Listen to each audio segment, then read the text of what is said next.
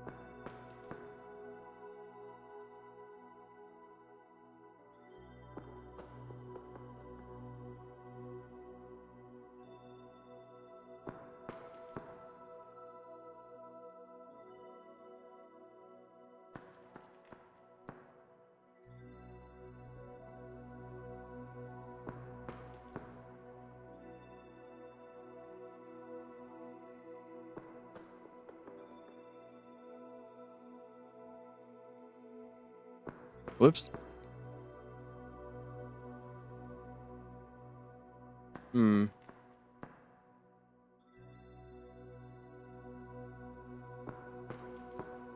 That's not quite accurate, although it is when I'm going to start the reading of the history.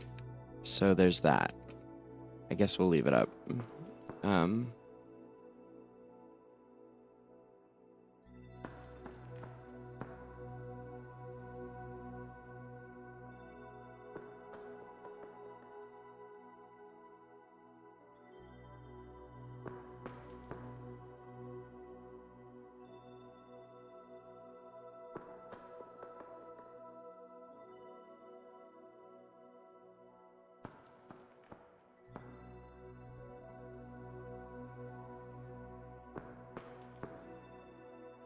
Maybe I should add Song of Strife to the title.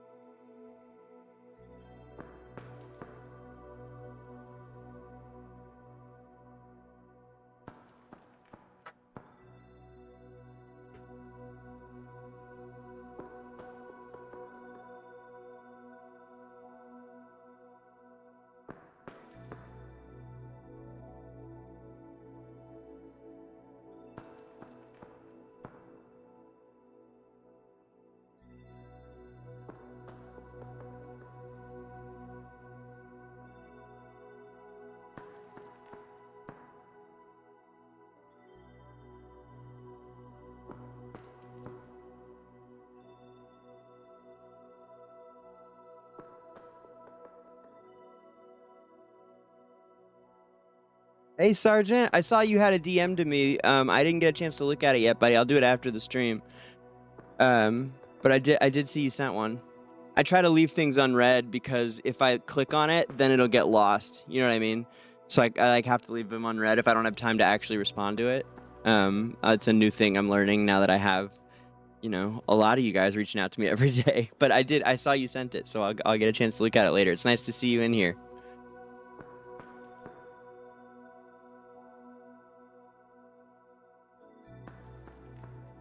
And I know some of you guys that have been in here have been waiting for like an hour. I'm so sorry, guys. I've been getting everything set up, and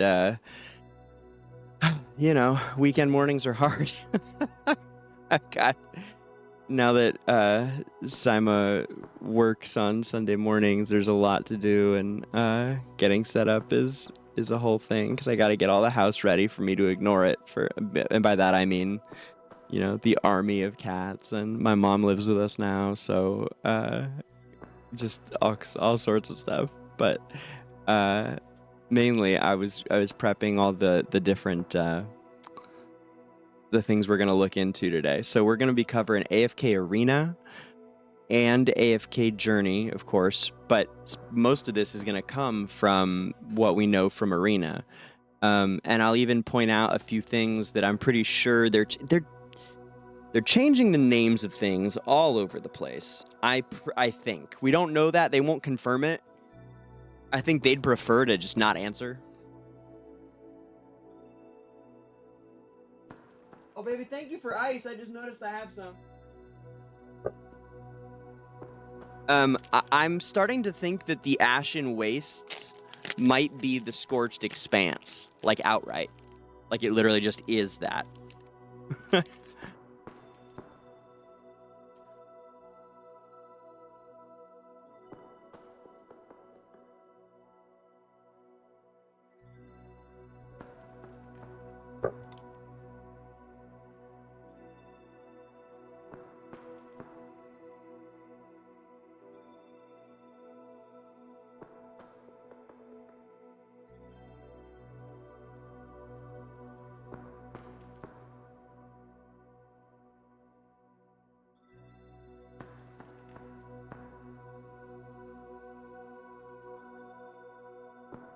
Here we go.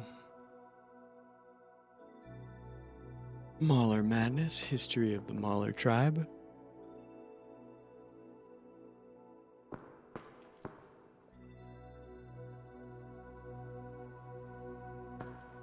You guys like my round table here? I thought it was pretty great.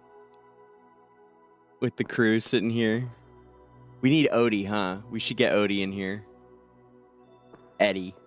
But I just didn't know where I'd put him. I guess... No, I'm not sure he would be at it. He's probably off, you know, like doing something else. I don't know what exactly. I guess he could maybe replace Coco.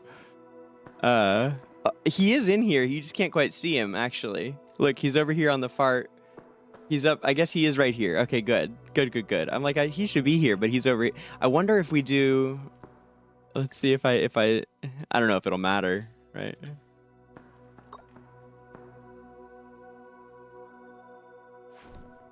Oh, whoops. Ah!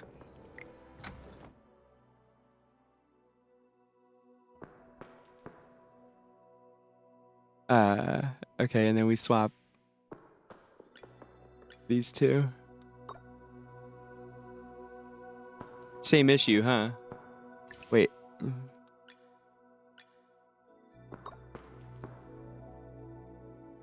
No, I think I had it right to begin with. I think it's the best place for him. I do.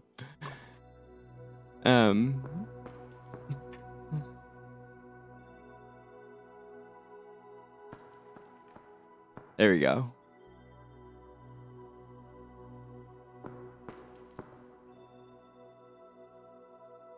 Perfect. Now you see everybody. Hey, Papillon.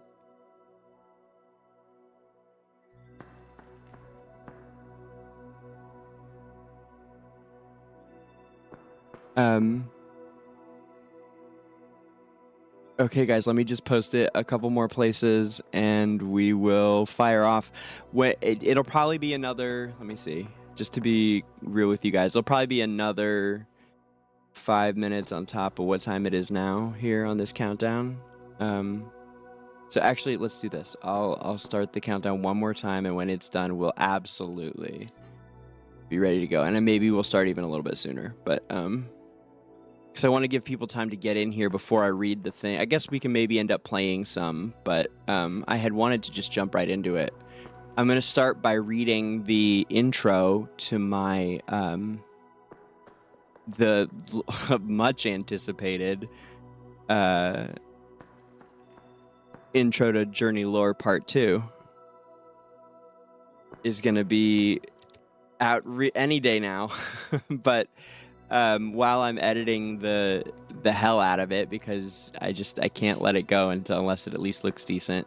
And they wanted me to just spit it out as like a, you know, whatever video. And I should have done that when I had, you know, but it's a whole learning process for me too with the content creating. So like which ones are long videos and which ones aren't. And I don't really have any that aren't. I don't have any that I don't put time into, which is like, you know, I guess a good problem to have, but I need to... Anyway, it doesn't matter. Point is, I want you guys to get the... I'm so proud of the writing and the work that I did on it, and a lot of you guys are really, really jonesing for it, so I thought it would be a nice treat today to reward people for patience and for coming in. So I'm going to read it through the first part of it just because I'm so excited to share it with you guys. So it's gonna be, you know, out soon in its full video format, but I really wanted to I'm proud of the work, and I want you guys to hear what I've put together here, the history of Esperia in a it's like I don't know. We'll see how long it takes me to get through it straight. Right now the edited version's running, I think, like 14 minutes, 15 minutes, something like that. And then it goes from this, what I'm going to read, into a more casual, like, okay, so, and then this happened, and then this happened, and then we had this, and then we had that.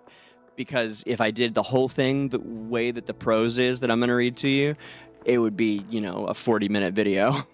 But I thought that the openings, the early stuff of Esperia is some of the most important to really give people an idea of the world that we're all existing in here. So I gave it the attention that I think it needed. And anyway, I'll read that to you guys in a couple minutes here. So let me paste the link a couple more places, get a few more people in here, and we will open with the world history of Esperia. Exciting, huh?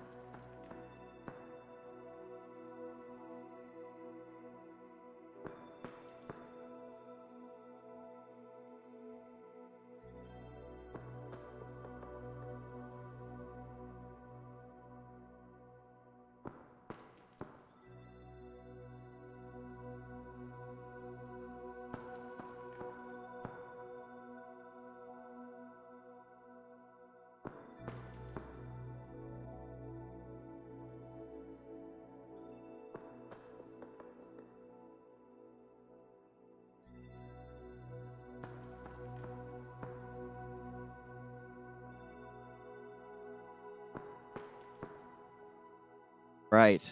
Welcome in, everybody, for today's Mauler Madness on the Esperia Chronicles Live on AFK with DangerGrey. We are now multi-streaming on YouTube and Twitch, so if anybody is on one and they would prefer the other, I think they both have great strengths, and I think that there's ample reason to use each. I wish that, of course, YouTube had the the interface that Twitch does, with all the and the community, especially the community at Twitch is wonderful. But I wish that Twitch had some of the, especially the quality that YouTube does of the the visuals and everything. So anyhow, we're going to begin today, of course, with a very, very special sneak preview of the opening prose to the collaboration series that I've worked on with Farlight for quite a long time now, which is Intro to Journey's Lore, this one being the major one, which is Part 2, the World History. So the entire history of Esperia in any kind of a short span. When they first came to me with this, I told them that it would take like 8 hours to do a proper one, like 8-hour-long episodes, or maybe like 20 little 20-minute episodes or something. And they said do it all together in one, and then we'll talk about a longer one. So I've been working on that pretty much tirelessly, and this is that. So it's not the whole thing. It's all, like, as I said, it's the prose. It's going to be everything up until the creation of the factions. So it's like all the stuff that everybody wants to know, but they don't. And then the rest of it is going to be quicker explained. It is quicker explained in the video. The video is pretty much done. It just needs the visuals. So, all right. Let's kick this off. Trying to decide if I want to. I think we'll just go with the Esperia Chronicles background for this part.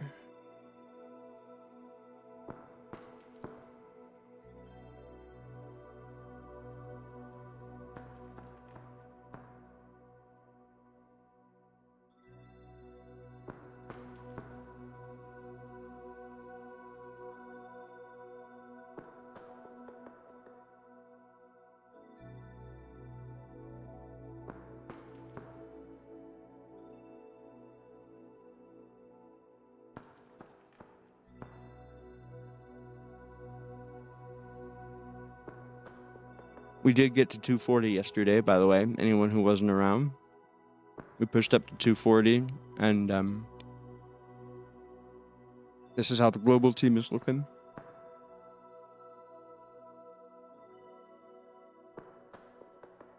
But that's a world away at the moment.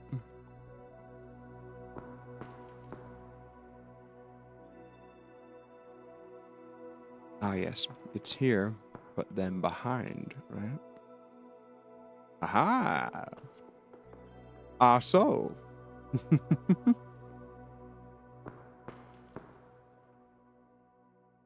Hey, welcome, Les. I don't think I said that. Nice to see you, Les. Glad you're here. Did you used to have a friend named Moore? That'd be really funny. You guys go running around like a couple of rogues or something. More and less. Be a good time in an MMO.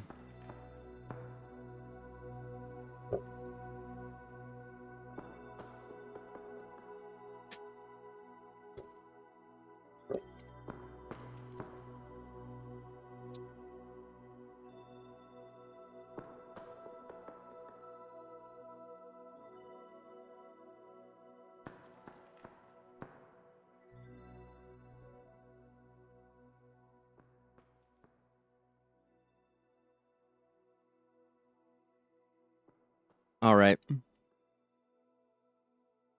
Without further ado, I give you the sneak peek of Intro to Journey, Part 2.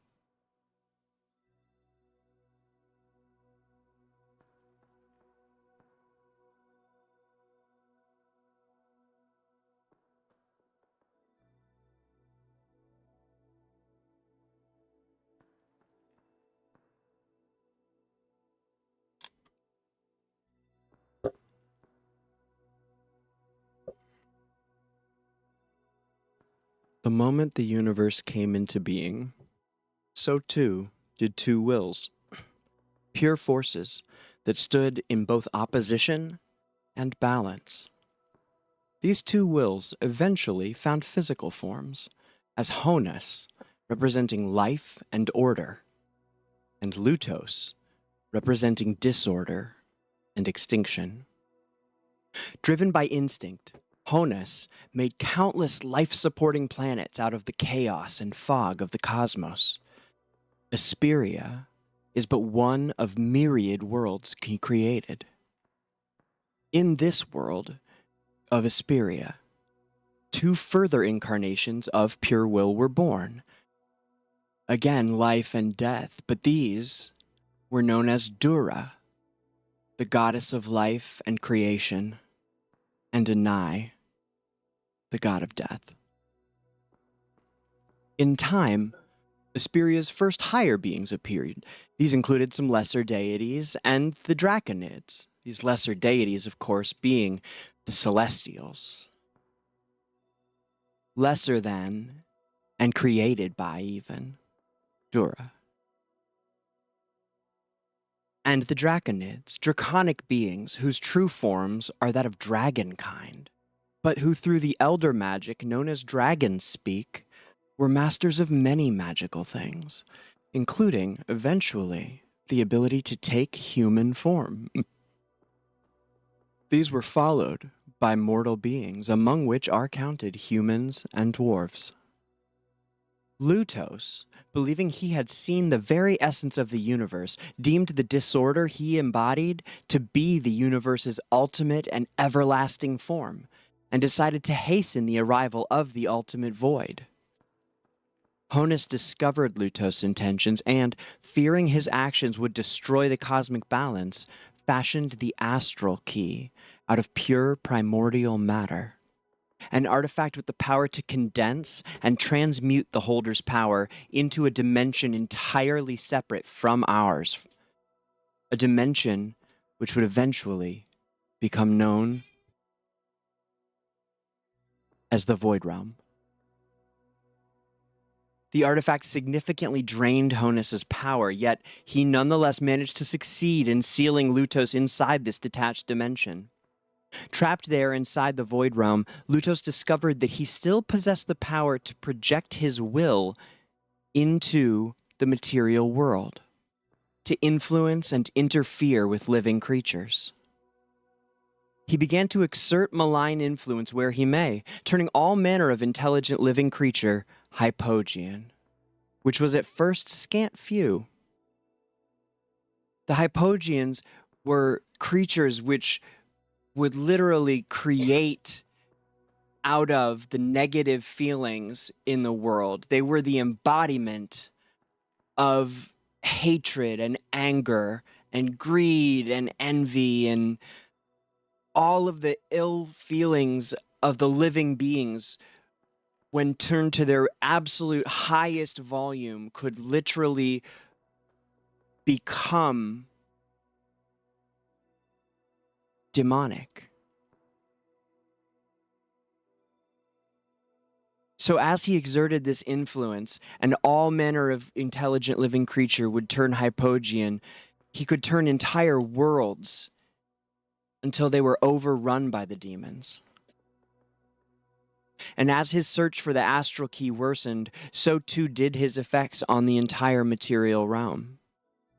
Now bereft of the necessary energies to maintain physical form, Honus entrusted the key to an emissary of his light, that it might be kept hidden on one of the countless planets he had created.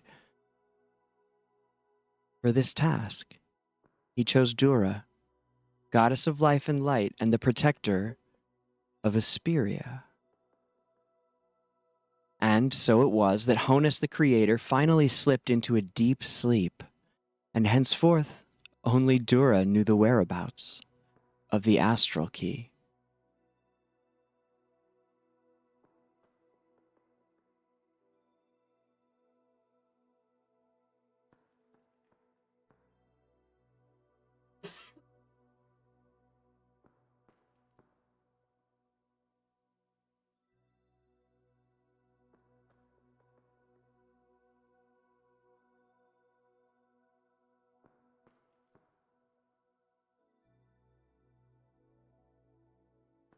I think I'm going to leave it there. This next section is...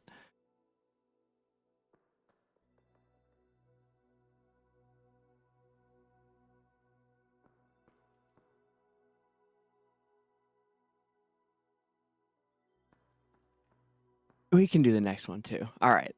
I don't want to give away too much of it, but I guess why not? We're already doing it. What do you guys think so far?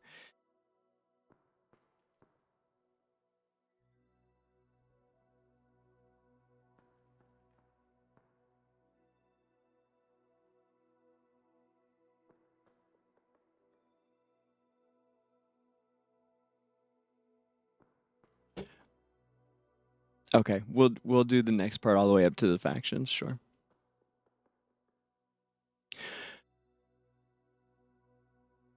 So, with Honus sleeping, Lutos sent a special kind of powerful, sophisticated intelligence into the material world, known as reclaimers, whose sole purpose was in tracking down the astral key. A reclaimer by the name of Wemyss descended onto Esperia, with his minions in tow, arriving in the savage lands of Altor. The Celestials noticed Wemyss, but decided merely to observe him, this reclaimer sent by Lutos. And as they observed him, Wemyss whispered delectable secrets to humankind, imparting forbidden knowledge to the indigenous populace of the continent of Altor. They immediately eradicated not only hunger and disease, but also built a glorious prehistoric civilization. Humans started worshipping Wemyss, and sure enough, the gods got jelly. Eventually, they brought the fight to him, and a crazy rough battle ensued, with deaths on both sides. But the gods won, just barely. And they chased Wemyss and his minions into the sea, and Altor, the continent itself, was struck asunder. In an act of pettiness that shall echo for eternities, the gods then decided to destroy all traces of the Helm civilization from historical record, and went about making sure to do so. Before Wemyss, Dura had argued for teaching humans magic. The Celestials weren't too interested. After Wemyss, suddenly they said, yeah, sure, okay, what'd you have in mind? They agreed that the residents of Hathor should be given divine knowledge, but insisted that the residents of Altor be forever kept in the dark. Never second guess a Celestial's ability to hold a grudge. So it was that Dura taught humans magic, the humans of Hathor, of course, including dragon speak and the divine script for writing it, and she became known as the Bountiful Flame Giver. Humans began mastering magic at an incredible rate, and in less than 2 millennia, they were soaring through the clouds on airships amongst their many skyscrapers, riding the once mighty dragons who had become subservient to their mastery of the draconic tongue. The gods sought counsel of Anai, who created a masterfully cunning plan, and much to the dismay of Dura, convinced all the Celestials of its merits, so that Dura was helpless to stand in the way. And so it was that Anai taught humans the makings of a special kind of magic, which he called mortal alchemy, and which they believed would allow them to live forever, but in reality was entirely fictional, for he had deceived them. Anai believed that human nature was inherently that of greed and true selfishness, and he thought that this avarice would manifest in such a way that humans would make their own downfall. He explained to them that the use of invigorating essence, that's purple dust, y'all, from other living beings, could be somehow fused to create eternal life. And so humans set out to capture all invigorating essence that they could, making piles and piles of purple dust. They began kidnapping all manner of test subjects they could get their hands on as civilization descended into complete chaos. A nice prediction of mankind's inherent nature as insatiably greedy and thirsty for magical immortality could not have been more true. However, one aspect of the promise made by Anai did prove true. Dramatic transformations were the result. And once human bodies developed the characteristics of animals, these experimental beings, part man, part animal, came to be known as the Ya. Were I living back then, I might have suggested manimal myself. But Ya it was.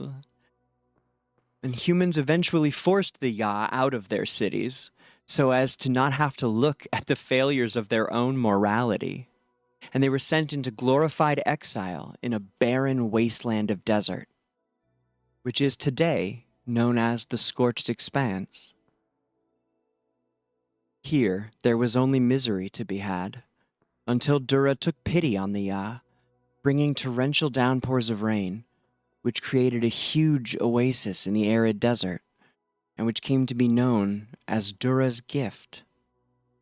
The Ya constructed a temple to Dura here to celebrate this new home where at last they could hunt their fill and enjoy a blessed life.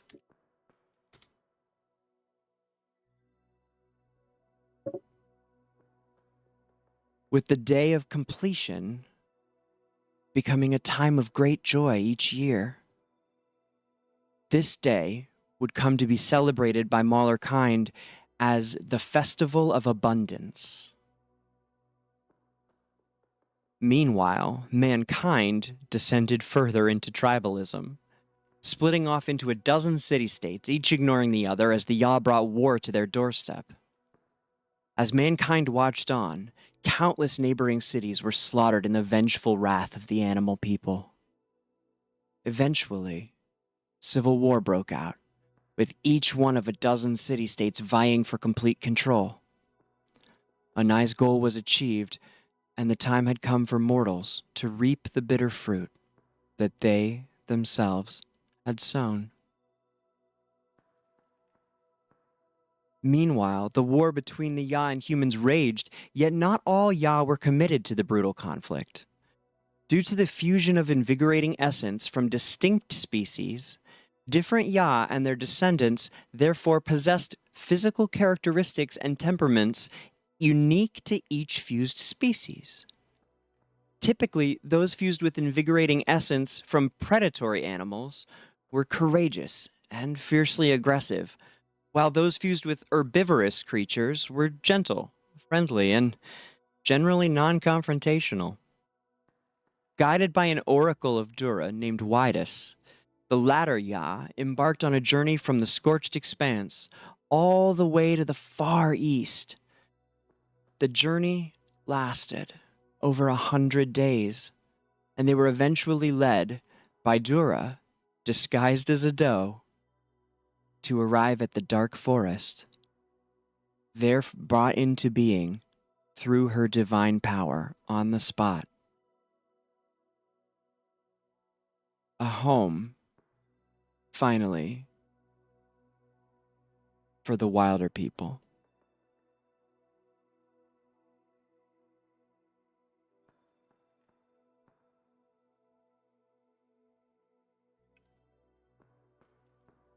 And I am going to leave it there.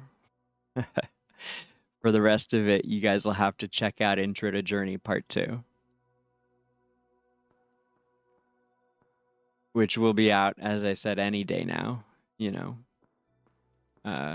Can't slow down.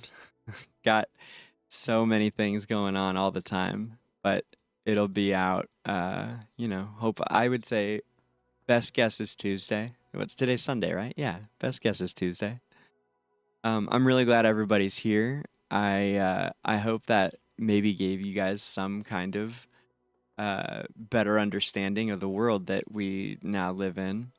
A couple things that I think are really important here. I'm pretty sure from the gear that they have changed. I don't know why they're doing this, and I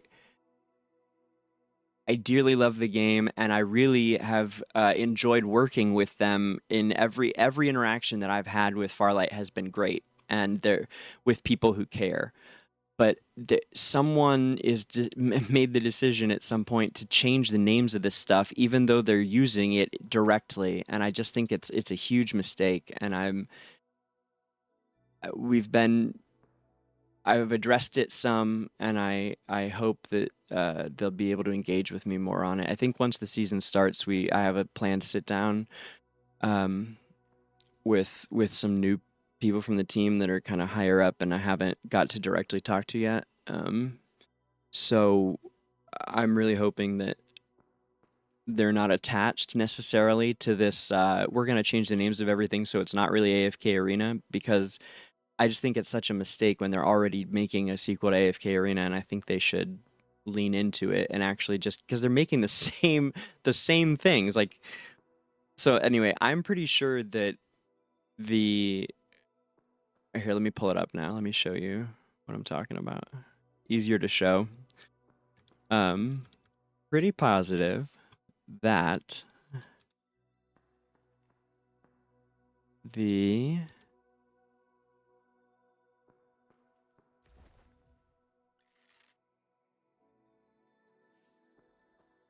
I don't know where it is, but it's on some of the gear somewhere. Oh hell, let's just finish that. Yep. Cool. So, oh look, all my marksman gear is upgraded. Woo! That's cool. Actually exciting. Is it maybe the tank stuff? That's frozen mother, frozen mother, frozen mother. Maybe it was the mage stuff. No, you know what? It's probably the support stuff. Lutos in the Void Realm. Kadum. Oh, that's mage stuff again. Support, support, support. Yeah, it's here. Yep, here we go. Dura made it rain in the desert of the scorched expanse, creating a vast oasis which the weird folk would call home. This oasis came to be known as Dura's gift. During the Rite of Plenty, the most benevolent sage shall receive this robe. So it seems to me that they have replaced the term Ya with the weird folk, which is kind of cool and uses a Y anyhow. Oh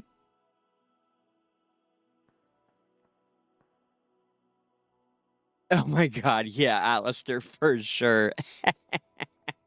And hi, Mitsu. Great to see you. Hey, Dora. Yeah, I know, every time I hear ya, I'm like, yas, the yas. It definitely bugged me for a long time when I first heard it, but now that I'm so used to it, because we've had it for, years, I am a little bit perturbed that they are just, but like, honestly, that's one that I'm pretty good with them changing. It makes sense to me. It's not that Ya is not a good name for them, frankly. If you're talking just purely like if I was judging it as the writer, like that's a good rewrite one. So the Rite of Plenty sounds like the Festival of Abundance, right? Not sure why they changed that, but sure. During the Rite of, or maybe the Rite of Plenty, because a rite is a prayer, right? So maybe that means it's like a prayer that happens during the Festival of Abundance, perhaps.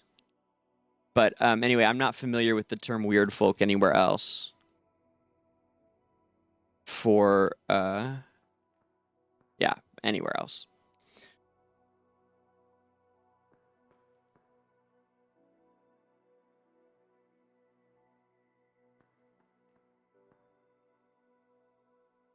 Oh, really? I did not know that. I'm going to go ahead and just believe you. That's awesome.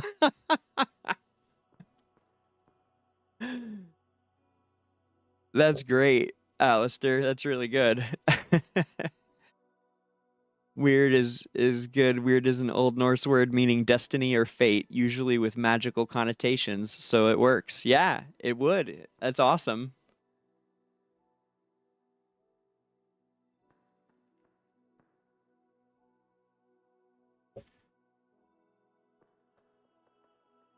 So,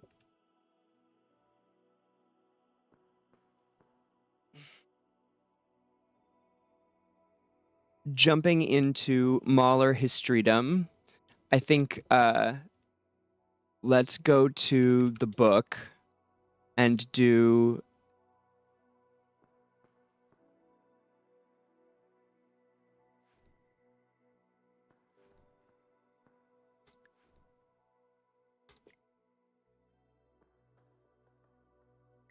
allow me to return to my round table here, if you will, my friends. Oops, wrong one. Yeah, no, wait, oops, oops. Ah!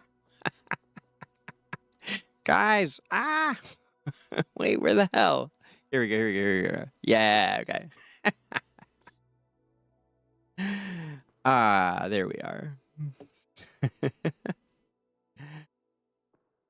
Adding, where is it? Let me add.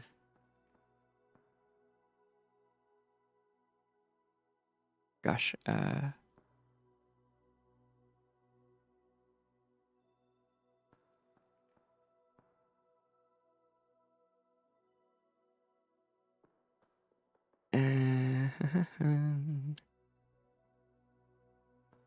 just trying to add your chat to it, guys. Get your overlays in there. Okay. And that'll be, okay. So then we go. Yeah, perfect, perfect, perfect, perfect, perfect. There we go. See? Perfect.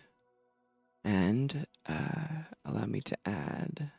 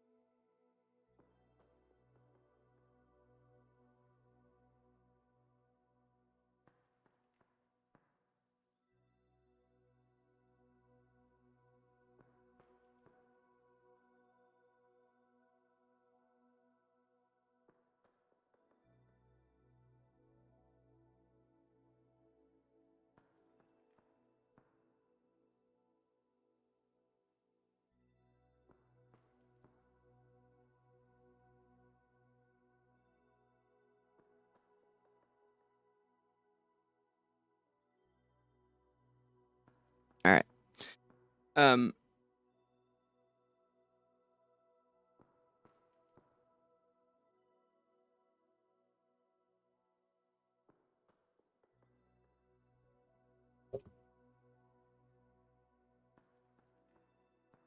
Oh. All right, sorry. I couldn't find the book anywhere and I realized I fell asleep with it. It was in the bed.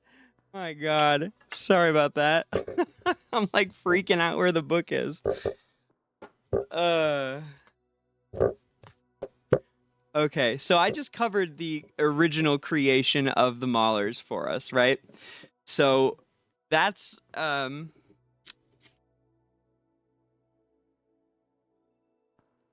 me give you the slightly longer version here.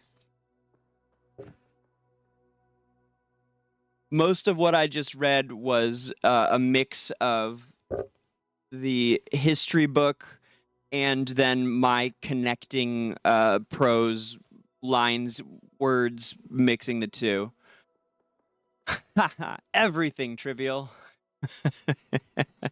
No, you just missed the preview of AFK Journey, Intro to Journey lore part 2, which you'll be able to see in a couple days anyway. You have not missed any of the Maulers. We're jumping in right now. So we did cover where they came from because it's part of that, but I'm about to go back over it.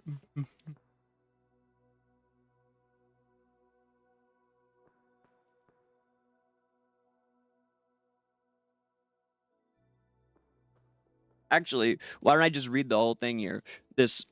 Since we're doing like a long-term stream, I'll give you guys the full, this is like the full deep dive on Mauler kind. So here we go.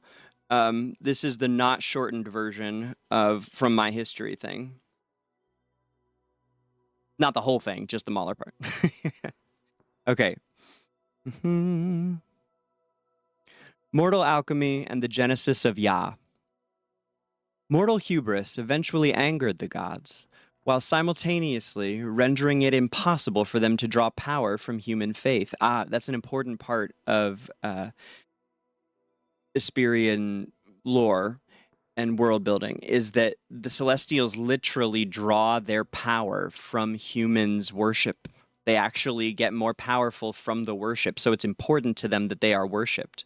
So part of the reason that the Celestials got so salty about Weemus the Reclaimer showing up and having humans start worshipping him, because he happened to be nice enough to give them some secrets and literally got rid of... He eradicated hunger and disease, and they built a glorious civilization just by whispering a few like basic secrets, like probably what a lever is and a pulley and how a wheel works. You know, I mean, this kind of shit. We don't know, but I mean, like, it makes it clear that he gave them some... I guess it's not clear, but I always interpreted it as he gave them some of like the basics for a good life. And then they built a good life. And so they were thankful and they started worshiping him. Well, the gods got jelly. They got super jelly and pissed. So because they had denied humans magic, and Dura had said several times that she thought that they should give humans magic, and the gods weren't interested. Well, so an important thing to understand is the reason that they were so upset.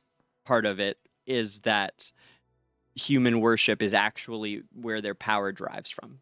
So,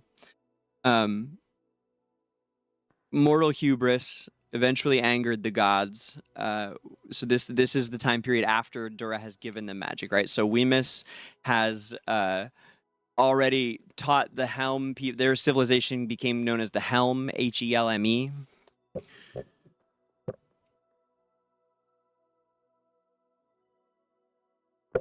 And the gods flipped out, fought him, ran Weemus into the sea. By the way, Weemus is spelled this way and is also the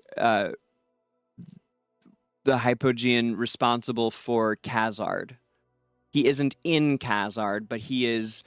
one of his tentacles is. It was in the sea, and one of his long tendrils broke off and became that ice dragon that floats around on my boy. Of course. The one and only. Where is he? Hold on, let me get him up here. Honestly, I should be doing this on the main stream. It'd be a lot easier on the main page, but here I am adding... hold on, where is he? Maybe we'll just add the dragon in right now. Yeah. Oh, that's the whole thing. Well, there you go. Yeah, sure. While we're talking about them. So, Khazard, of course, because you guys are Journey players, so you may not know. This is my favorite character. That's who's always floating around on my screen. And his ice dragon. He is Hypogean. So, he was the overseer of the sea. There's different overseers in Esperia of the different elements. And then he was the overseer of the sea until one day he's floating around in the sea and hears whispers from the dark, like literally the black abyss of the deep part of the ocean. And he goes down there to see what it's all about, and it whispers like hidden knowledge to him, much like Wemus did to the Helm civilization. And Khazard, my boy, decides, yeah, I want more of this, and gave up his overseerness of the sea, which is why Cirrus is now the leader of the ruler of the tides or whatever.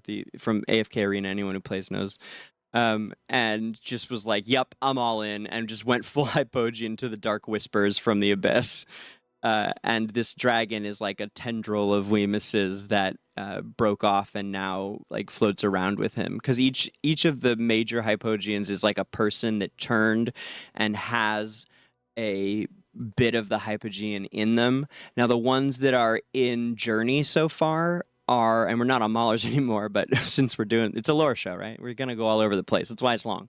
The ones that are in Journey so far, like Raynor to me seems some kind of like pure Hypogean, like either from another world or somehow like a pure manifestation in a way that came right from Lutos, not like Lucretia, who's a human that was overtaken by the Twin Terrors, which are part of her kit. Again, AFK Arena players know.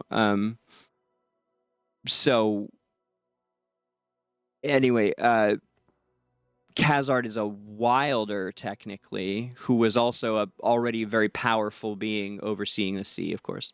So Wemus gets run into the sea is where we're at right now, historically. By the way, that was kind of an aside about my boy. That's who Khazard is. That's why I love him.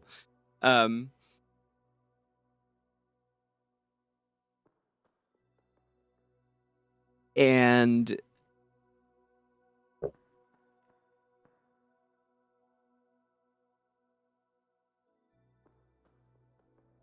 all right, I found it.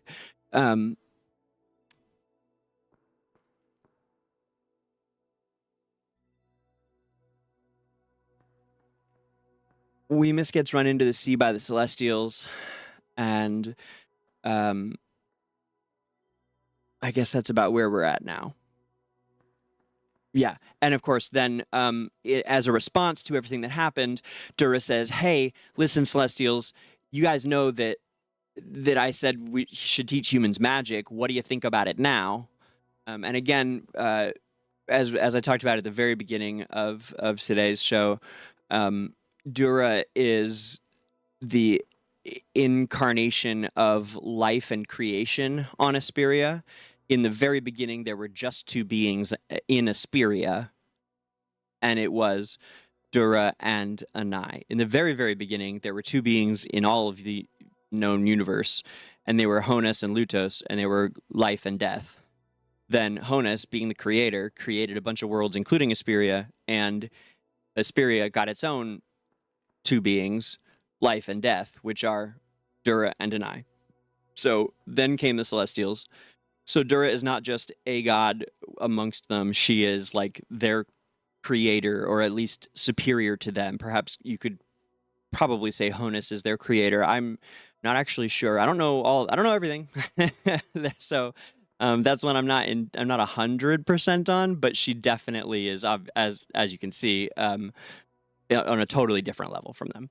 So she said, "Hey guys, I really think that you should consider giving humans magic." And they finally said, "Okay, fine, but those Helm people don't get any." So she starts teaching the humans of Hathor magic, which is the other major continent at the time. Altor, being where the Helm were from, was, of course, run into the sea because the Celestials are petty like that. And so these humans have just learned magic and are starting to get really good with it. And let's see how long it took them, quite a while, almost 2,000 years. Suddenly, they got real good at magic. and were trying to overtake the gods. And so that's where we are right now. Okay. Mortal hubris eventually angered the gods, while simultaneously rendering it impossible for them to draw power from human faith. Coming to regard humanity as a threat, they held council to determine how best to counter the growing risk. So it was that Anai, the god of death, conceived his dark scheme to fragment humanity. He saw mankind's inherent nature as rapacious, insatiable, greedy, and mortals as desperate for magical immortality. Thus, the wily deity proposed to exploit human avarice and make mankind sow the seeds of its own demise. Anai taught humans a taboo, and entirely fabricated, art, known as mortal alchemy, said to be high magic able to fuse the invigorating essence of other living beings with the mortal frame. And once again, for those just joining us, invigorating essence is purple dust, y'all. Oops. Arr. Just trying to grab the Kaz. Dur -dur.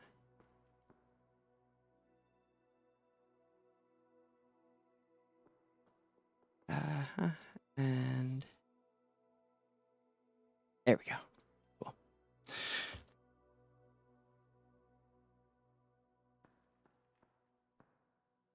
Mortal alchemy, said to be high magic able to fuse the invigorating essence of other living beings with the mortal frame.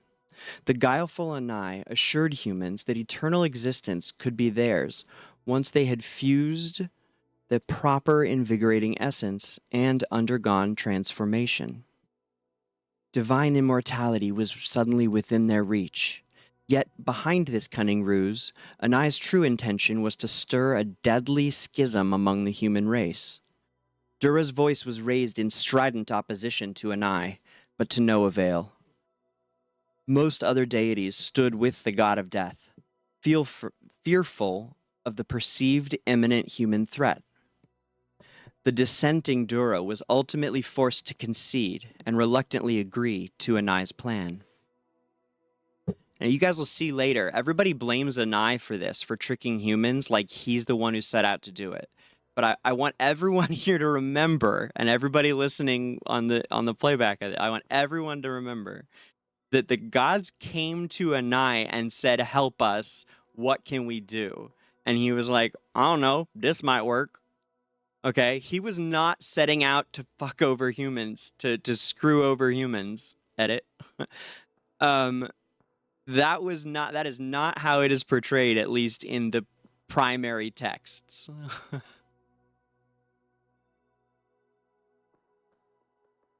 We know that Celestials are created by Honus. Some of them, the Celestials is kind of like there's more than one kind almost, right? Trivial, to answer your question. There's, because like Audrey and Moriel, I think they predate Esperia, maybe. Don't totally quote me on that. It's in here. I can look it up in a few. I don't want to get too far off track here, but there are different kinds of Celestials, and they come from different places. Everything, really, you could say, is created by Honus. And I don't think Dura directly created them. I believe she's more like mommy goddess than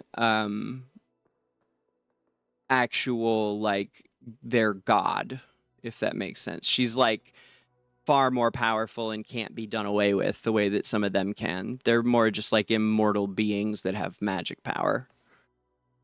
But as I said, there's varying levels. So like Audrey and Moriel like are these two beings that are actual celestial bodies, like they're in the stars, and they play into the story of the Void Realm, and it's a whole thing. But yeah, we can.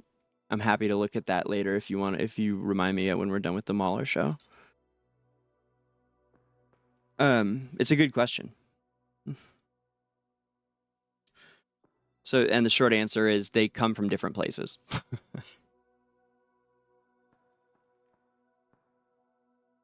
Okay, so Anai, not the bad guy he is made out to be. That matters to me. That Anai is not the bad guy that he constantly gets made out as. Yes, middle management is great. Spot on. Spot on. Totally.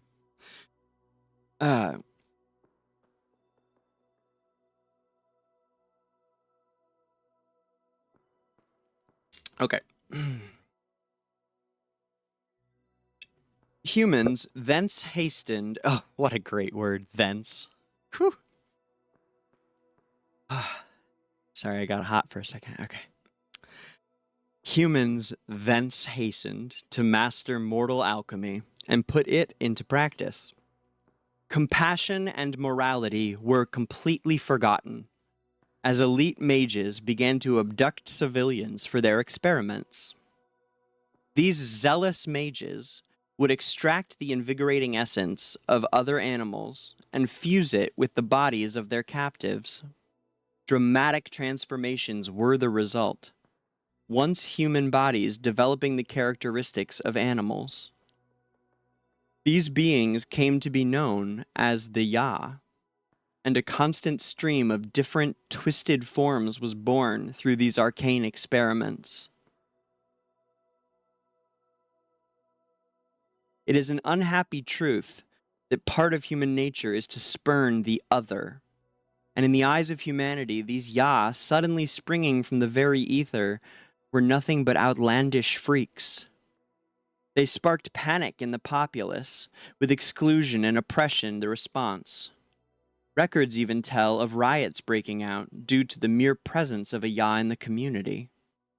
Mankind was incapable of bearing the ill results of their own actions, so the contemporary ruling class, the elite mages, issued an edict. So the contemporary ruling class of elite mages, okay? Oh, and just for those who care about the time period, we are at, this right now is going on in 570 BC-ish. Currently in Esperia, we are in, oh gosh, it may have moved some. We've been in around like 1700 in Esperia time. I think we've been at the end of the 1600s and the early 1700s, or we're at the end of the 1700s. I'm sure someone can wait. I think end of 1700s. Wait. But anyway, that may be totally different with Journey. It's unclear still. We'll get there soon enough, though, with this Mauler history. Yeah, we've been going on in the early 1700s.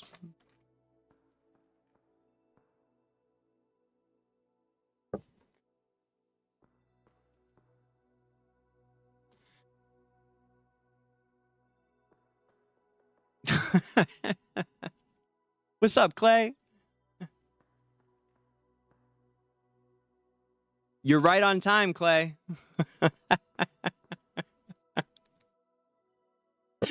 Yeah, Trivial, you gotta stop your slaying me, man. Yeah, you're right on time, Clay. Humans ran experiments on each other because the gods told them it would make them immortal, but it wasn't true. They were just fucking with them. That's the short version.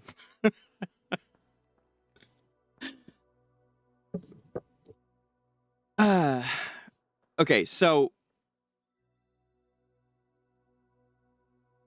humans then hastened to master mortal alchemy and put it into practice. Compassion and morality were forgotten as elite mages began to abduct civilians for their experiments. These zealous mages would extract the invigorating essence, that's purple dust, of other animals and fuse it with the bodies of their captives. Dramatic transformation was the result, once human bodies developing the characteristics of animals. These beings came to be known as the Ya, and a constant stream of different twisted forms was born through these arcane experiments. Okay, and then it goes into it as an unhappy truth that the human nature is to spurn the other. So they were instantly prejudiced, right? People got racist. There were, you're not human. You've got animal characteristics, and I don't care that your father was kidnapped and forced into these experiments before you were born. You're different, and that scares me. And so they were forced out of town by the ruling class, the elite mages, who issued an edict. They ordered a slice of barren land far removed from human civilization be opened up and given to the Ya. This supposed resettlement, and by the way, from what I have seen, I think that the Ya is what they're calling the weird folk, but I bet we will learn what they're going to call it in this new, in the expansion, which I'm so excited about. I know we all are. So look for the weird folk to replace the term Ya, perhaps. Records tell of riots breaking out due to the mere presence of a Ya, and they were, this supposed resettlement was little more than exile, and left the Ya in an even more miserable predicament. The savage, inhospitable land of their banishment is today known as the Scorched Expanse. There they were left to fend for themselves in a hostile, unpredictable region, scant in resources, but rich in deadly wildlife.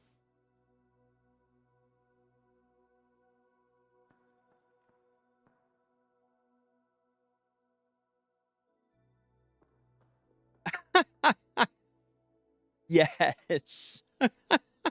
Alistair. Oh, man. Then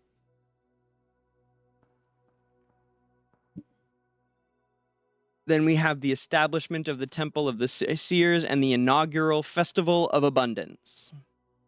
This is from the year 578 BCE to 4 based on some huge day in their religion. Can you guys imagine that happening? Wouldn't that be crazy? It's it does sort of sound like human nature, though, doesn't it? That's one thing that I love so much about the background writing for the Esperia world building and how the writers approached this, is because they really take into account what people are like, and so it feels lived in, and it feels like a living, breathing world because they use such relatable experiences and instincts, and it's believable fantasy, which I think is tough to do when you have so much magic going on, and yet they weave it so well, at least in the histories that we've had so far. Okay, so we're in the year between 578 and 490, basically, BC, which is technically about 2,000 years ago from where we're at right now in Journey. We're in roughly the middle of the 1700s. Okay, the vast barren land of Esperia, or the most barren land of Esperia, the Scorched Expanse, is virtually lifeless. A place where growing crops is a futile fantasy. The Ya found themselves constantly on the brink of starvation and struggling to survive. Salvation came from Dura, the goddess of life, in the form of torrential downpours, which created a huge oasis in the arid desert. The fertile oasis, known by later generations as Dura's gift, is located in the western part of the Scorched Expanse. Rich in lush vegetation and abundant water supplies, it lies in stark contrast to the rest of the barren, arid region, as though heaven and hell were adjacent. The Ya viewed this miracle from thin air as grace and favor with the spirit of nature or the Divine Mother. Later, Maulers who worshipped these concepts would all be referring in reality to Dura, the goddess of life. The Ya made Dura's gift their home, able at last to hunt their fill and enjoy a blessed life. To show their gratitude, the Ya constructed a temple to Dura, with the day of completion a great time of joy. The Ya held a grand sacrifice, which would later become known as the Festival of Abundance.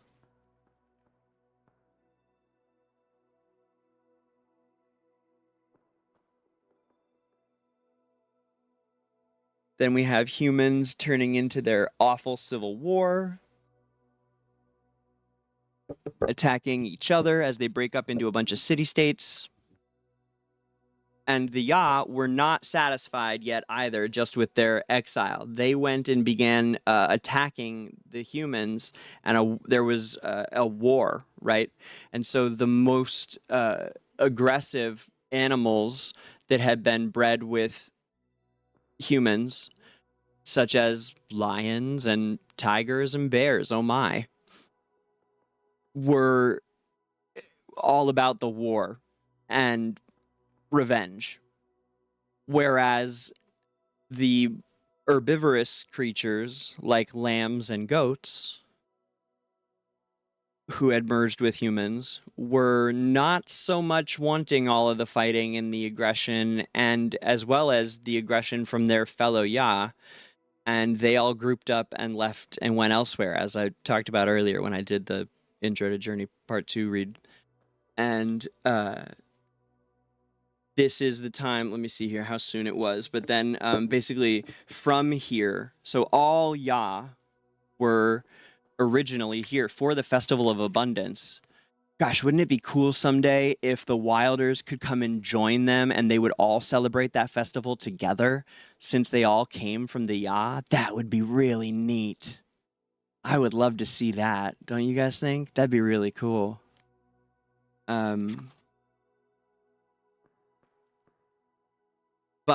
let me see where that comes in here.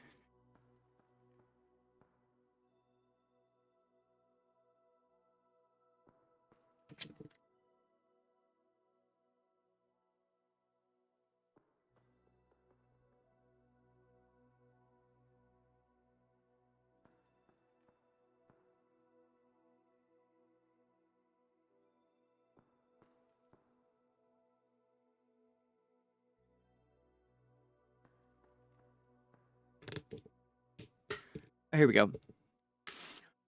Okay, so mortal alchemy began in the year 726 BC. Then about 150 years later, almost exactly, they were finally forced out. It was about 150 years of unhappy experiments before they were finally so prejudiced against and unwanted that they were exiled because they were causing riots in the streets just by being there. So initially mortal alchemy is 726, 150 years go by and it's 578. They get banished. Then about 100 years later, they bring war to the humans. It finally erupts into full-blown war in the 480s. Then in 412, so about 70 years after that. So they were banished in 578, and another 150 years after the banishment is where we're at now as I begin reading. And a full 300 years then since the creation of the first animal people. The war between the Ya and humans raged, yet not all Ya were committed to the brutal conflict. Due to the fusion of invigorating essence from distinct species, different Ya and their descendants therefore possessed physical characteristics and temperaments unique to each fused species. Right? I just did this, or I just explained it. We'll just go through it. Typically, those fused with invigorating essence from predatory animals were courageous and fiercely aggressive, while those fused with herbivorous creatures were gentle, friendly, and non-confrontational. The latter were reluctant to make an enemy of humanity. So the passive ones, reluctant to make an enemy of humanity, eager instead to simply find a place of peace in a world upended by war. Guided by an oracle of Dura, these Ya embarked on a treacherous journey out of the scorched expanse, trekking all the way to the far east over mountains and rivers. This historic migration would come to be known simply as the Exodus by future Wilderkin. After a grueling journey lasting over 100 days, The Ya finally arrived at the place one of their kind, Widus, had once visited in a dream. There they encountered Dura, disguised as a doe, and discovered the dark forest, brought into being through her divine power.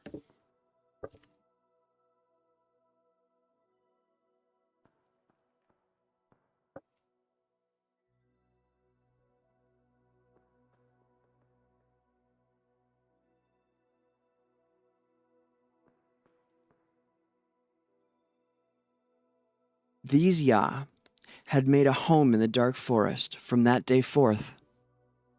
To ensure that they had the means to protect themselves, should the need arise, Dura also imbued their bloodlines with the very power of nature itself. To ensure that they had the means to protect themselves should the need arise. This gave them an intrinsic affinity towards fundamental elements and the wilds, allowing them to easily harness and manipulate natural magics. To show their appreciation for the divine blessings, these Ya began calling themselves the Wilders. To help the Wilders overcome the trauma of war and stay removed from any further fighting, Dura wrought a barrier of natural magic around the dark forest. This was a thick mist. This is important, guys. This is big. To help the Wilders overcome the trauma of war and to stay removed from any further fighting, Dura wrought a barrier of natural magic around the dark forest. This was a thick mist, a miasma, infested with phantasms and illusions that never waned. Any living beings from outside of the Wilder bloodline attempting to penetrate the mist would be confounded by the magic and become hopelessly lost within, never to find their way to the dark forest.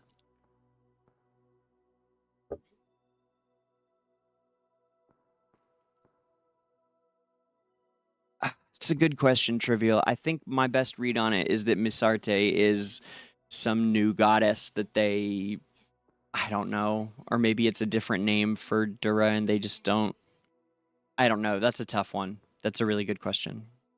I'm not sure who they want to say Misarte is. Misarte was not in the original Journey story. Misarte is a new addition in this quick one they whipped up and threw at us right before launch.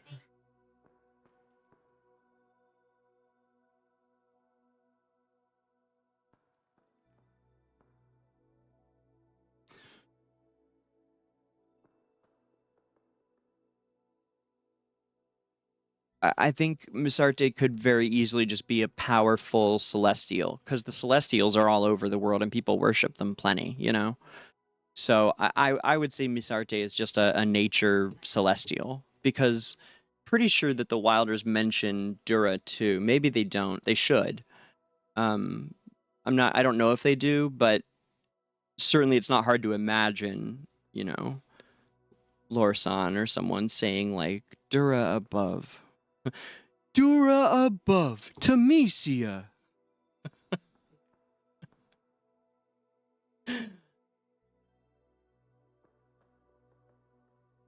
All right, y'all. So we've got the Wilders Exodus. Then, and that was in the year 406 BCE is when they finally arrived where they were going or whatnot at the Dark Forest, which is covered in the miasma protecting it. So yeah, 400 BCE. Then about a couple years later, dwarves separate from human society and settle into the polar regions, doing similar things to what the Wilders did. The dwarves broke off of human society. Then, about 5 years after that, the Mauler tribe is founded.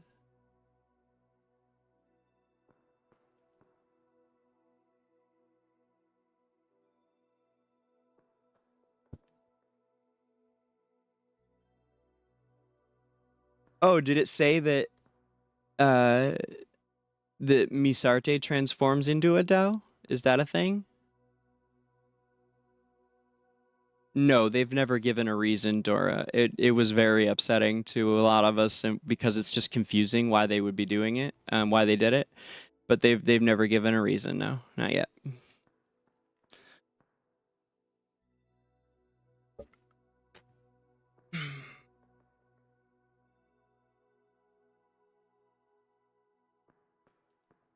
I don't know if this part was intentional or not, but intentional or not, it's perfectly fair that they've not been wanting to engage on it yet because there's just too much going on. Like, it's not like they can do anything about it now. They put themselves in this position, and there's so much going on with the launch. Like, I've felt that it's fair to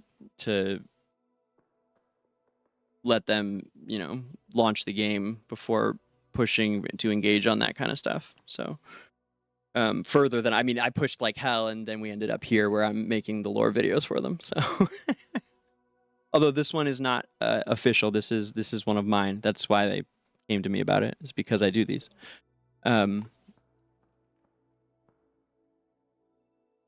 Okay, so then we've got 392 BC. The Mauler tribe is founded.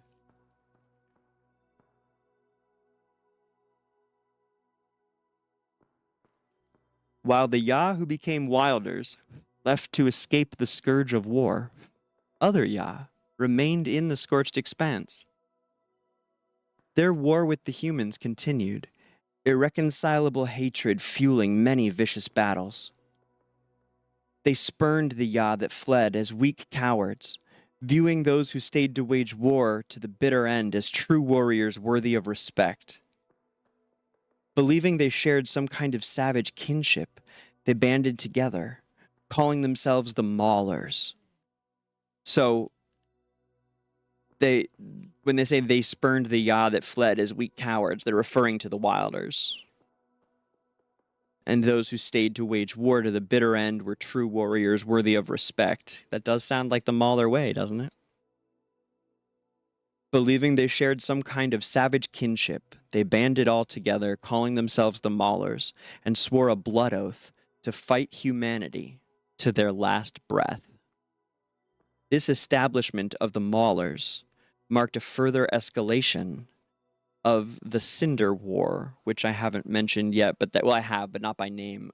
It's the civil war that goes on between humans at this time, caused by just the chaos that goes on after the Celestials hire Anai to, start some shit.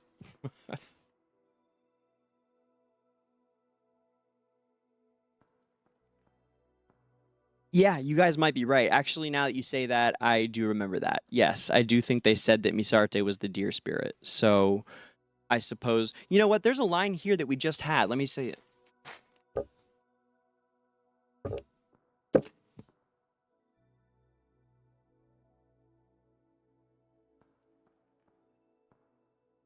There was a line...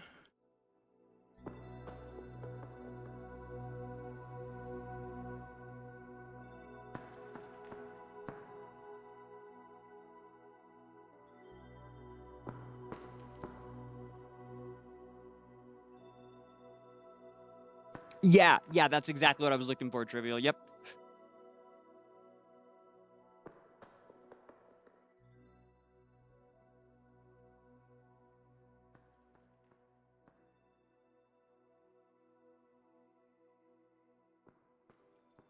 Yeah, here we go.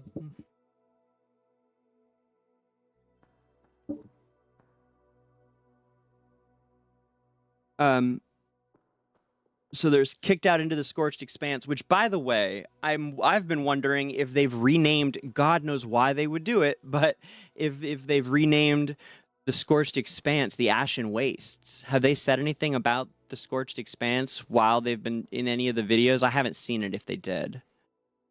But they keep talking about the Ashen Wastes, and it certainly does sound a little bit similar. Ashen Wastes, scorched expanse. Scorched and ashen, right?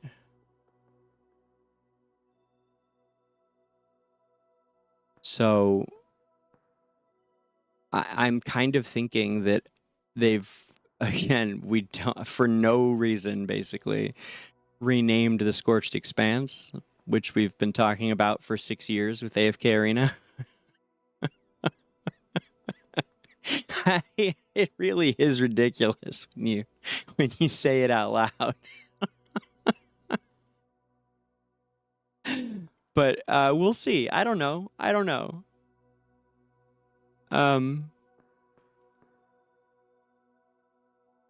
Yes, yeah. Dura was famous for turning into a doe a number of times. Yes. So you guys are right that if Misarte turned into a doe, perhaps it is by another name. Here's that section of the Maulers thing about the goddess. Well, not the Maulers, but the Ya. So this is pre-Maulers Wilders. So this actually is the Wilders as well. This is just the Ya, or perchance the.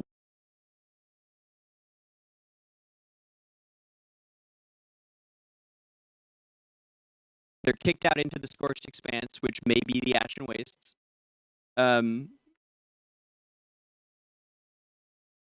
A place where growing crops is a feudal fantasy. They found themselves constantly on the brink of starvation and struggling to survive. So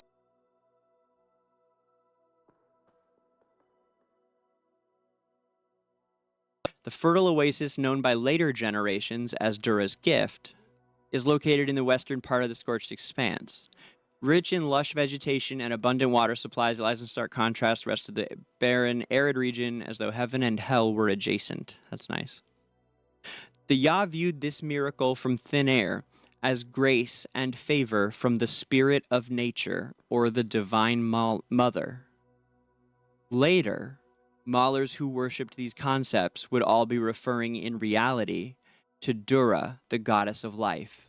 Yeah, this right here would be justification for the Wilders calling it Misarte, as though they never learned that it was Dura, perhaps, because they left. Because it keeps saying the Maulers who later called, known later generations as Dura's Gift. Later, Maulers who worship these concepts would all be referring in reality to Dura. Yeah. So I think you guys might have nailed that. I think that the Wilders, for whatever reason, don't know that Misarte is Dura. That seems like a fair read to me.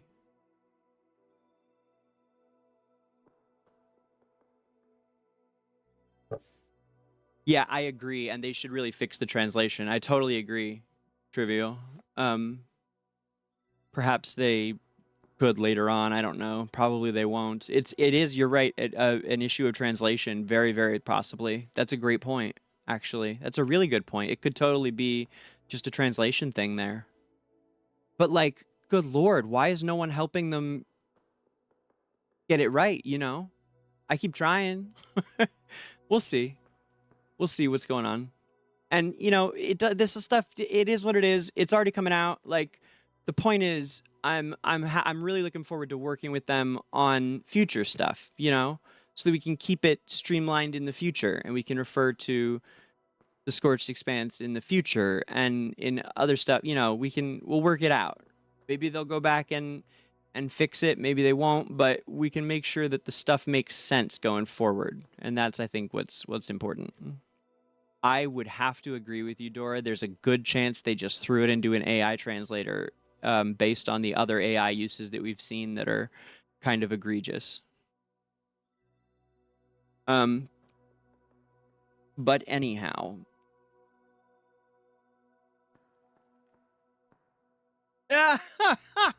Alistair, yes.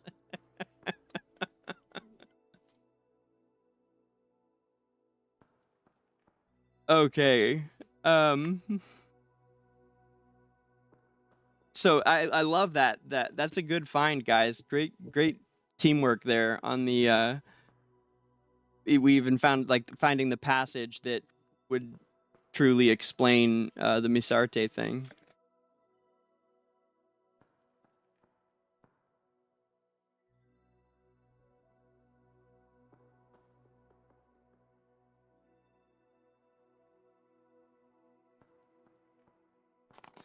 So the Mauler tribe is founded. They swore a blood oath to fight humanity to their last breath, and the establishment of the Maulers clan was achieved in the year 390-ish, 385. I don't know why it gives kind of a gap there, but cool. I guess because the war with humans continued, their irreconcilable hatred fueling many vicious battles in this race war. Ooh. And we'll get there pretty quick here, but the war gets called off because of too many Hypogeans being birthed because of race war. How nuts is that?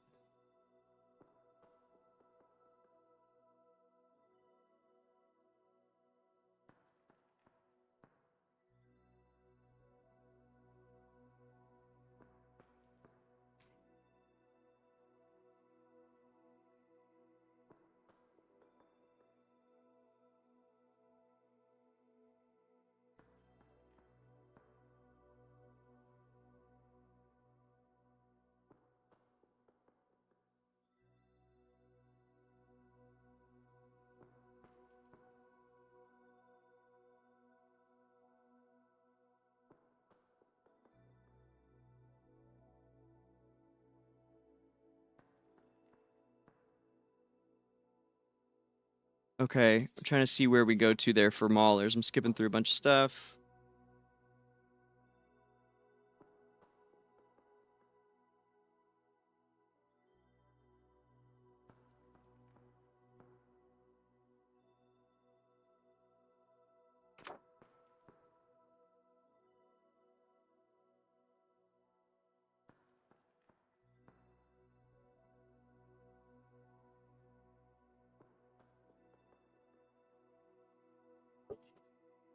I thought it was right here. Sorry.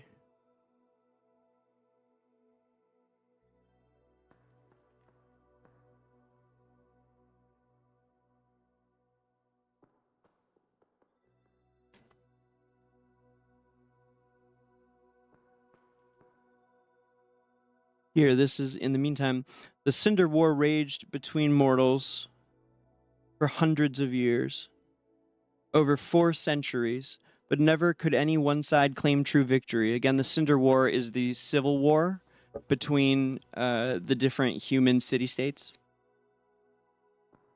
The protracted war had wrought irreparable damage to the world of mortals. For centuries the war raged. Mortals had mastered magic, had indiscriminately blasted destructive spells without restraint.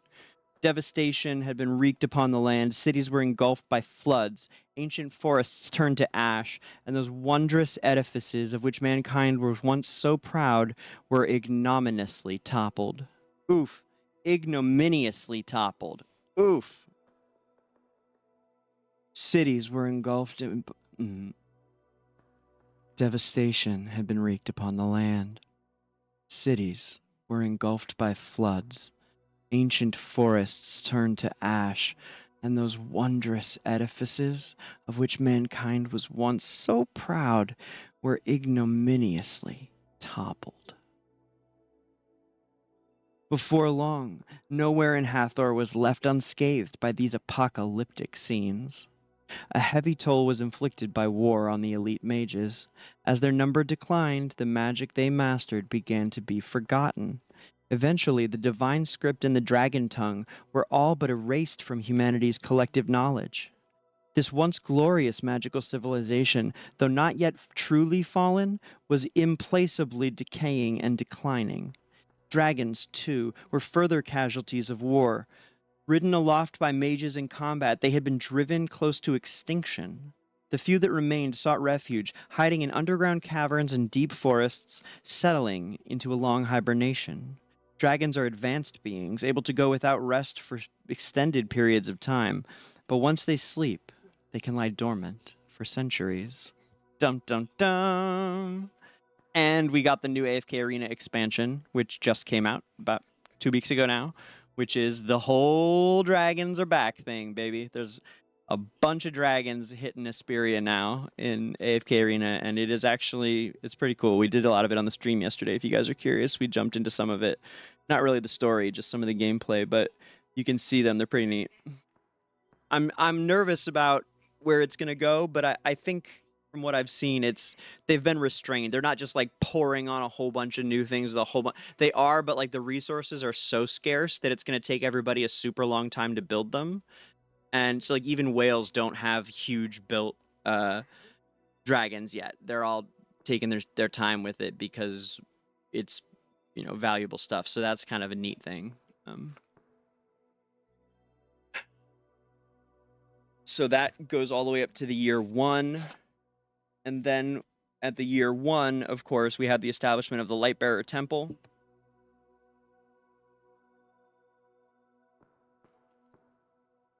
And then it goes right into the Hypogean War. But let me find, there's this whole section on why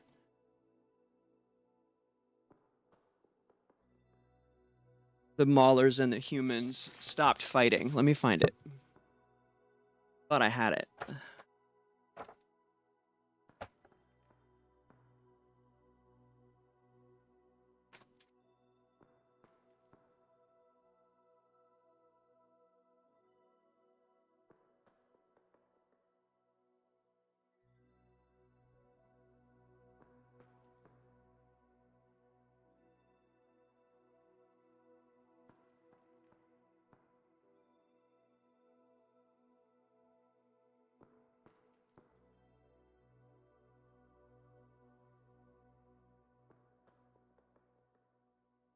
Okay, I found it. Sweet.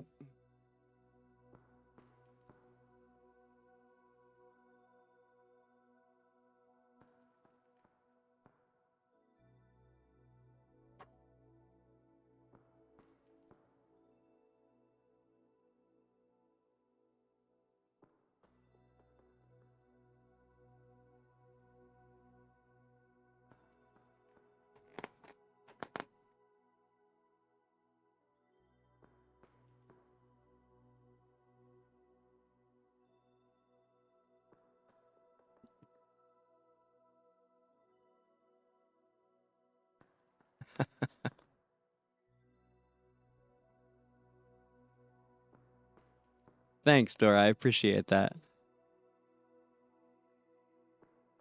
I don't think any voiceovers are. Oh, hi, boy. Boy, hoy. Hello. I don't think any voiceovers are AI, guys. I know people have been saying that. I believe that the dialogue is widely written by AI, which is, of course, horribly disheartening. But I don't believe any of the voices are AI. I think they just lack any direction. I don't think there was any direction on the English voice acting. I think that's why you get such inconsistent and even bad performances across the board in a lot of them.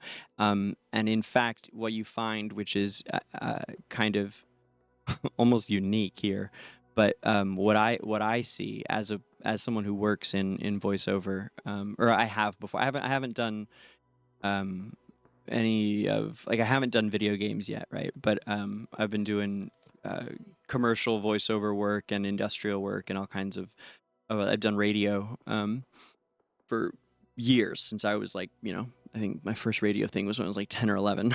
But like I said, I haven't literally done this kind of voice acting. I haven't done cartoon shows, or well, I've done some for friends, but I haven't professionally done a cartoon show or a video game yet. So but what I hear from them is talented actors who have not been given direction, and so the performance is quote unquote bad. But you're getting these bad performances, and it's not because the actor doesn't have talent. It's because they don't know what to do. And not every actor is going to be able to self-direct, you know? I mean, I am a director as well. Like, that's my primary passion now, is directing. I'm screenwriting in order to be able to direct films. As I'm an actor too, and I will act more. I love it. But even more, I've found that I love directing. So, but not everybody is able to direct themselves, and they shouldn't have to, right? That's not part of the job usually. These days, it's more part of the job because you get people recording in their home studios more and more and more and more and more. You actually get a lot of that now. A lot of professional voiceover work is done in-home studios. So being on location here, like I am in Los Angeles, is not actually nearly as so important as it used to be. So I mean, obviously, still a lot of the best work and the coolest work and the big studios and the big projects and things is out of LA and going to be on site. But there's plenty of the industry now that is done from at-home recordings. So it's more and more becoming a not necessarily required talent, but a strong addition to a resume. If you can, I mean, I don't know, you put it on there, but just, you know, people that can figure out what they should do is important. And I think you have a lot of actors here that just had no idea, which I don't blame them. It's weird if you don't play a game like this, if you're not a gamer, if you're not into fantasy, like, it's, you know, it could be hard, especially even if you do game, if you don't know the characters and the situation and stuff, like, it's hard for them to know. So I think you end up with, and then you also have people that are miscast. Like the new Valen is awful. I mean, awful. But it's because he's a whiny, like Ferris Bueller type guy who is in what should be like a suave, slick role. And so they honestly, I think they kind of made his part smaller because of that, or maybe they just didn't think he should be in it anymore. I don't know. But I miss the old Valen. He was much more like stylistically accurate for the role. But I think that the new Valen has talent. I just think it's no good. It's not that he's bad. It's that the performance is not right for the role. And then you get other characters that just totally miss the mark here. Like, I can't think. There were some good examples the other day we were talking about. I think like Dianel. Oh my God, man, get through it. You could drive my mom. I grew up in a performing family. My mom is a theater director, and she would say, like, you could drive a truck through those spaces. In his dialogue, if you listen to Dianel delivering his lines, he really is doing whatever he feels like or thought would be right, and it just takes forever with some of his stuff. Or even, I thought Burial was my favorite voice actor until, or for performance, right? The actor and the performance are two different things. But I thought that Burial was my favorite voice performance until, he may still be my favorite actor. I think he's great for the part. But until we finished chapter 4, and at the end of chapter 4, there was all this dialogue. That's 2-3 days ago. It's about a 90-minute stream I did, if you're curious. It's called like end of chapter 4 or something. There's 2 of them. One of them I did the AFK stages on, and if you look at the thumbnails, one of them says like 1050 plus. That's the one with the AFK stages, and the one that says story 4.7 to end, that's the one I'm talking about. If it says story, that's the one. And so you can see, actually, I think both of them are on there, Dianel and Burial. But when Burial starts doing his lines, he has no direction. He just has no idea what to do with them. So he's doing that goofy voice, but it goes on and gets kind of long and almost obnoxious because he's just kind of aimlessly delivering all these words without any like real passion behind them or sneakiness or embodiment of the character. So he's got the voice down, but I don't feel like he was in character with the acting at all or the situation. He doesn't feel in tune with a demon that just got released, if you listen to him. He's got the character's voice down, though, so it's just the direction that's lacking. And I think you'll find that across most of the voice acting performances. And then to round this all off, I think that's how you end up with what people are saying. They think it's AI voice acting. I don't believe that the acting is AI. I think the dialogue is AI and is directionless.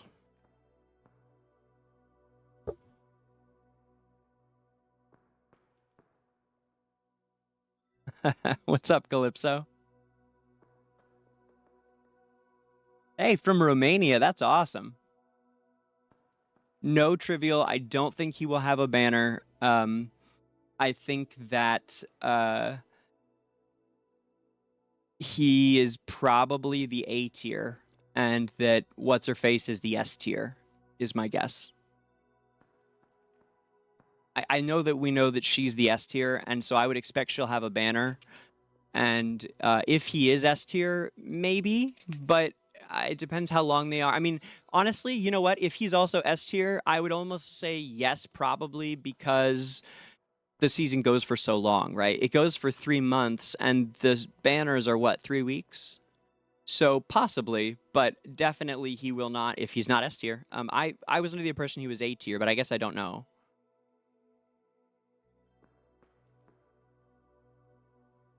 Woo! Uruguay. Hey, I know where Uruguay is, Sebastian. Come on, man.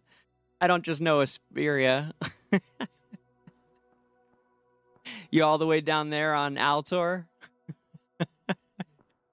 I do think of South America when I think of Altor, just from the civilization that gets built up all big and beautiful, and then sunken in. I don't know, just something about the whole. He whispered secrets to the indigenous population, and they came from almost immediately eradicated like hunger and disease, and built a glorious prehistoric I believe it says prehistoric civilization. And then almost just as suddenly they get like rocked by the gods, and the ground gets literally split asunder and thrown more than half of it into the sea, along with Wemus, their god, the Reclaimer. I always picture like Mayan ruins or Incan or something in my head.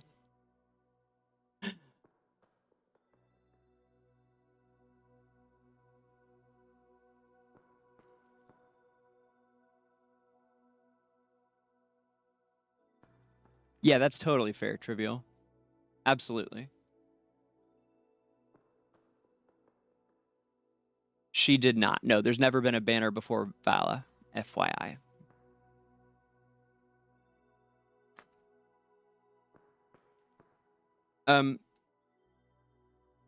Give me like 2 minutes, guys, just to like drink some water real quick. Maybe we'll do 3-minute break here just for a sec, and we'll jump right back to it. And I found the juicy stuff, and then we're gonna get into videos from AFK Arena of the Blood Claw and the Mauler Grand Chieftain, and we're gonna go all deep into their like the history of the faction and stuff. Just give me a couple minutes here.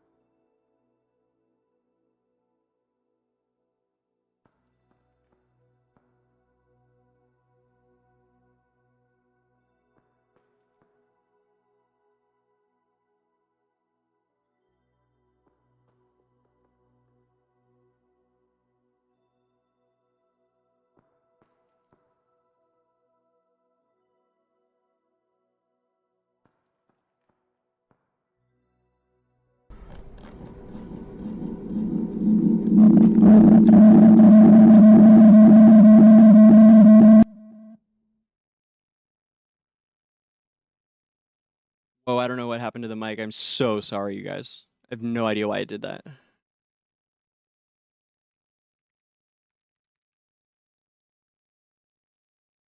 Testing. Okay, that works fine. Weird.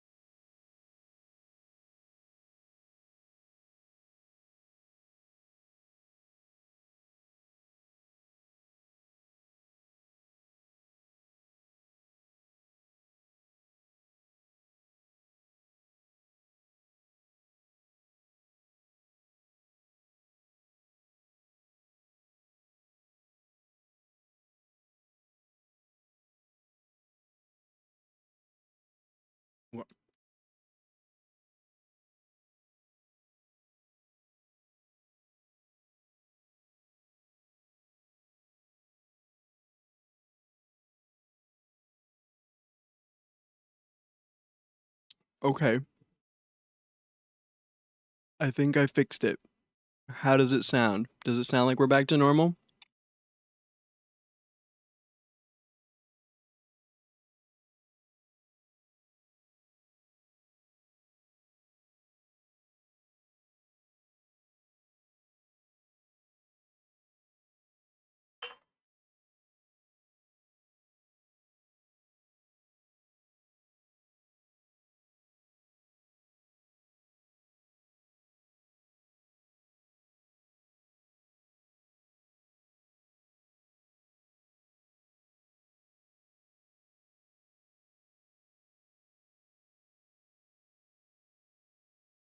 Thank you, Trivial.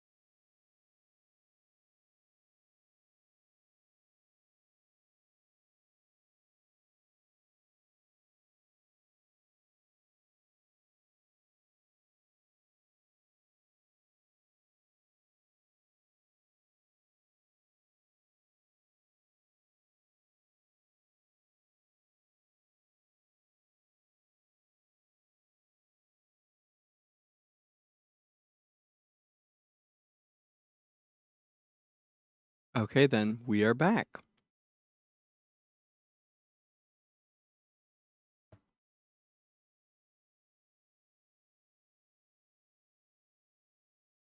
Let me test the game's audio. Yeah. Perfect.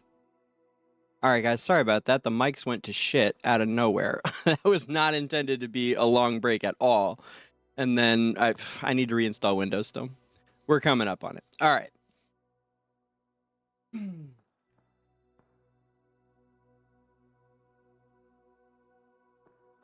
Off we go.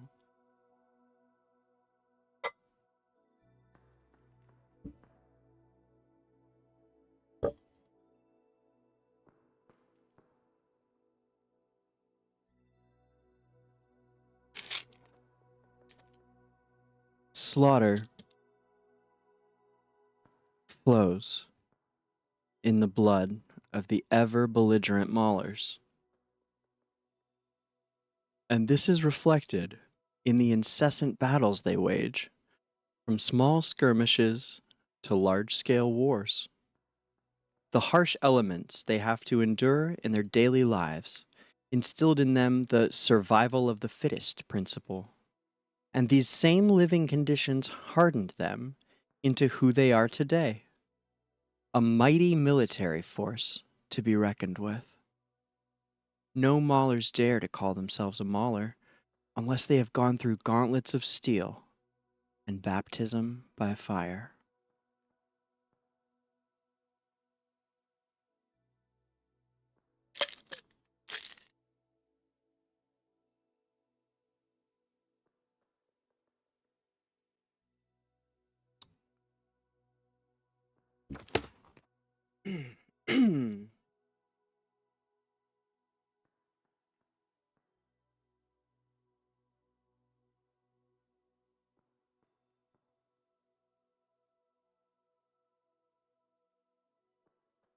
When human society was unable to bear the bitter fruits of its own labors, spurning and rejecting the Yah that they themselves had created, the Yah were thus expelled from human territory, forced into exile deep within the scorched expanse.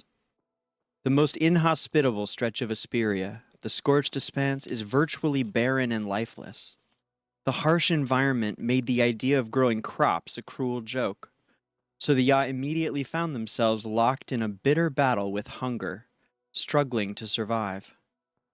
Salvation came at the hands of Dura, the goddess of life, who established a huge oasis in the desert. Were it not for her intervention, the yacht would surely have been wiped out. The fertile oasis, known as Dura's Gift, is located in the western part of the scorched expanse. It is rich in lush vegetation, with abundant water supplies, and lies in stark contrast to the rest of the barren, arid expanse. The Ya viewed this miracle from thin air and grace, the favor of a spirit of nature, and would later be worshipped by Maulers in reality as Dura. They made this their home, able at last to hunt their fill.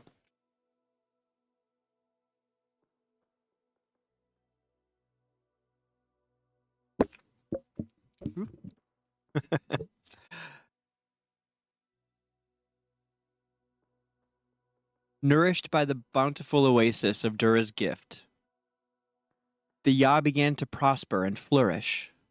However, the tyranny of mankind still cast a long shadow over the Ya, who, now with a stable base, started to organize their own forces to take a stand against the humans. Several small-scale skirmishes were the sparks that ignited the fuse of war, and so it was inevitable that a protracted conflict would eventually erupt. Even in the face of humans wielding magic powerful enough to rival the gods, the Ya remained steadfast, brave, and unyielding. Clever tactics, combined with internal discord among the human forces, allowed the Ya to hold their own in conflict.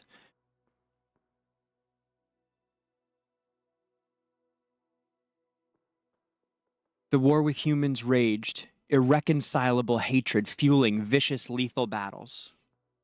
They spurned the Ya. The humans spurned the Ya that, themselves. Sometimes the pronouns are a little bit ambiguous. Okay. They spurned those that fled as weak cowards. I believe they're referring to the Wilders. And those who stayed to wage war as true warriors worthy of respect. Yeah, here we go. The war eventually, however, ground to a halt. With losses mounting on both sides, a stalemate was tacitly recognized and a truce was called between Maulers and humans. While the war may have officially ended, their hatred against all humanity still smoldered, festering in their hearts. This intense animosity certainly contributed to the centuries of tension between them. Dura imbued the Wilders with the forest bloodline and dispersed her remaining power into the divine light that sheltered humanity. As for the Maulers, she blessed them with strong bodies and indomitable will. This naturally produced huge numbers of warriors, to the extent that their entire society was geared towards war. The Maulers are often considered the bravest living beings in Esperia, but they are actually much misunderstood. Outsiders are fooled by their unruly customs, deeming them uncivilized and barbaric. But what they fail to truly see is their unyielding spirit, the inherent endurance within the Maulers' very bones. The Maulers call this unrivaled perseverance the will of the Maulers, and it is a source of pride among their peoples. The will of the Maulers is what equipped the Maulers to mount an active defense when the Hypogeans dared to set foot within the scorched expanse, with all Mauler warriors swearing to defend their homeland to the death. However, as could be considered natural for a society which so values war and battle, nearly all internal disagreements were also settled through combat. Conflict is therefore a way of life for the Maulers, and whenever they are not engaged in a foreign war, there is often embroiled in some form of civil strife. I don't know if that has to stay true, but the governing bodies of the Maulers. The Steelthorn Cliff is known as the place of gathering storms among the Maulers. The skies are constantly heavy with black, stifling clouds of brewing thunderstorms here, and the daunting, awesome atmosphere makes for the perfect place to rally the tribes for war. The rolling mountains, each peak towards towering above the last, are all intimidatingly dangerous places to venture to, yet full of wild beauty, as each of them seems to soar and pierce the clouds above. The two highest peaks, Chieftain's Peak and Paragon's Peak, are the dwelling places of the ruling Mauler Grand Chief and the most courageous Bloodclaw, respectively.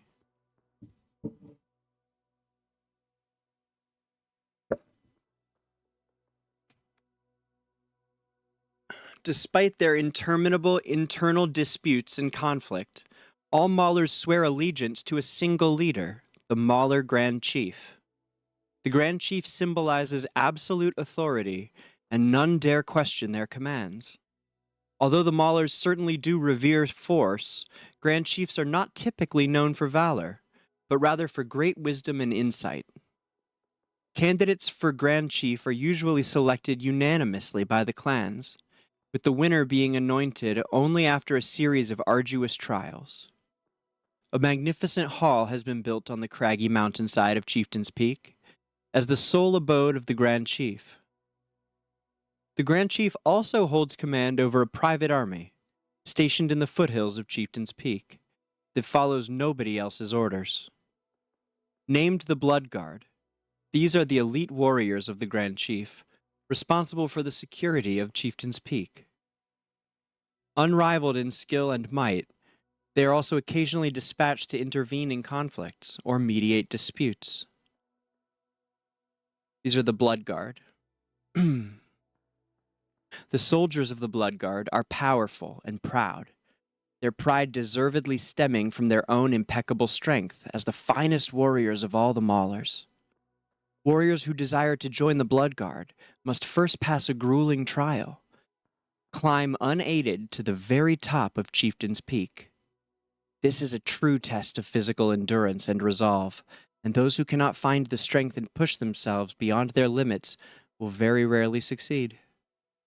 The leaders of the group are the Blood Guard chieftains, all of them powerful warriors and tactical experts. Each successive chieftain bears the blood horn, a symbol of authority bestowed by the Grand Chief. Whenever the horn sounds, echoing throughout the ridges of Chieftain's Peak, the elite Blood Guard will never fail to answer its call and assemble.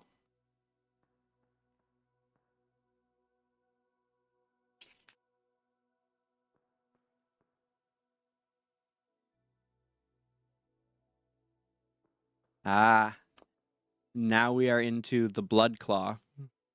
I think I might pull up AFK Arena too. And I'll do that in the background here while I'm reading. So that I can show you guys a couple of like what, because we're going to use it to show some videos here in a few minutes, but I think I could show you like Anoki and stuff for people that haven't played it. You guys can see a couple things.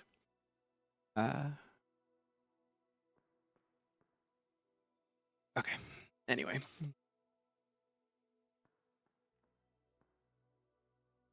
Paragon's Peak is the territory of the Blood Claw, legendary warriors of unparalleled might and glory, who boast equal status with the Grand Chief. Throughout the entire history of the Maulers, only a select few have earned the right to be called Blood Claw. They are usually the mightiest warriors of their generation, with legacies so renowned as to be above question. The Blood Claws personify the will of the Maulers. Oh, that's weird. I guess it doesn't like me opening BlueStacks at the same time. Journey crashed. Huh. Well, then we'll hold off on that for just a second. That's obnoxious. Here we go.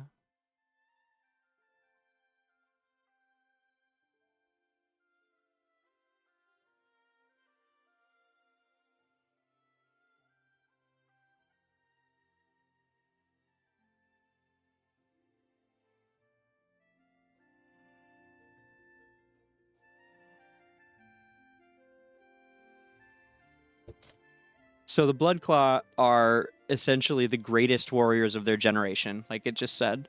And that's why Brutus is the Bloodclaw. He's not the chieftain, but the Bloodclaw is actually considered to be on equal footing with the chieftain, and they work with the Grand Chieftain in order to determine, the direction of the group, basically. Back to the round table.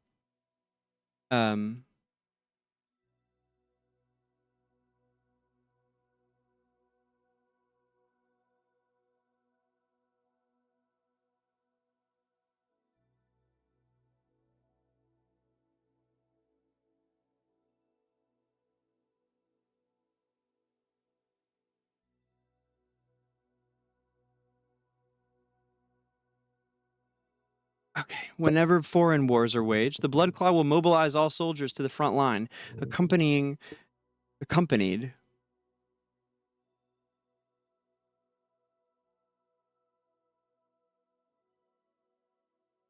Hold on. The Bloodclaw will mobilize all soldiers to the front line, accompanied by this intimidating squad. I guess it's suggesting that there's more than one Bloodclaws, but I think there's usually, or at the moment, there's just Brutus. Maybe Anasta is too.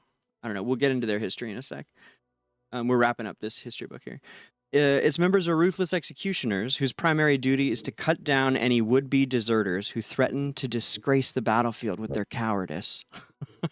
Many a hesitant new recruit has found the dangers of battle more attractive than the shameful certainty of being felled by a thrown axe. And it's just a picture of quesos.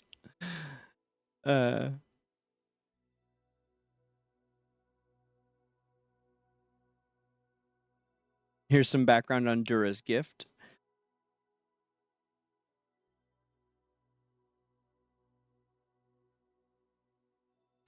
Of course, as one of the very few sources of fresh water and many other natural resources, Dura's gift is also frequently the subject of violent territorial disputes. Although the Grand Chief tries to ensure sufficient resources are allocated to each clan, small-scaled conflicts still regularly erupt. This is not exactly surprising, given that the martial Maulers would clearly be happy to exchange the lives of a few soldiers for the much-needed resources.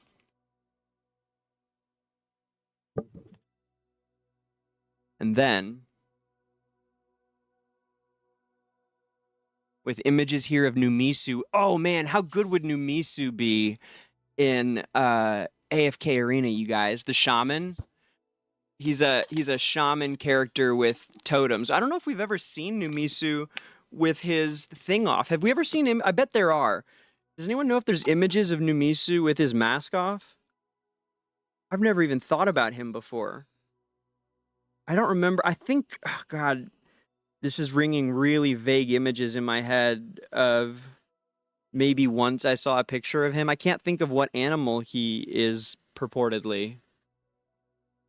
But, okay, well now I have to show him to you guys. But,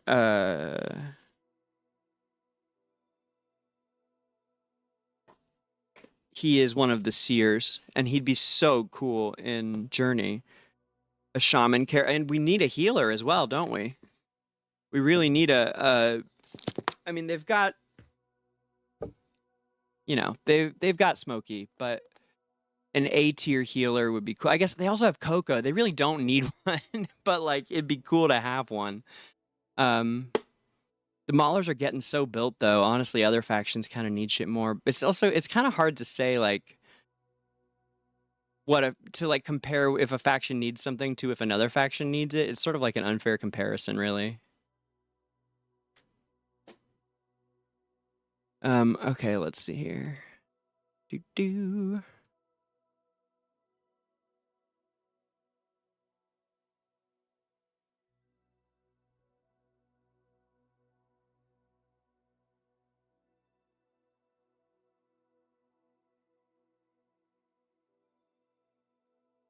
Temple of the Seers.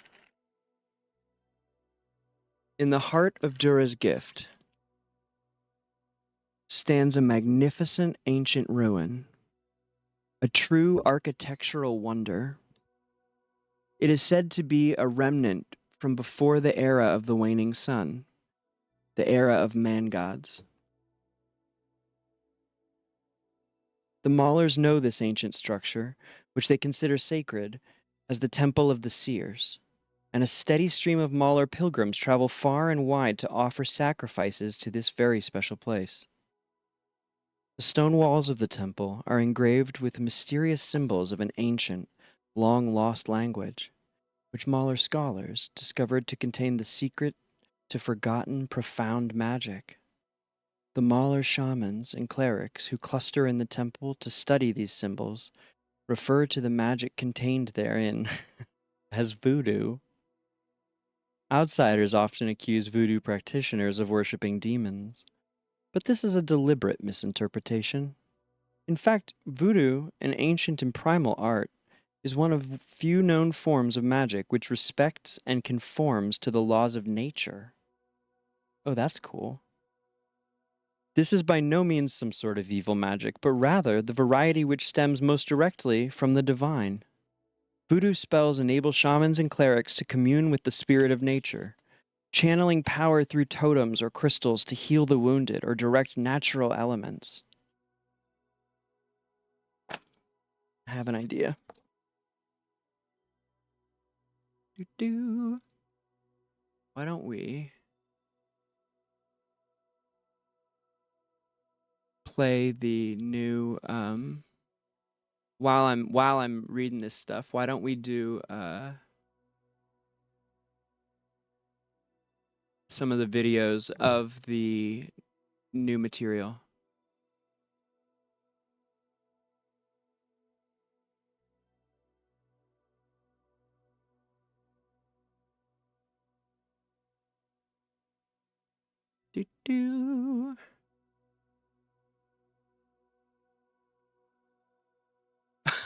That's an interesting point, Christina. I never thought of that. It almost makes sense for the Graveborns to not have a decent healer.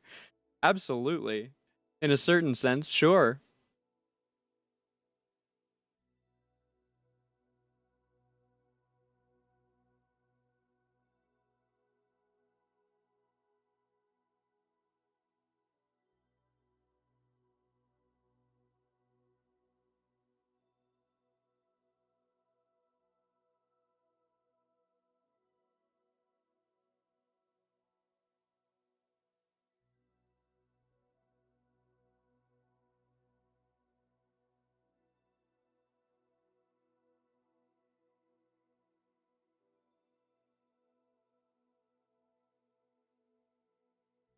And the new video is Song of Strife.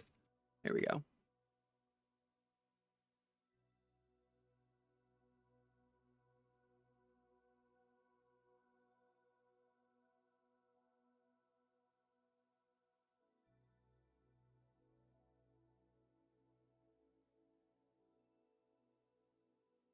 Perfect. Okay. And turn off the...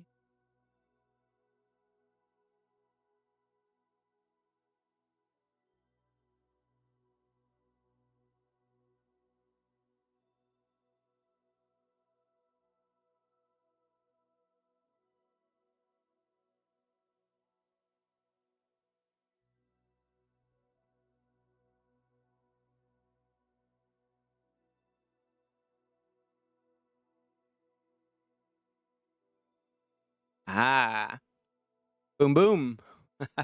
All right. Shall we continue? Nice.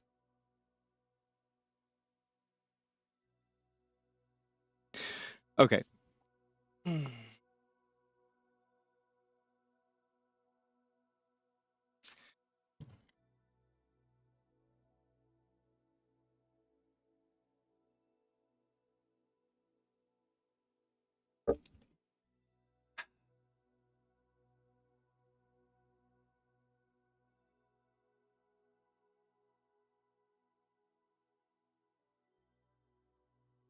That arena looks so cool, doesn't it?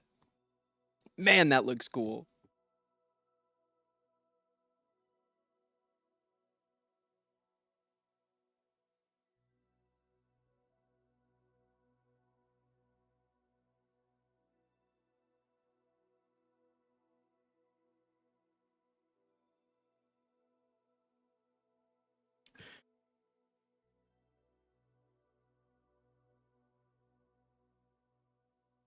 Okay, voodoo enables shamans and clerics to commune with the spirit of nature, channeling power through totems or crystals to heal the wounded or direct natural elements. A group of powerful warriors, known as the Watchmen, are responsible for guarding the temple. They heed only the directions of the elder shaman and have all vowed to die, if necessary, in protection of the temple of the seers. The watchmen are strictly disciplined. Once they make their oaths, they are loyal to the temple for life and will use violence only in fulfillment of this vow. If a watchman unilaterally uses force for any other reasons, they face the ignominious fate of exile. I was ready for it this time. Almost. If a watchman unilaterally uses force for any other reasons, they face the ignominious fate of exile. Every year, the temple holds a large ritual called the Feast of the Beasts. I like that. A ceremony to worship nature and to offer thanks for the rain, which sustains their bountiful oasis in the middle of a barren desert. During the ritual, the most venerated Mauler shamans supplicate for continued rainfall as they offer tributes to nature. Over the centuries, many long-standing feuds have arisen between the various Mauler clans over the resources of the oasis. However, no matter how deep the rancorous grievances that exist between them may be, all enmity is temporarily put aside when the time of the feast approaches. Together, they go to the temple to participate in the festival, extending to each other the cornucopia of feasting as an offering symbolizing fruitful harvests.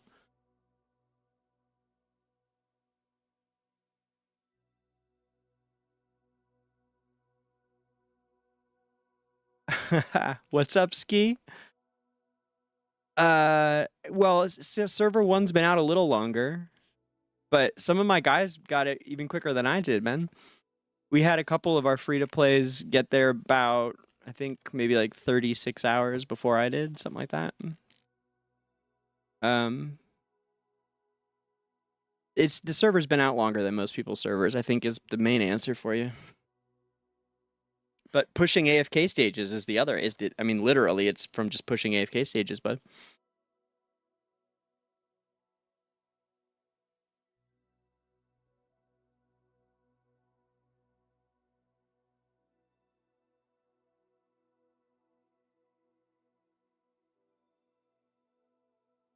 Okay. This is a faction called the Hooves of Fury.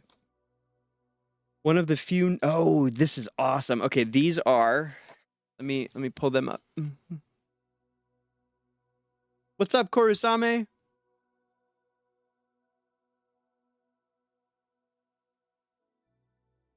Yeah, Ski. I play on S1 as well as PTR1. Yes, sir.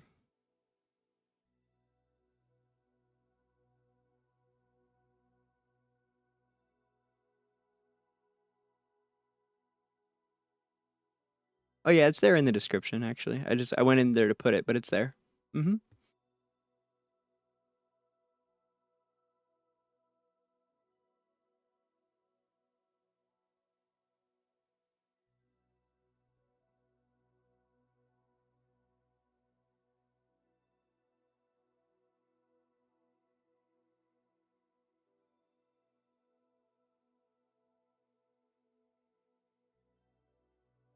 So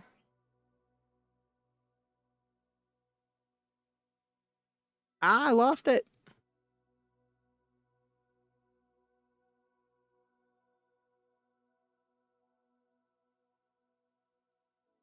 Oh, come on. Erg. Oh, there it is. Okay. Ah.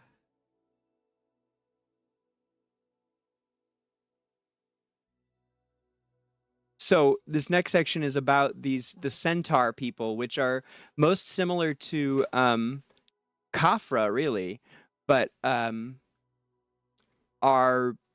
we don't have any yet in AFK Journey, and I would love to see them come soon. That'd be really cool. I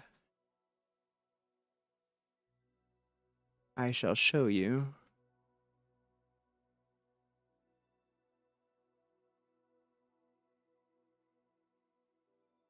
Aha.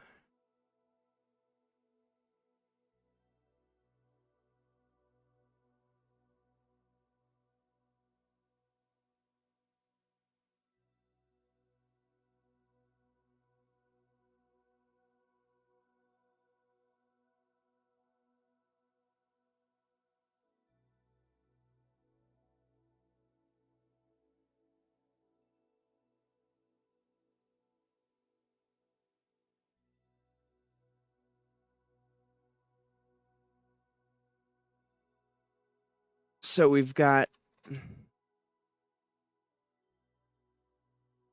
These are the Maulers in AFK Arena. And in fact, the ones I was about to read about are like my man Golus here. Look at this guy. Wouldn't this be awesome in AFK Journey? Right? Man, he'd be so cool.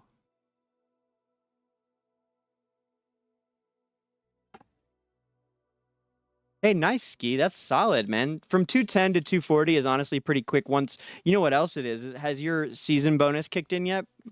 Because that's huge, man. That's giant. That's the other reason. The end of season bonus is just massive.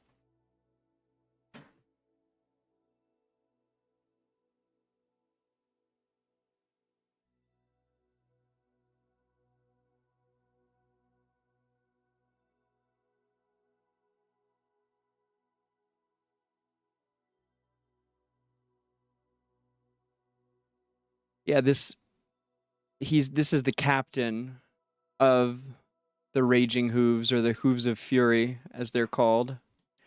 It's a really good story. Yeah, Leica. I mean, yeah, she could have been, right? Okay, let's leave Golus's portrait up here while I talk about the Hooves of Fury. Or we could even leave him up, I suppose. He just doesn't quite look right without gear on him, though, right? Yeah, let's get him some gear.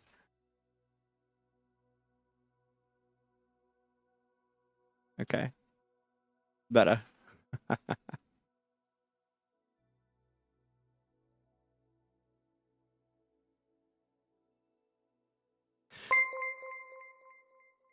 Hey, thanks for the follow. I appreciate you very much. That's great.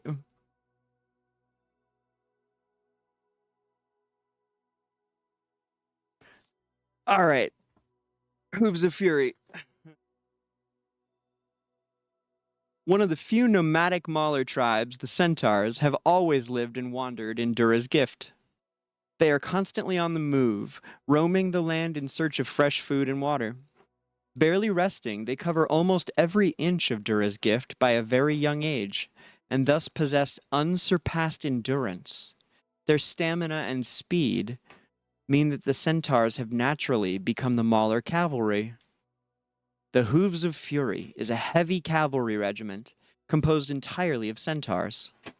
Historians are hard-pressed to find records of any battle formation that was able to resist their charge, and the Hooves of Fury is therefore widely acknowledged as the most powerful cavalry force in all of Esperia.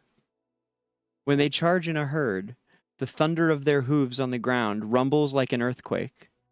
All too often, the mere sound of a centaur charge is all it takes to strike terror into the heart of enemies.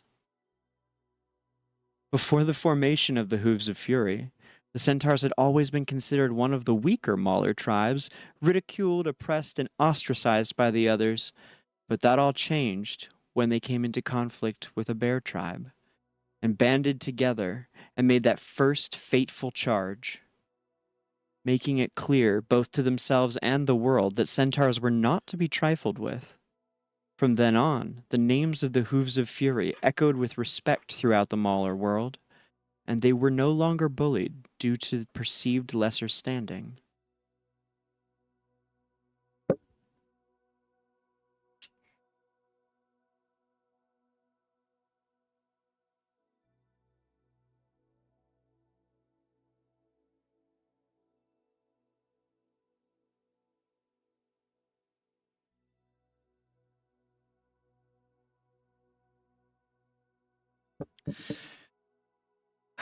Next up, it talks about the Crimson Arena,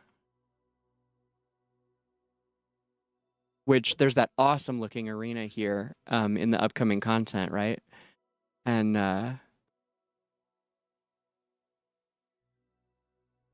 let's see here. Who would be in there? I believe the Crimson Arena deals with Titus, but for those who don't play AFK Arena, by the way, these are some of the Maulers. This is so the Awoken heroes are like the most powerful ones, the super special ones or whatever. And this is Awoken Sophia. I love Noroko is the one people have asked who I'd like to see. I think Noroko is my first answer. I'd love to see Noroko come. She has her little sandworm that is like crazy strong. Where is she? Where's the sandworm? Come on, get out here.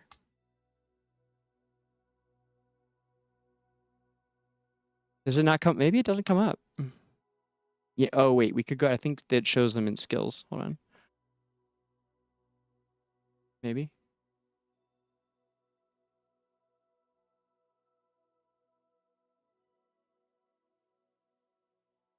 Maybe not. Well, Nadia's super cool. I love how little she is, and she's like one of the strongest tanks right now. I mean, she's more of a DPS than a tank, but she is technically a tank. Okay, wait, back to that video. Hold up.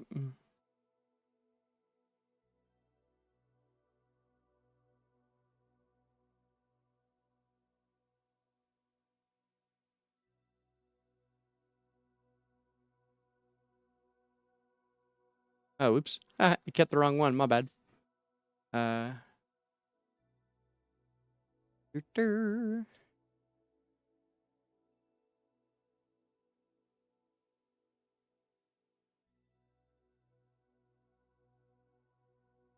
we are. There we are.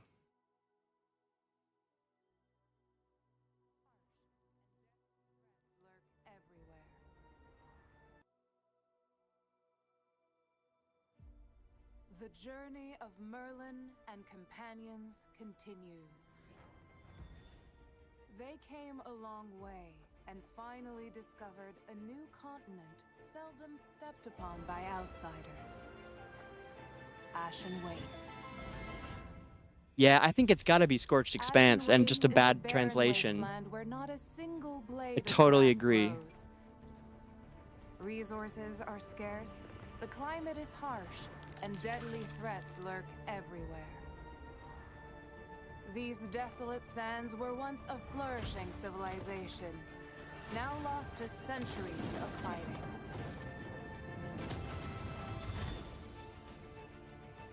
Here, Merlin encounters some new characters from Mauler, Alsa and Soren.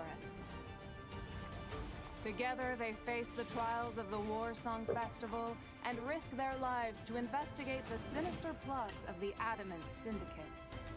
But Merlin's return to Esperia is still a mystery. Can he find new clues on this new continent?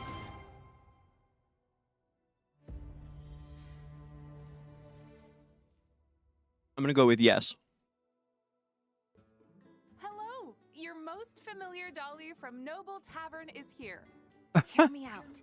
The brand new... You know who I want to see is Dolly's dad, Rigby. Wouldn't it be great to get Rigby and he's like a real character, like a strong character?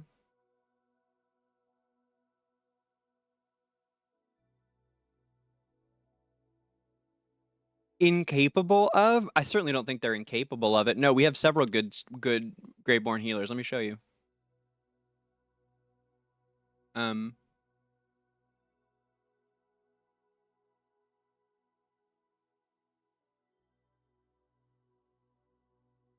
Silas, for example. He's a mad scientist who created Isolde.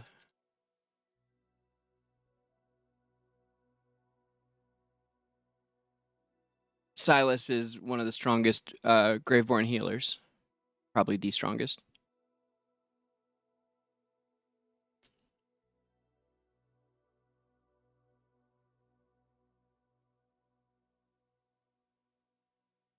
Desira, not a bad Graveborn healer. They do need more healers, but there are some good ones. She does okay.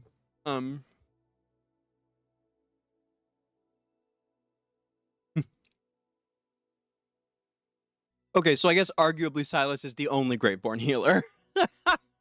Oh, okay.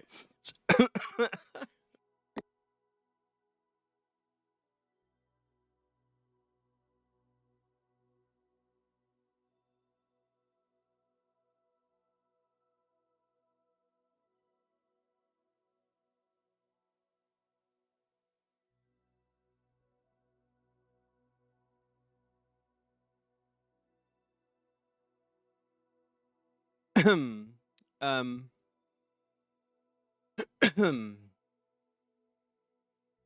Shem. Yeah, Ivan, of course. Right, I forgot. Ivan is our next one. He's excellent. And is a newer healer. He is a support hero who he's not necessarily he does heal. He's got lots of heals.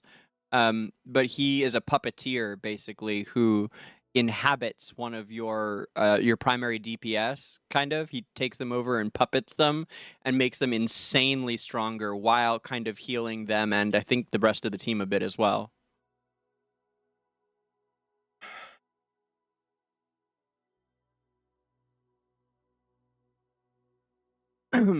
Yeah, that's not really true. I mean, they have like Ivan heals with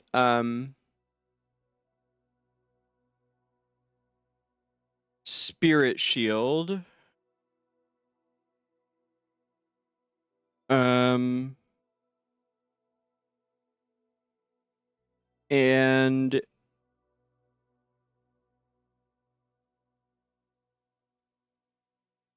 yeah, I mean they do it through certain abilities, right, that are a little bit different, but Silas heals with like a miasma cloud thing that follows him around it goes around on the battlefield and through his like, you know, creepy injections and stuff.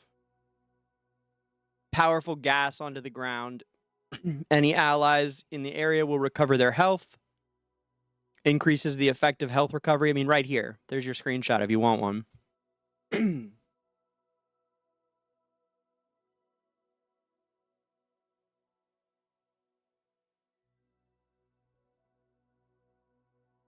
A mad scientist with powerful chemical gas that can heal the bodies of the Graveborn.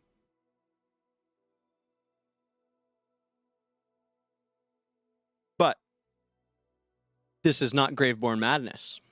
This is Mauler Madness.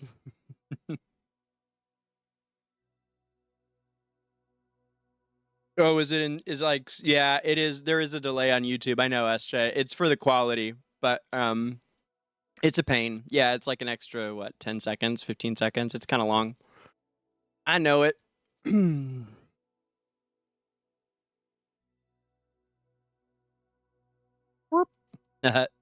Seasons Baden. This is how Season builds heroes.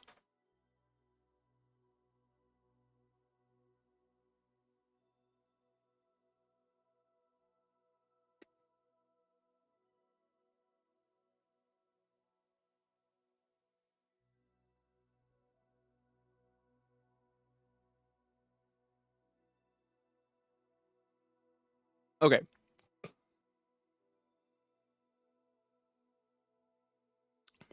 But back to the Maulers.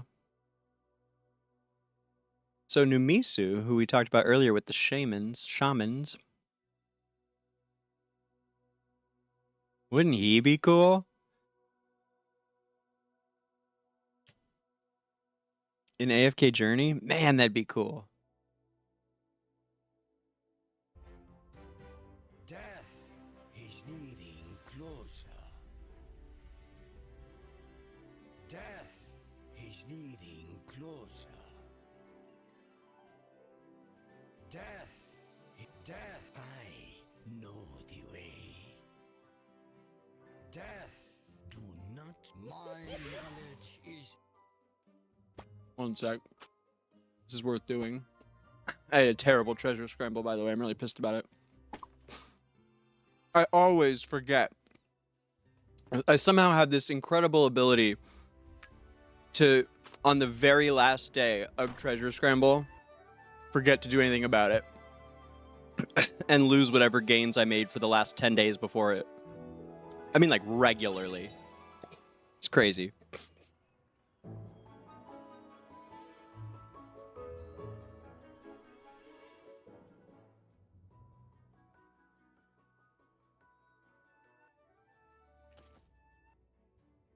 Okay, we're at 1x now, I think, right? Did we? Maybe not. Yeah, we are.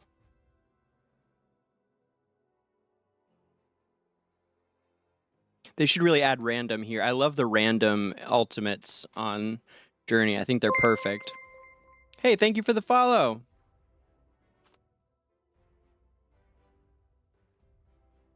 He does need more love. I totally agree. What kind of animal is Numisu? That's my favorite thing he says. Oh, I was looking for it. There, it's so they all have a different phrase when you click on them from the ones they say when you, when you open their hero screen from the list of heroes. They all have a different phrase from the ones that they cycle through, and a lot of those are some of my favorites.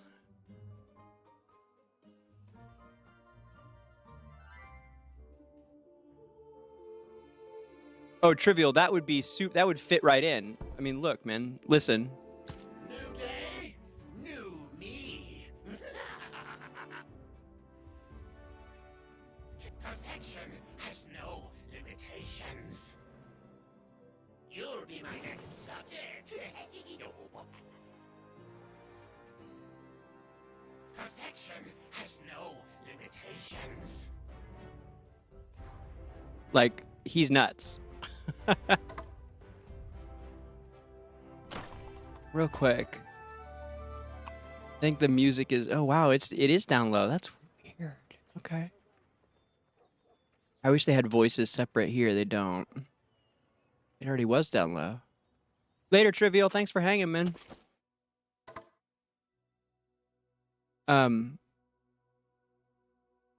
Here we go. What do you need to know? Favorite. What do you need to know? Death is needing closer. It's all over. I know the way.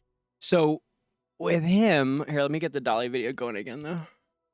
At least in the background. Do Here. not fear the way. Okay. Perfect. I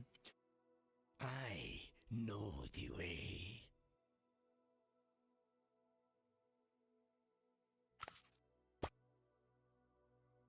Oh man, see, he looks really human though, huh? Like he doesn't look too animalistic at all. I almost wonder if well, he could be like some kind of monkey or something a little bit, I guess. But he's definitely got the human feet.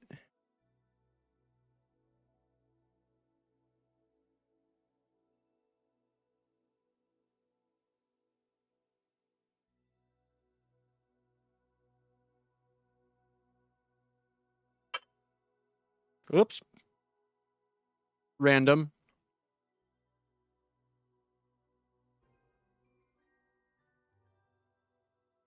Changing Magister Merlin's journey are Elsa and Soren. Allow me, Dolly, to introduce to everyone these two younglings from Uru clan. Let's start with Elsa, the enthusiastic girl. Elsa is an orphan, but she never blames others for what she went through. She's cheerful and helpful, a rock-type mage with a strong sense of justice. Elsa's skill, Stone Barrier, summons the power of the earth to damage and stun her target for a set period of time.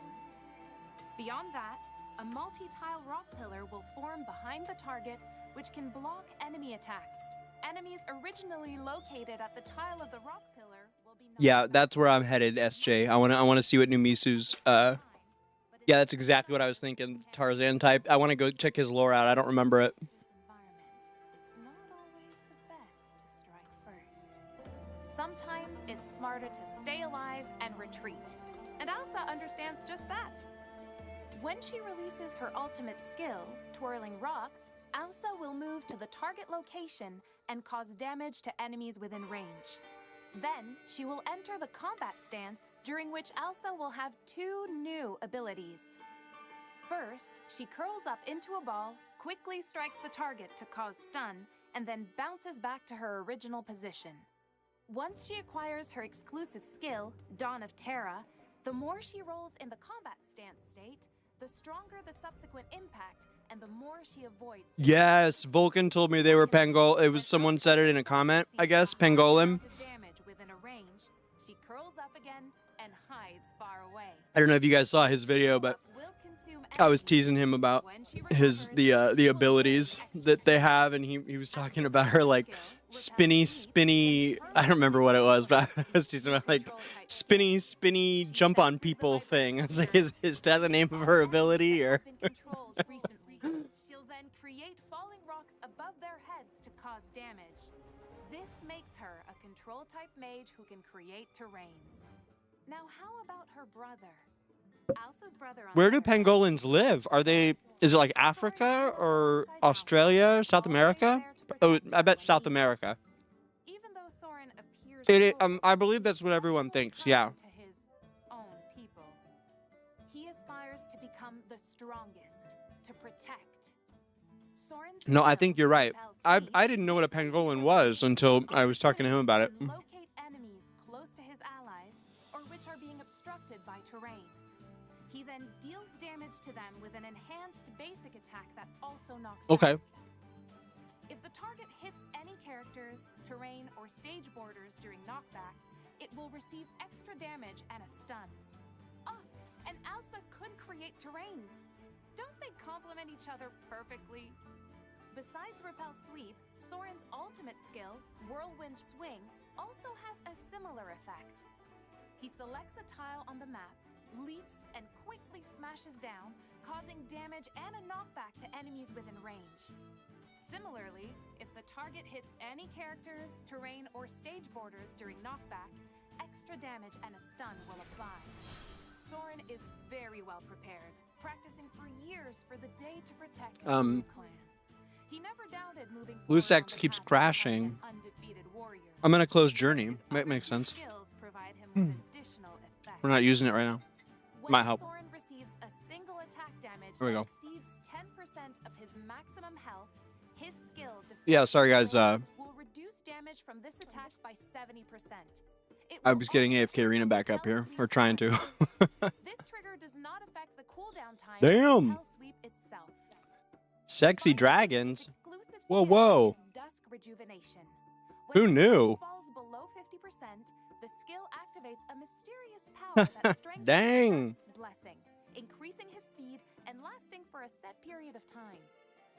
Well, no one would have thought that Nice, young thank you, looking Alistair. Soren would have such great power. Let's hope that in this journey, Elsa and Soren can realize their dreams. They've been preparing for this for years.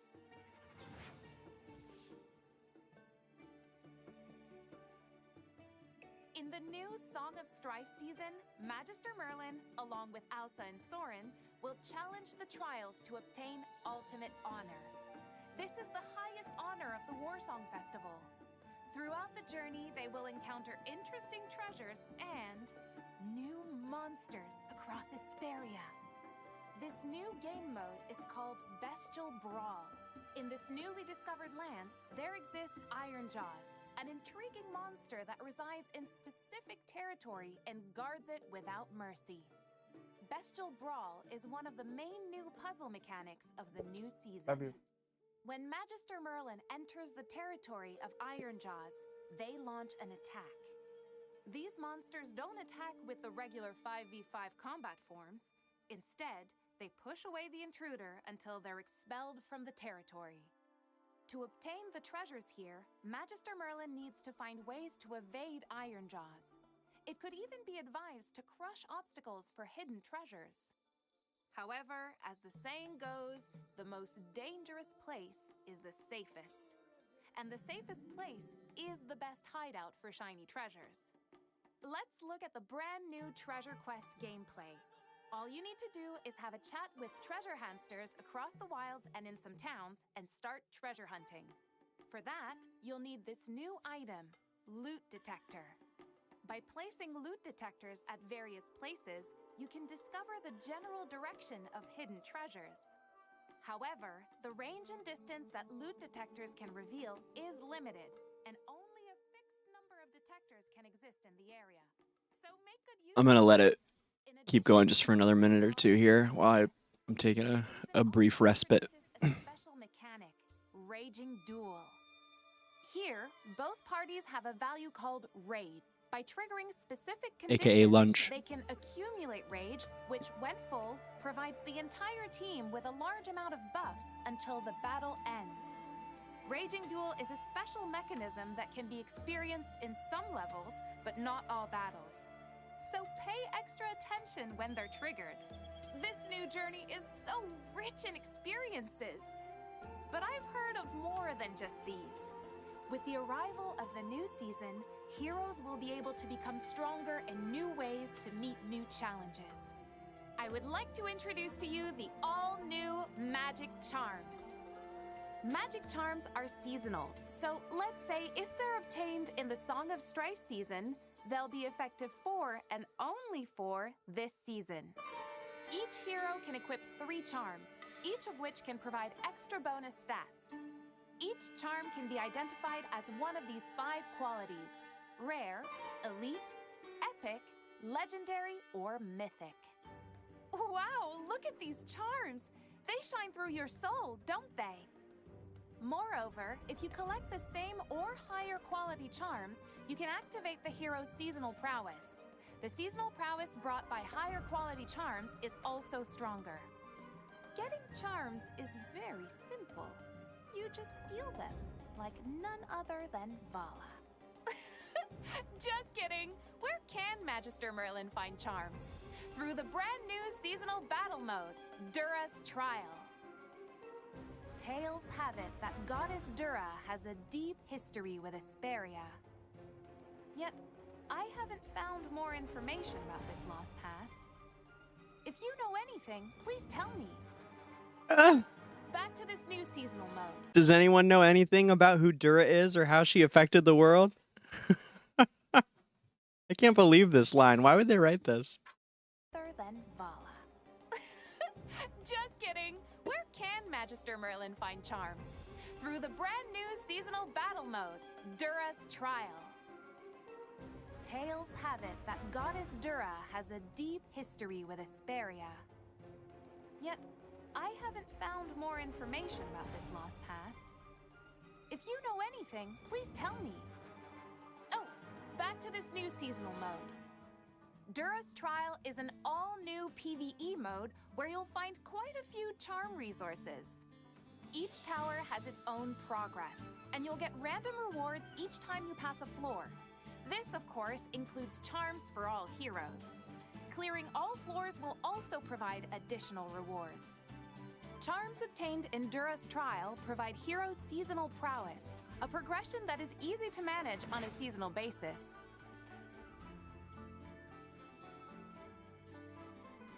Speaking of new seasons, the timing of Magister Merlin's departure varies in Esperia.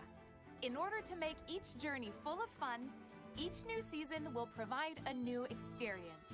One of them is the newly added seasonal skill system this season. Seasonal skill is new content for every new season. In the long run, each new season will bring along new seasonal skill and a different level up experience. When the hero's season level reaches 51, seasonal skill will be unlocked, and its level will gradually increase with the season level. At the end of the season, all season levels will be cleared and converted into essence, used for upgrading resonance synergy. Converted into essence, huh? Magister Merlin, who arrives in Esperia at different timings, So we do keep... Seasonal progressions will be refreshed every season. In addition, a brand new event, Supreme Arena, will open every Wednesday to Sunday. I know our guys This are is a really looking forward to full-server Supreme total Arena. clash event. Magister Merlin can challenge the higher-ranked Magisters across all of Esperia in this best-of-3 multi-team mode. In Supreme Arena, the stage of the defensive side changes regularly. For example, some stages contain asymmetrical layouts or even tiles that can hide heroes, which is very interesting. The winner All right. takes all, Thank you, and Dura. not Or winning Dura. is okay, because Thank you, there's no Dolly. penalty here. Okay. So...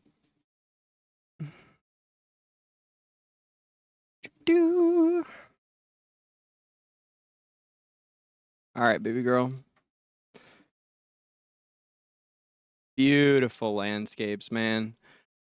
I would just cycle on that. Like, that looks so good.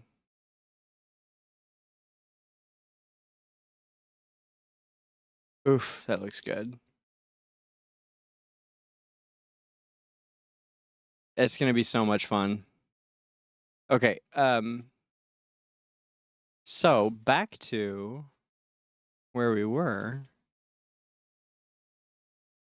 And the sexy dragoness, Paulina.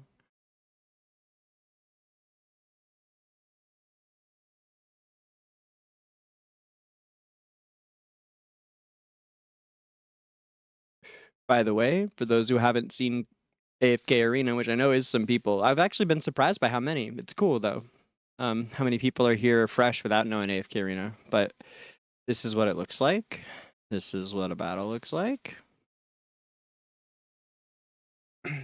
So it's 5-on-5, but they just have 1, 2, 3, 4, 5 slots. There's 5 positions, but not like a big old grid, you know? There's Belinda.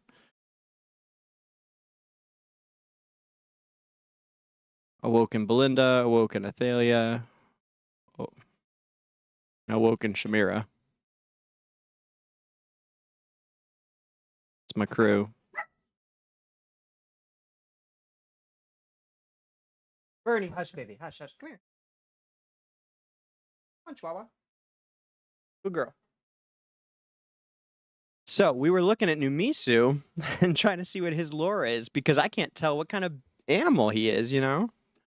If he's an animal, really. Doo-doo.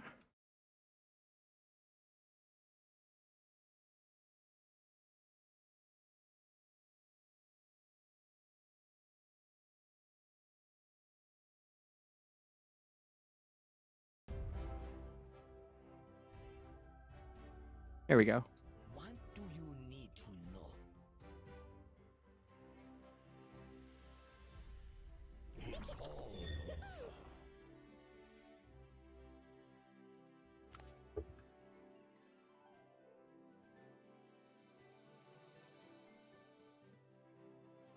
Yeah, 3 good teams, right? That's going to be tricky.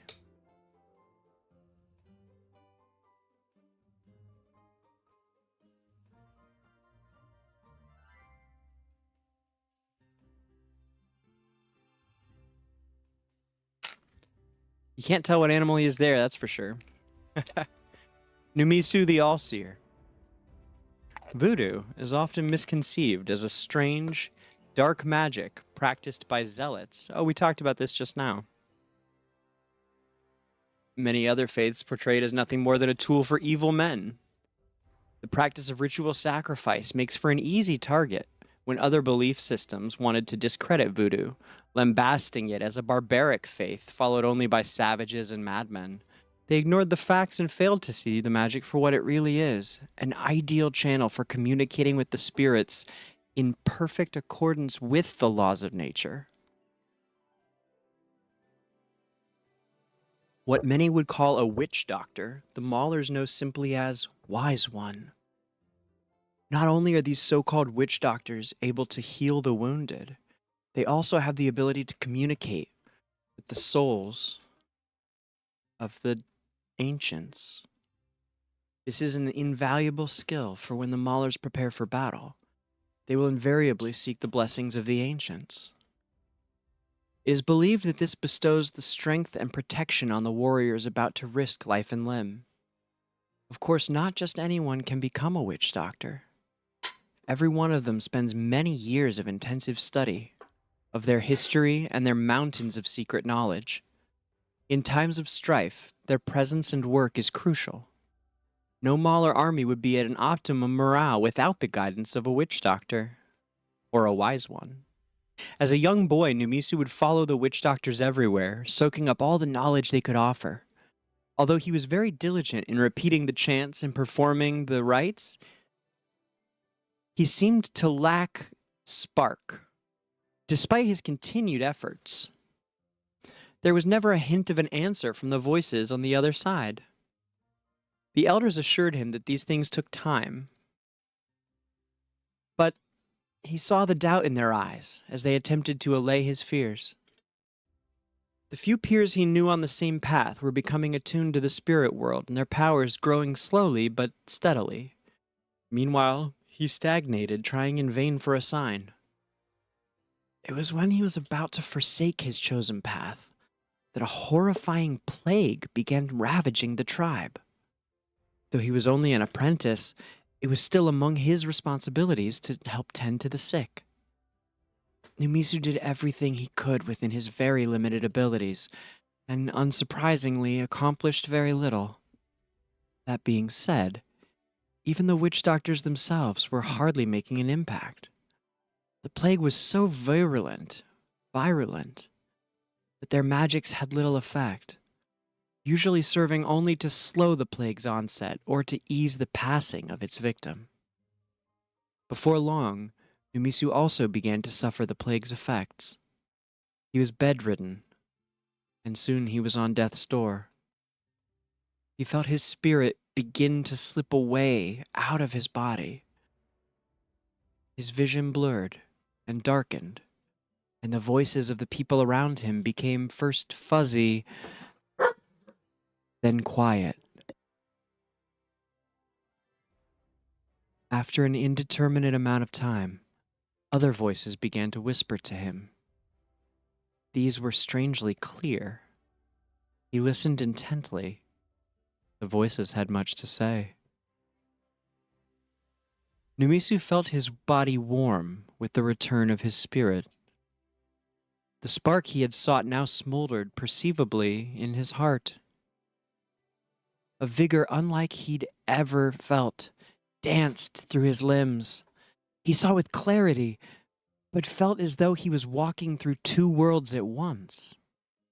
The voices had given him a task, and he would accomplish it. He began striding through disease-stricken village, chanting under his breath.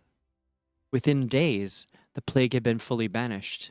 The task he was given, however, was still far from complete. The ancients speak to me. What do you need to know?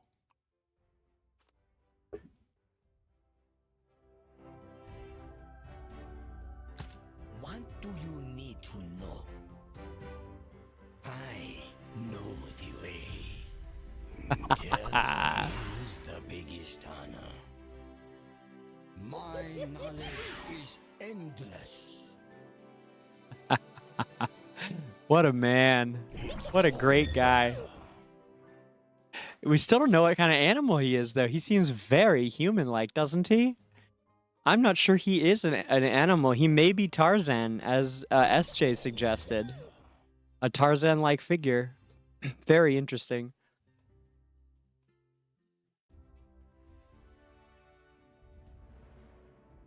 My knowledge is endless. Yeah, I don't know if the book has anything more on him. I think that might be it. But, anyway, someone mentioned Vika earlier. Scars on my body remind me to stay vigilant. I was talking about her on Reddit just yesterday or day before. She's fucking fantastic. I love Vika.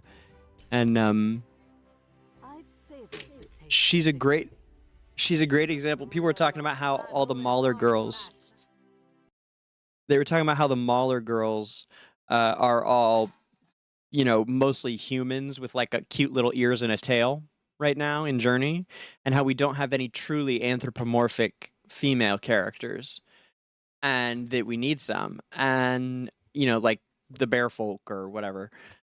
And so I put forth Vika as a great example of, because people were saying, well, but they need to be sexy, right? Someone was like, well, they just want them all to be sexy, so they're just all going to be sexy. And I put forth Vika and said they can be both. Vika is quite animalistic leaning, anthropomorphic, and yet she is a fine, fine woman. The thrill of I've savored the taste of victory, but the thrill of battle is unmatched. Oh, no. One or Where is it? Come on. I've savored the taste of victory, but the thrill of battle is unmatched. 1 or 3. What a Count in badger. your next life. What a badger.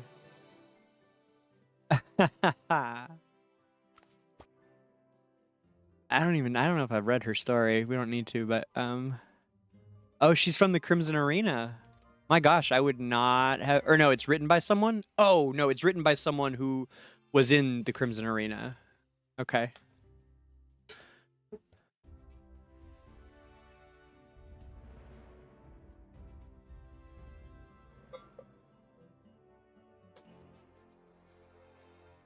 Oh, I'm sure there is a name for that trope.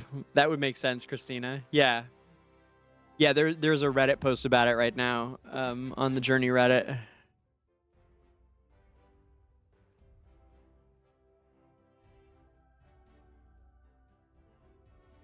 Yeah, well, yeah, the argument is that they don't make animal-looking women. They just make sexy women with ears because they want sex, so they lean towards human.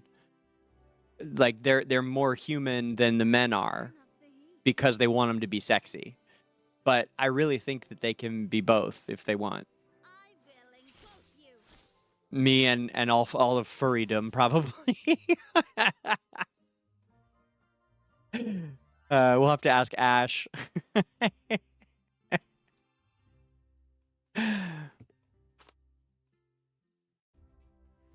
Monsignor Murray.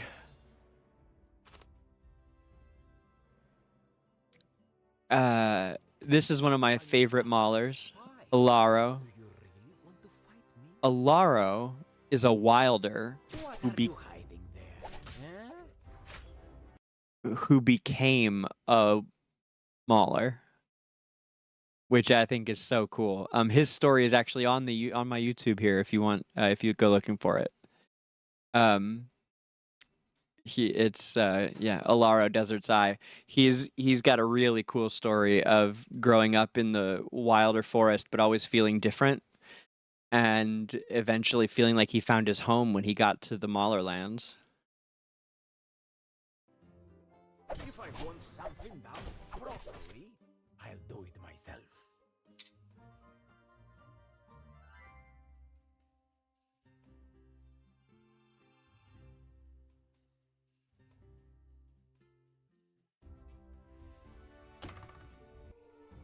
All right, let's check out the Blood Claw video here.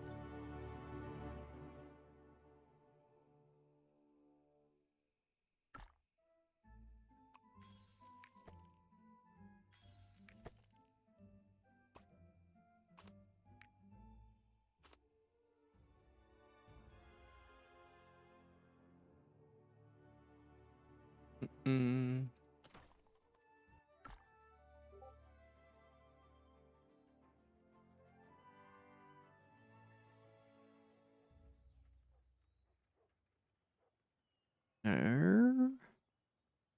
Sophia, like a Chimera.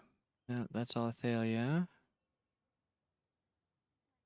All right.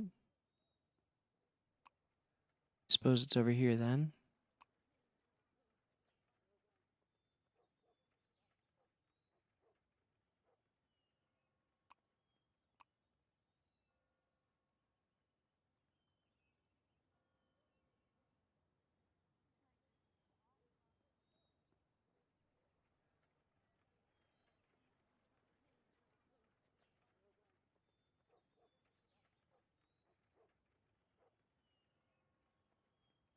I wonder whether the YouTube video would be higher quality or not. I'm actually not sure that it would be, but we'll check. Let's see what they've got here. AFK Arena.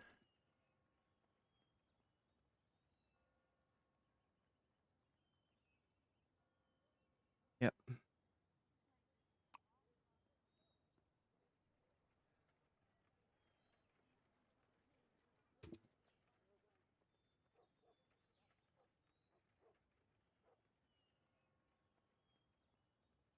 Well, where's the actual there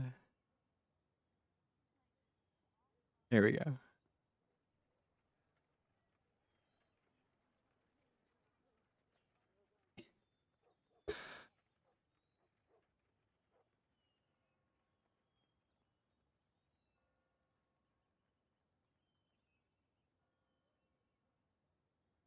Yeah.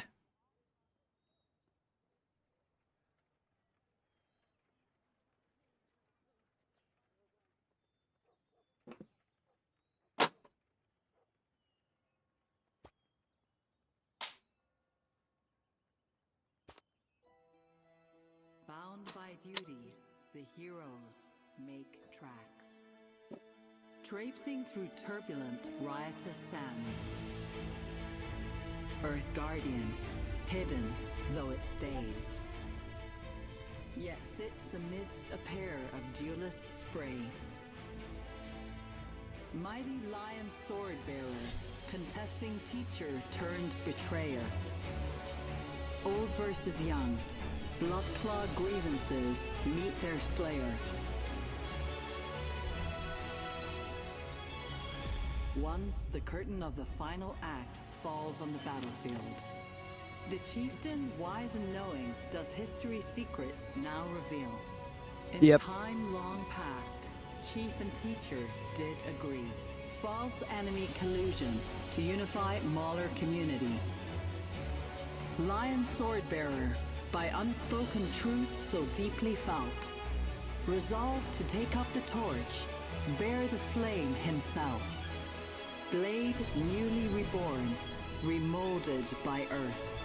The Bloodclaw's journey starts anew, sees its own rebirth.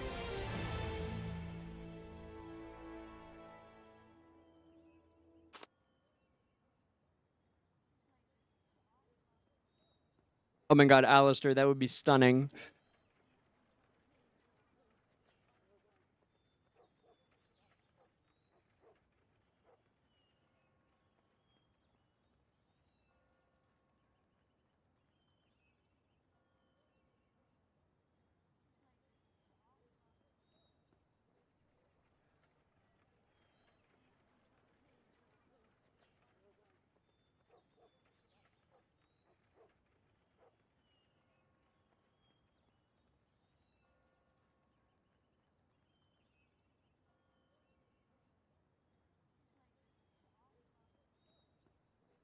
Okay, we'll do Bloodclaw Legacy on the YouTube then. I bet this will work well.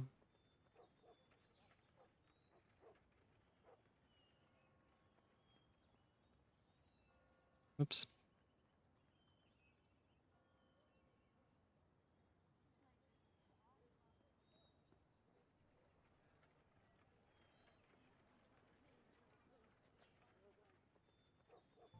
Remember, Brutus. A warrior will keep fighting all their life. And that is even more true for the Bloodclaw. Bloodclaw is much more than just a title. It represents something so much greater. The one who bears this title shoulders a huge burden. There will be times you must make difficult choices. Choices that may seem inglorious. Maulers. Born from defiance. possess an indomitable will that courses through our veins. The Blood Claw is the absolute manifestation of this will. One day, you shall inherit this will of ours and become the Blood Claw.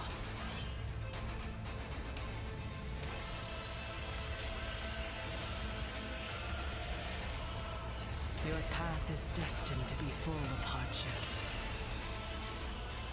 Surrounded and outnumbered by powerful enemies.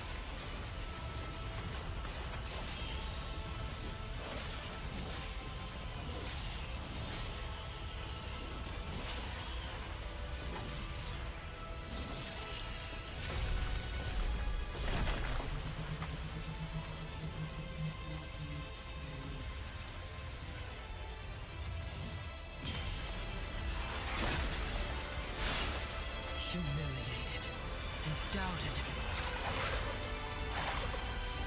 Alone and in the dark. But when the tribe needs you, you must rise to the occasion.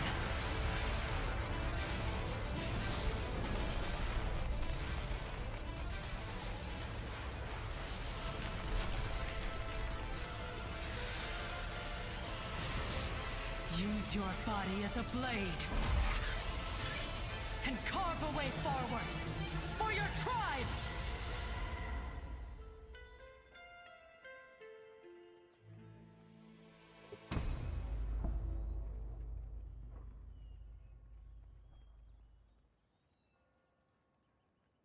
All right. That's the first one. There's two, actually. Whoop. Hold on. Then comes the next one. Maybe I think it's Lion's Pride, yeah.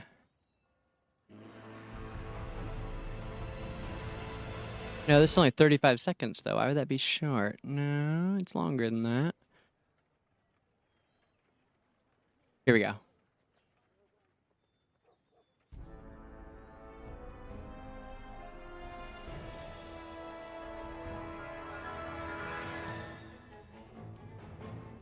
Christina Wicked, oh my god, yes. Wow, this is not what I thought I was grabbing. This is neat, though. This is like, what, their announcement for him? I don't remember this. It's the Mauler's greatest fighter. There is nothing I fear. I don't remember this. I shall press forward. Better voicing, though, huh? I like this voice actor. The Blood Claws will not yield, not even to death. I love that. We won't yield, not even to death. Death can F off, man. That's great. The Mauler will. Maybe this is it? Musically inspired artwork for Brutus? So that's cool. We might do that in a second just to get more into it. But where's... man. What I'm looking for is the Bloodclaw Legacy, I guess. Or no, we just did that, though, huh? Shoot, maybe... Let me see in here. Was it... Yeah, but... No, it wasn't... hold on. I guess it was. Okay. Yeah. Yeah, all right. I guess I'm just thinking of the first part of it again. Yeah, all right. Maulers.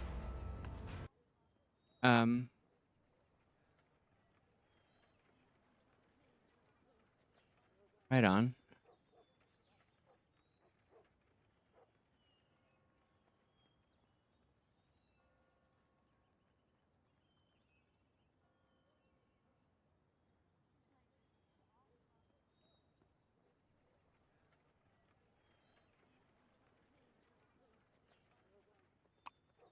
So the Blood Claw and the Blood Claw Legacy is like super important to Mauler histories.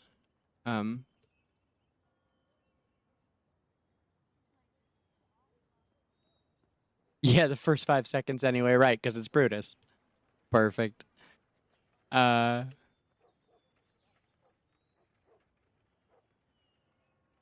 Let's see here.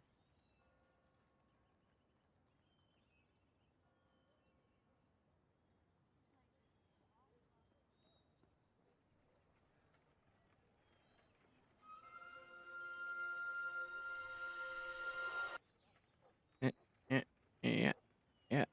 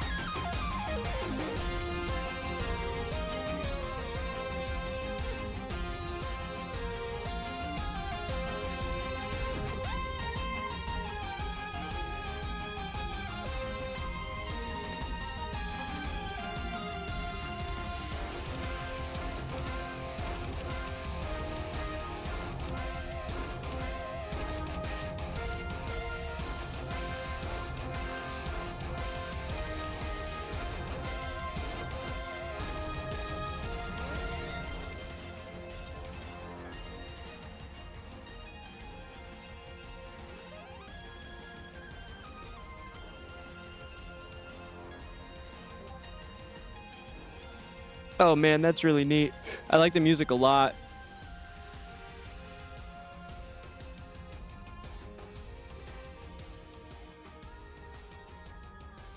Okay.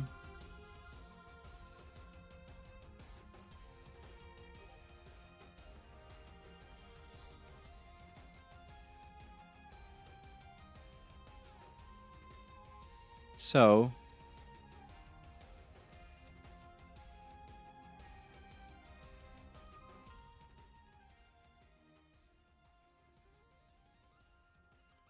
some of the most important parts of the Maulers is that relationship between the Blood Claw and the Grand Chieftain.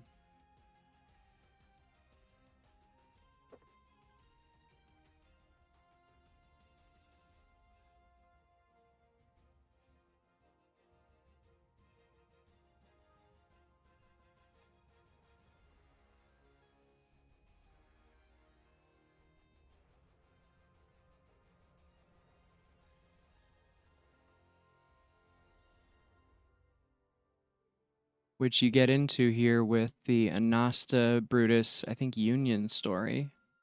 Let me find it. Yep. Oh.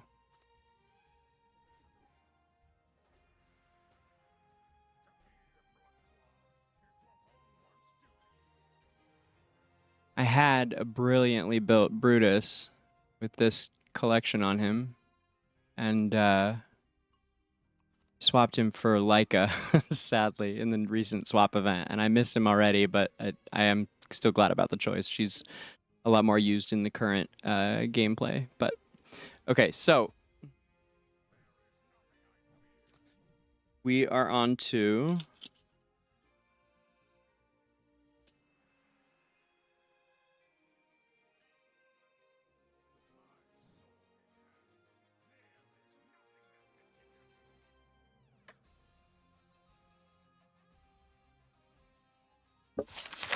This page would turn.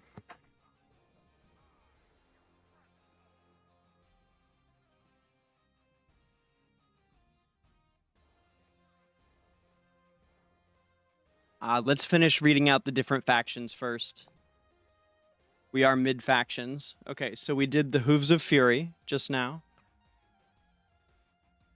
We are now on to the Crimson Arena, which would include Warwick and Titus, who many say is like the AFK Arena version of my man, Shakir.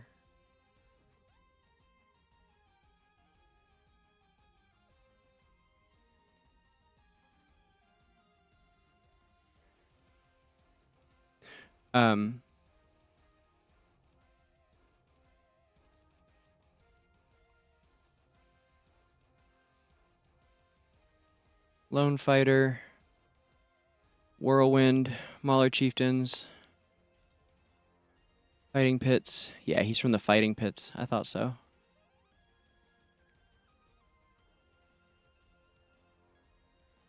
So, the Crimson Arena embodies the innate martial spirit of the Maulers.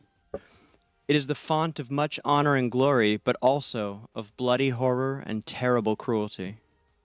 In some ways, the Crimson Arena is not dissimilar to the Wilder's Sunset Hall, as both are places where combat masters test their skills. The Sunset Hall, however, places more emphasis on the exchange of knowledge and technique, whereas the Crimson Arena promotes and glorifies strength by culling the weak. As an example, geography is but one of several reasons why hunting became the Mauler's main method of procuring food. Compared with agriculture, hunting has a rudimentary division of labor and a short supply chain, so requires a physically strong workforce with plenty of stamina. The old and infirm have no place in hunting groups. With limited Mauler resources in the first place, priority must be given to the strong. In order to ensure that no undeserving mouths are fed, the Crimson Arena therefore came into being.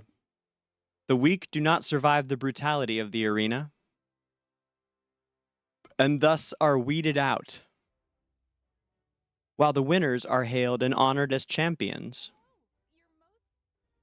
The majority of renowned Mauler warriors have been baptized in blood within the Crimson Arena. Those that are bloodthirsty thrill seekers, too eager to hone their skills or simply itching to draw blood. Some of them remain undefeated for years, while some slip up and pave the way for others' glory. The Crimson Arena's constant bouts of violence and bloodshed have given rise to vigorous gambling industry among the Maulers. That makes sense. Anything and everything can be wagered on these mortal fights, including money, weapons, slaves, and even territory. That sounds pretty Maulery, doesn't it?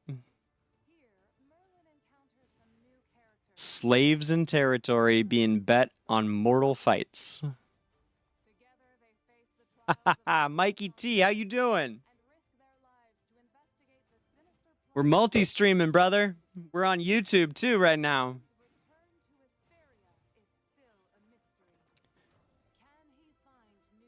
Beyond the land of the exiles lies, or beyond the scorched expanse lies the land of the exiles.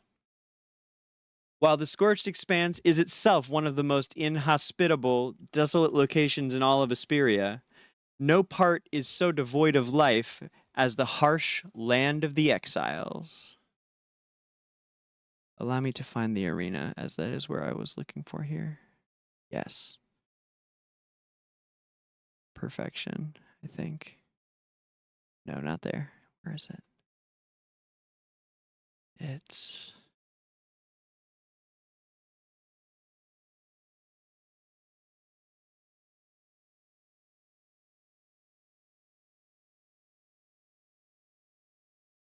Where's that really cool overhead shot of the arena where it just like sits on it? Yeah, there we go. Right through here. Yeah, got it. Ah, yes, look at that. Epic. Okay, wicked.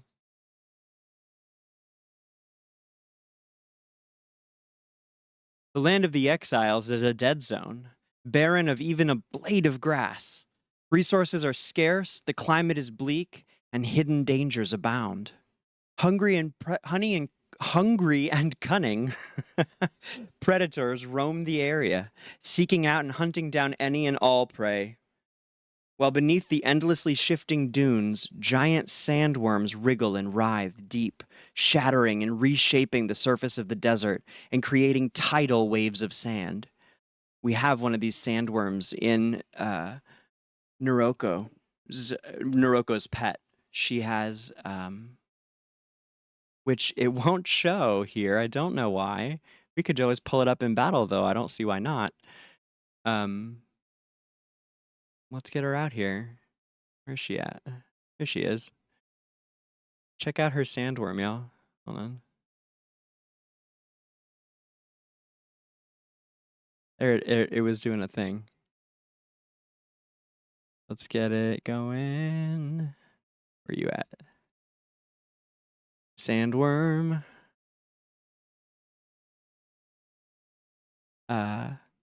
She went down, but her worm stays alive through the battle is one of the cool things. And now, of course, we have dragons. There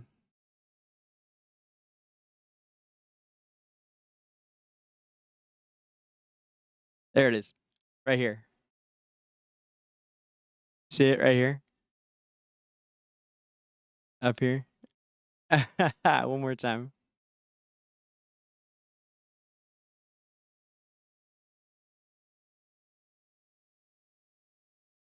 Right here.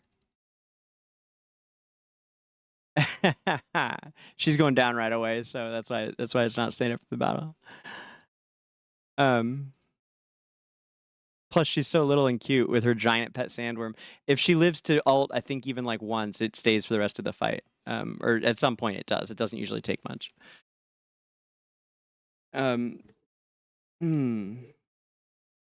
Beneath the endlessly shifting dunes, giant sandworms wriggle and writhe deep, shattering and reshaping the surface of the desert and creating tidal waves of sand. Those who avoid the worms must also beware the many pits of deadly quicksand scattered across the land of the exiles. No one knows how many bones of hapless souls, sucked down and submerged after just one careless step, lie buried beneath the desert. The land of the exiles is considered beyond the jurisdiction of the Mauler tribes, with even the Grand Chief holding no sway. Those who are brave or foolhardy enough to make this desolate place their home are governed by one law alone. The fittest survives. It is a cruel, unforgiving place that will swallow up all but the most skilled.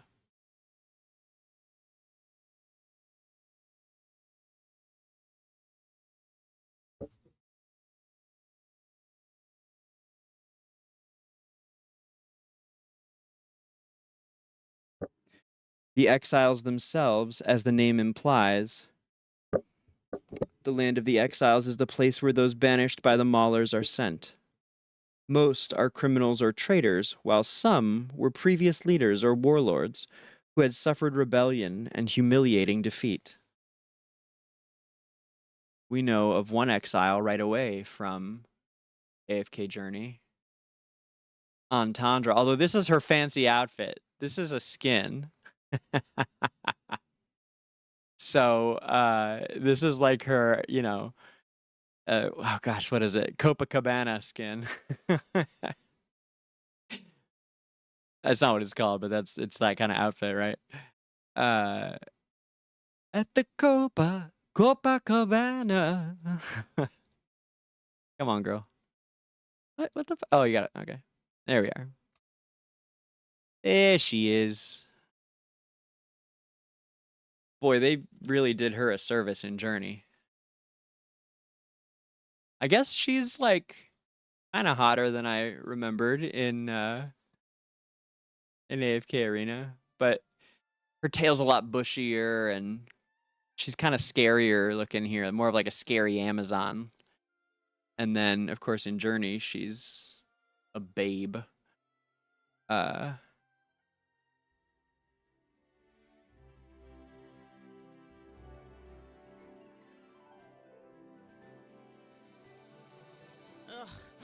weakling.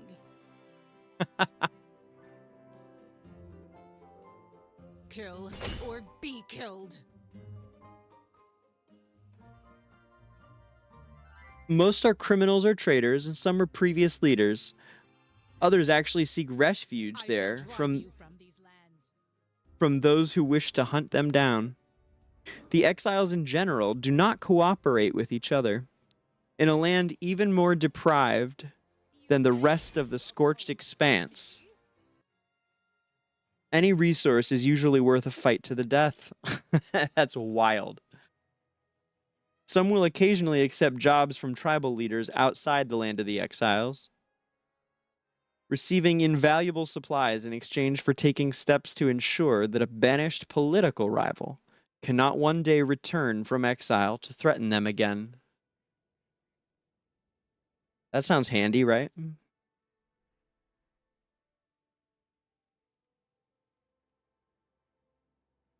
Taking steps. Like, what are those steps? Where's our girl here? Aha!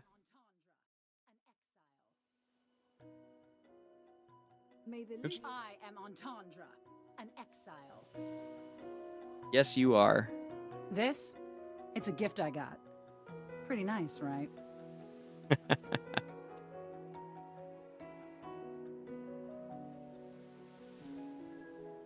Hey! Steady! I am Entendre, an exile. To protect everyone. Care to try?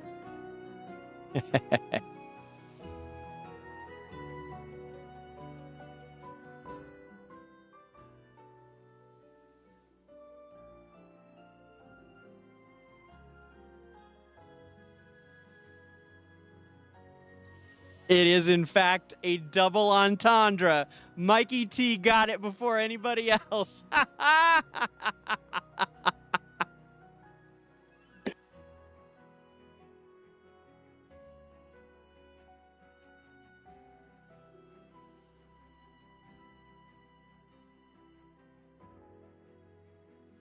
Fucking nails it, Mikey. Oh, man.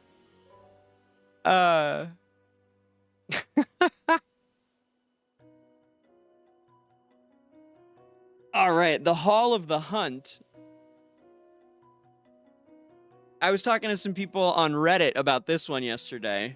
About the possibility of getting Savius in here as a Mauler. Where is he at? This would be pretty epic. Anyone who played early AFK Arena would remember Savius.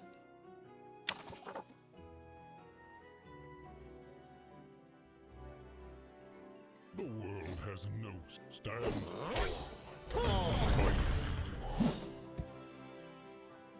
I fear no enemy.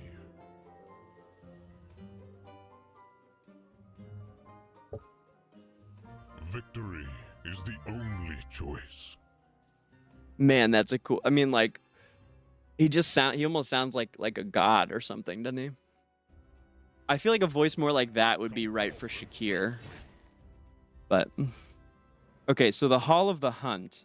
Hunting is not just the Mauler's primary mode of acquiring food. It doubles as a means of demonstrating their might. The most respected Maulers, besides warriors, are hunters. They are viewed as a group of indefatigable warriors, possessing the courage to wrestle with nature itself. The value placed on fighting and hunting will always be an eternal constant among Mauler kind. The Hall of the Hunt is a large cave carved out of a mountain, a spiritual home for the Mauler's greatest hunters and their many trophies. Huge, jagged fangs Precious furs and even dragon skulls adorn the walls. Anyone able to contribute such a trophy is regarded as a truly legendary hunter, peerless in their lifetime. The Hall of the Hunt also serves as the site for the Mauler's grueling rite of passage, a difficult and dangerous task to hunt a full-grown beast by themselves. Should they succeed in their solo hunt, the young Mauler will take a tooth or bone from their prey. This trophy will be made into some kind of jewelry, a testament to their coming of age. The Hall also governs the various hunting grounds within Mauler territory, setting rules by which every hunter must abide. During major festivals or victory celebrations, the Hall of the Hunt plays host to many hunting competitions, which are open to all. Spoils acquired from these joyous events are then consecrated to nature spirits. Hunters who bring down legendary beasts are awarded the title of Strongheart by a hall, an honor sufficient to make any hunter proud for a lifetime. Strongheart, I like that. In reality, however, this title has only ever been bestowed upon a handful of hunters in each generation.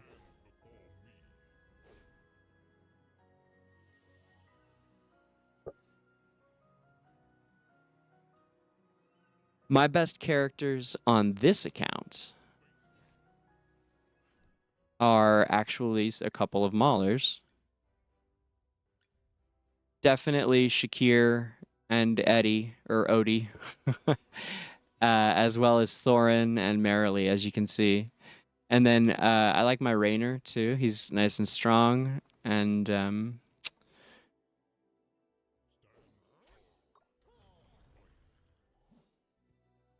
the whole team's really coming along. I would like to see more I just need one more copy of Iraan, and we'll have him Mythic Plus as well, and that'll really be something. That'll be huge for next steps. I'm debating going for Iraan's +10 before Merrily's, just because of how abysmal the prospects of of Dream Realm are on S1 for free to play. I'm considering spending those temporal essence on like a Iraan or I don't know, not Cece. She doesn't need it. Yeah, almost certainly. I feel like Iraan would be the other good option to go next if I don't do Merrily.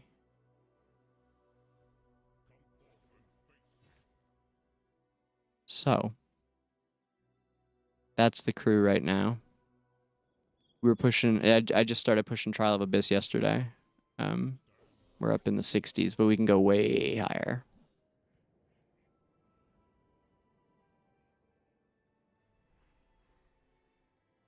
What time is it? Yeah. We'll do some. We'll get into some Trial of Abyss when we finish the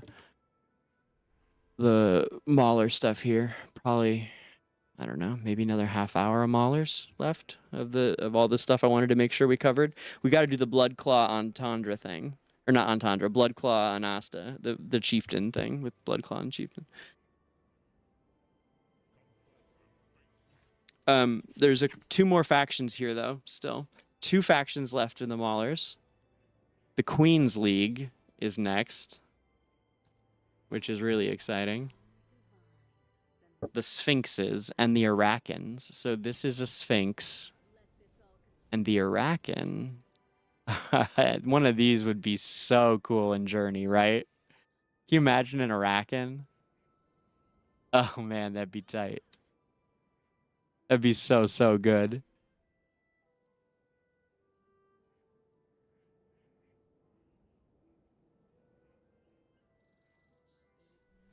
Who's sexier, Raynor or Shakir? I don't know, man. You mean like I mean,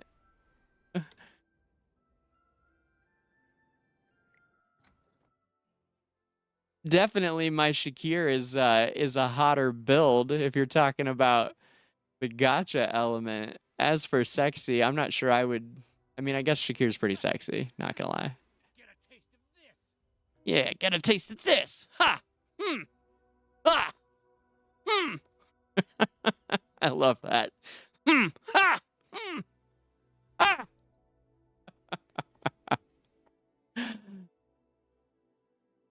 Yeah, I suppose he is probably the quote-unquote sexiest hero in the game.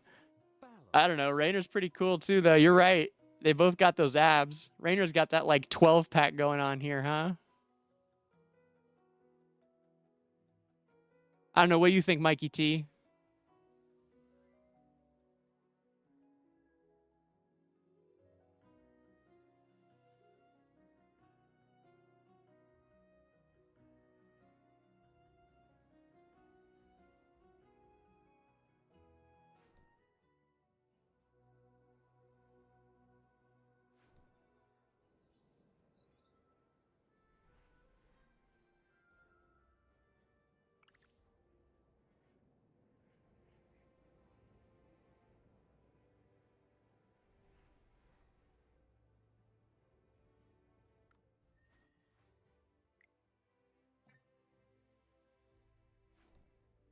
We need to do some Dream Realm too. It's a few, or not Dream Realm, sorry, Honor Duel.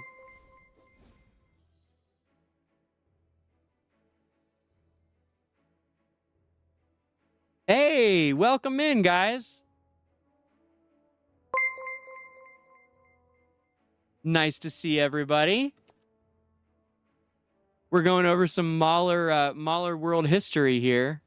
Also looking at Honor to see. I'm about to slip. I had hoped to move up this week, but people, I think a lot of people finished their grind and turned to Honor Duel, it looks like. So it's more like we are. Here, let me get the AFK arena off there.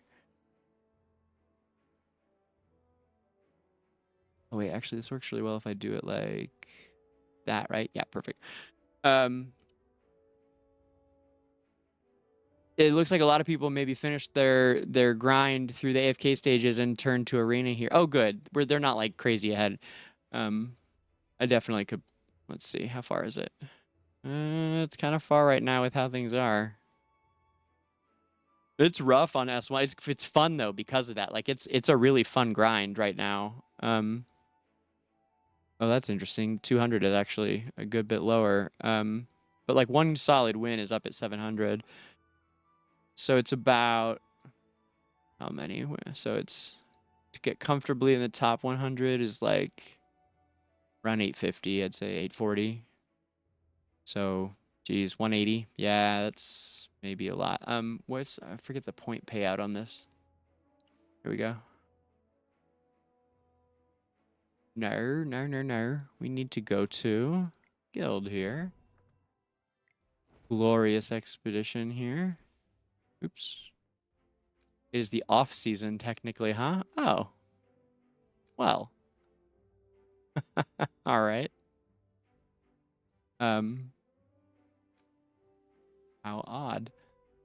It doesn't even show. That's so weird. It doesn't show what just happened. You know what I mean? Like it doesn't show what literally just, like the last one. As soon as it ends, they don't show who won anything. It's kind of, I'm sure they'll maybe fix that eventually. Maybe not. Yeah, so it's just a few more points for in the top 100, about 15 more points. Nothing major, but it's nice. But it's not like huge. But I'd like to get up here. But the smart people did it all right when it came out. When the game first launched, there weren't all the... So you're not playing against real players in Honor Duel. In case you guys don't know, you're actually playing against...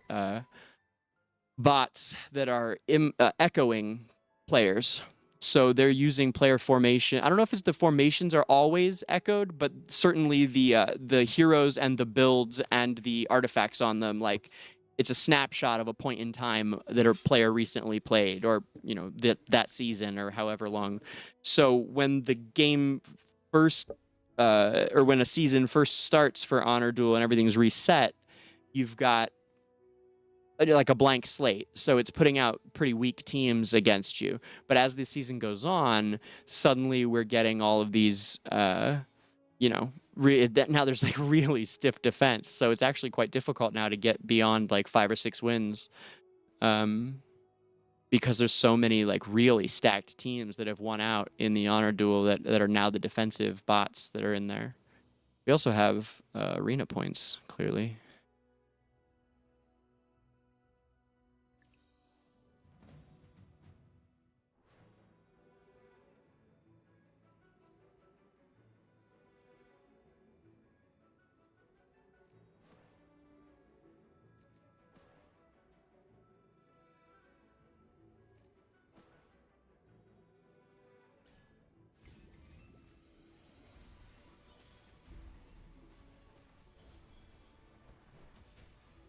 There you go, Shakir. Let's go. Yeah. DC down. Wreckers, man. Wreckers. Look at that cleanup.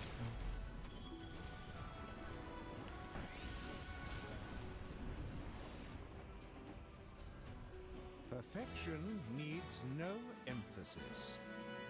Hard to say who's sexier when they're both winning like that, Christina.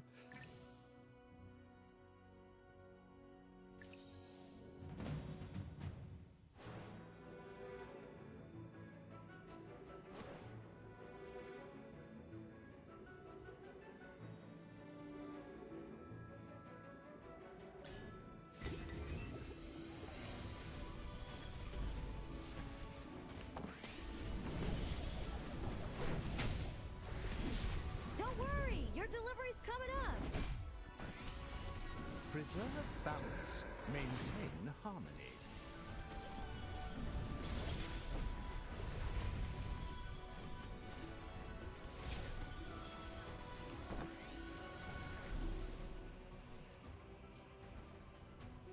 Well, victory is deserved.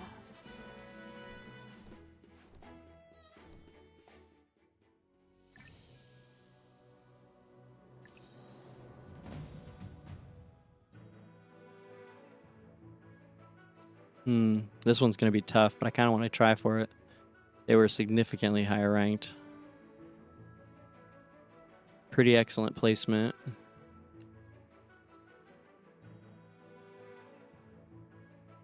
I don't know. There's no really easy way to attack this, but I kind of wanted to see what happens.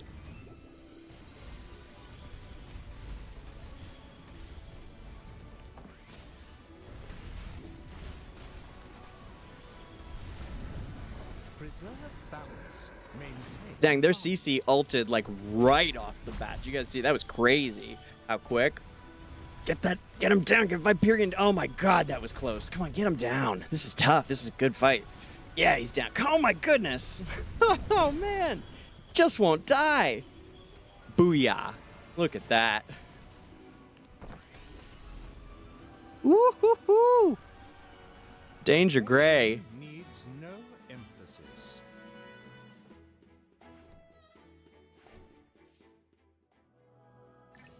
Let's push here. Let's just do a quick little streak.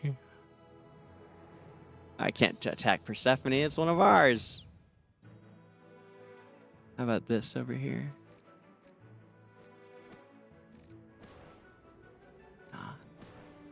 Nah. Yeah.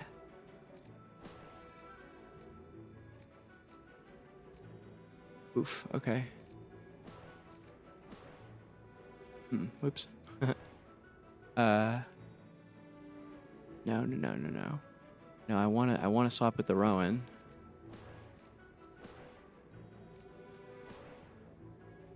Yeah.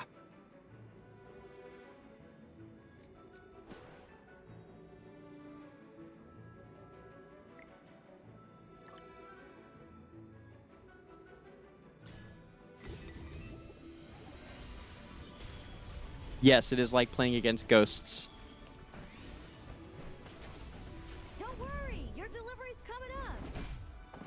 Where am I in Trial of Abyss? I just started pushing yesterday. We pushed up to, I think I just looked at it, we're at like 60 something. So, but I can push a lot farther. I just haven't pushed yet.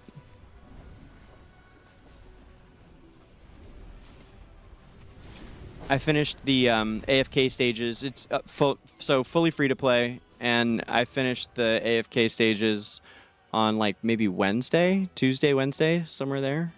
Thursday? Maybe Thursday. Anyway, the middle of the week.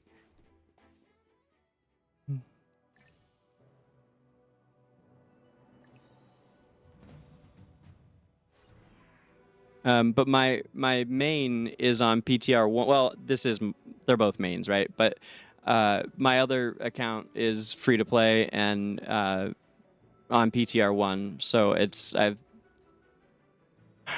I've been playing for about a year over there, and I'm on. I haven't pushed Abyss in a minute over there either, but I'm somewhere in the 300s. But I'm sure I could push all the way, considering I'm 356, 357 now.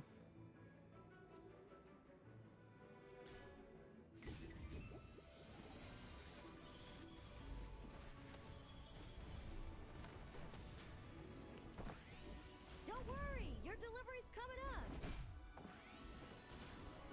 Get her! Oh no! Get her! Come on! Yes! Ah, Vala was scaring me, but we got her.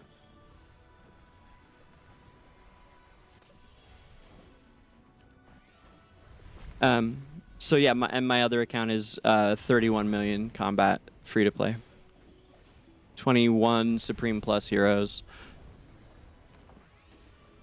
Saving for Paragon.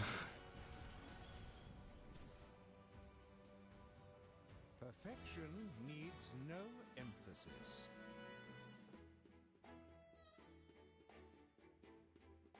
Where are you at, God of Wars?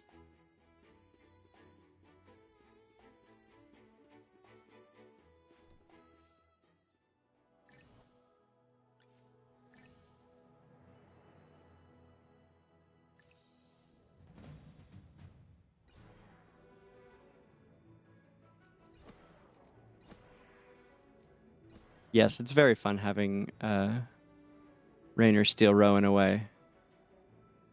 And incredibly important. Ah, too bad Vala's Mythic Plus. It'd be easier if she wasn't, but I still think we can do this. We may not. We may end up not quite making it through this one, but I think it's worth a shot.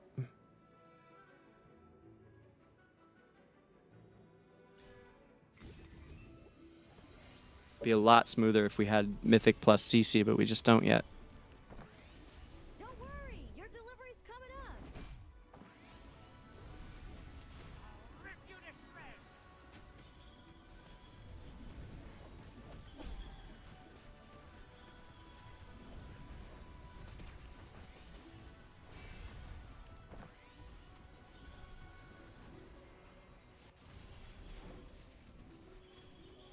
Man, we are really crushing. This is excellent. Come on now. Come on. Yeah. That was beautiful. That was gorgeous to look at. Perfection needs no emphasis.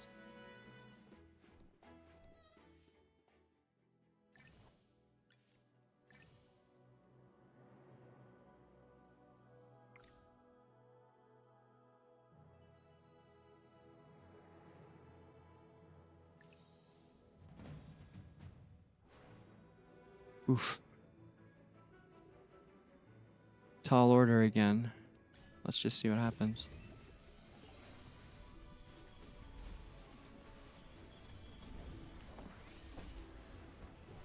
Don't worry, your delivery's coming up.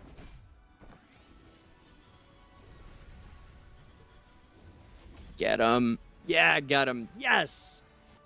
Blow him up, man. It works so cleanly. The synergy between Cecia and Shakir, I'm sure you guys see it. And Rowan. Pull their Rowan away from them. Bring him over. My Rowan goes off. Meanwhile, Shakir's about to ult. He maybe ults.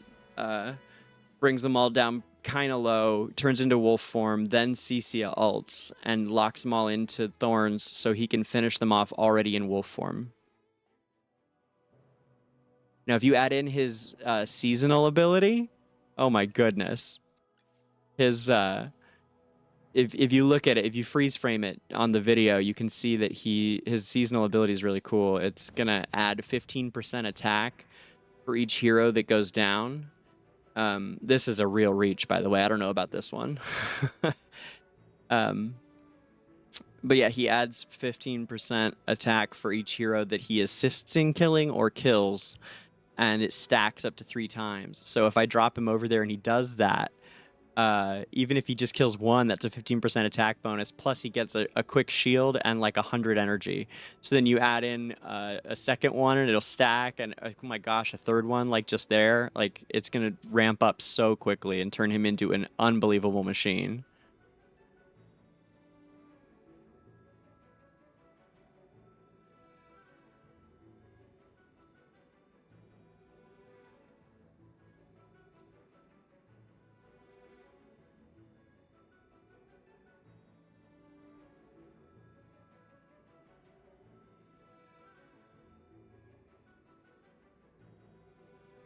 Yeah, 1120 was a pain.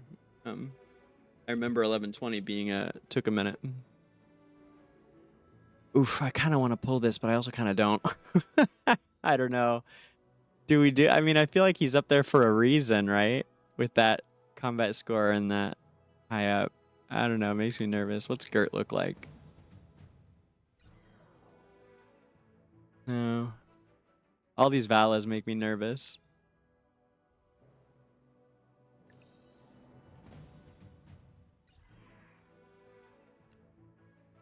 2-star Vala. Huh.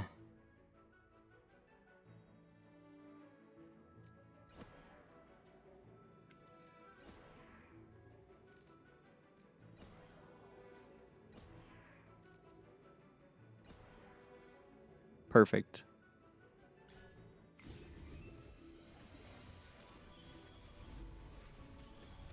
Come out to my side and fight for me.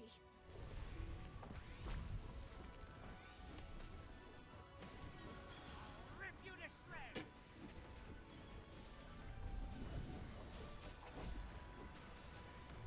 Oof, yeah, that was tough. Come on, get him. Finish him. Come on, get him.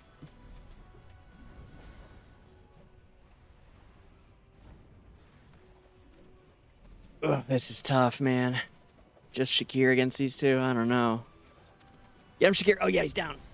Can he do the damage after he dies? I guess I didn't realize that. He can die and then still deal that damage? It's a pain, huh? Uh-oh, my boy's not in wolf form anymore. That's not good. Yeah. Shoot, that was so close. That was really close. All right, we're going to leave it there. I want to make sure we stay in Legendary. Cool.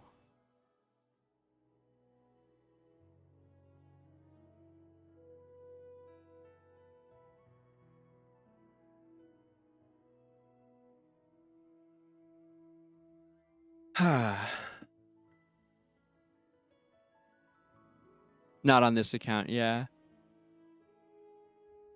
Hey, thanks, God. Nice to see you, man.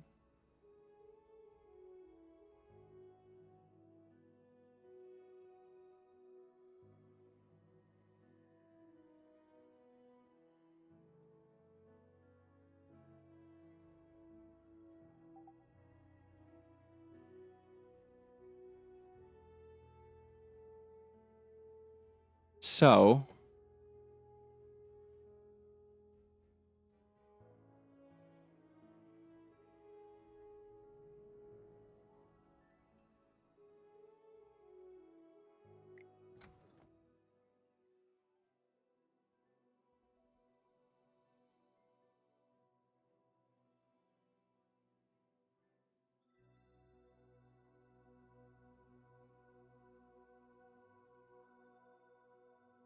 the Queen's League of Arachnids for the Maulers.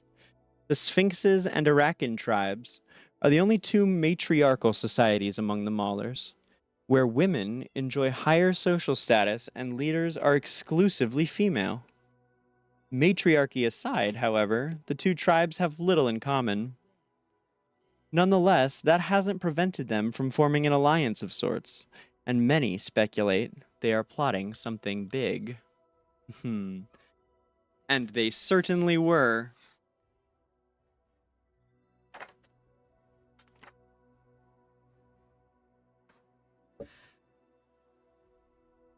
Awoken Sophia happened through the arrangements of. Here's Sophia in her original form.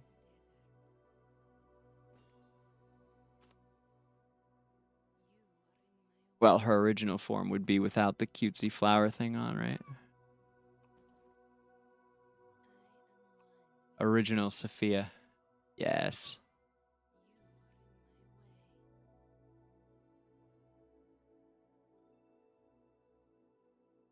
The matriarchal society of the Sphinx has been deeply involved with magic for generations. Traditionally, arcane knowledge and skills are passed down from mother to daughter. The practice of magic within their tribe restricted to women.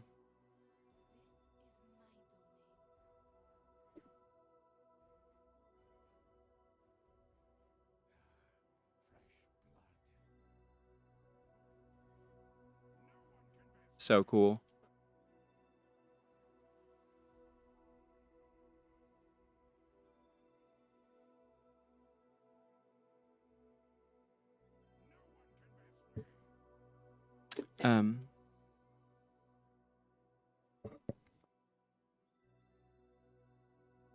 Among all the extensive magical knowledge of the Sphinx of the Maulers, one school in particular is regarded as taboo.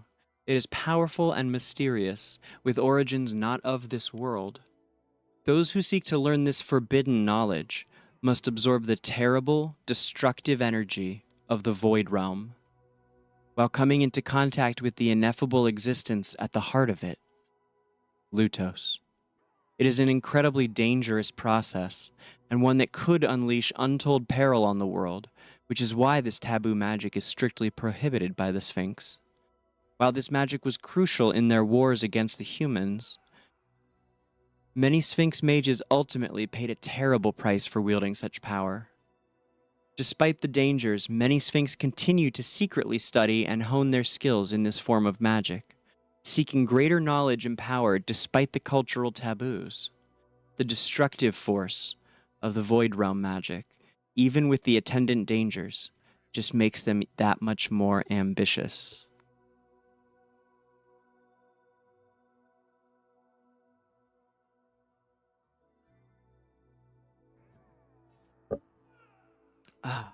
You know, Christina, I just saw your comment, and actually, I prefer, well, not prefer, but I've been using Sylvina to counter Vala lately. Vala just falls over to a good Sylvina.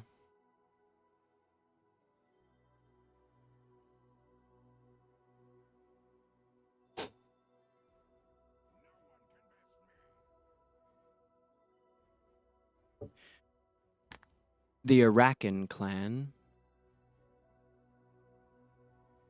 We'll show the Iraan here. Actually, I can just add the window in here, I suppose. Let's see here. Yeah. Totally can. Yep.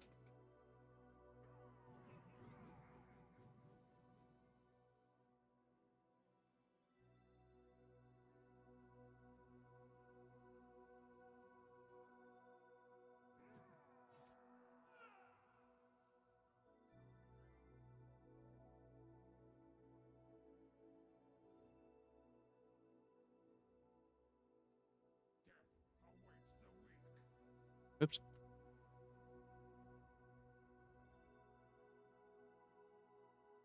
Oops. Come on now.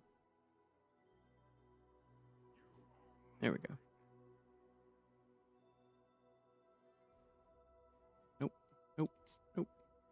There we go. Okay.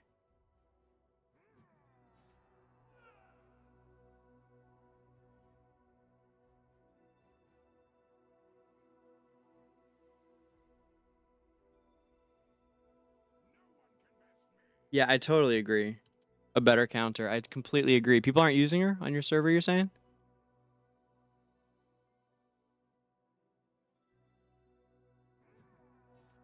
Let me just grab this the proper way. Where the hell is it? Come here. There we go. Boom. Ah.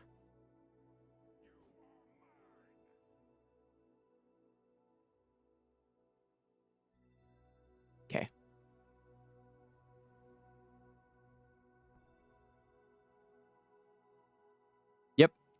Yeah, she just takes her right out. I mean, Vala falls over. Honestly, you've seen Vala is quite preyable for my Shakir CC combo there. I mean, it works as long as the CC, as long as Rowan gets CC going pretty quickly. She gets caught at the tail right before she goes off with her ult. A lot of times I take her down. I just did it 2 or 3 times just there. If you were watching that series of PvP from me.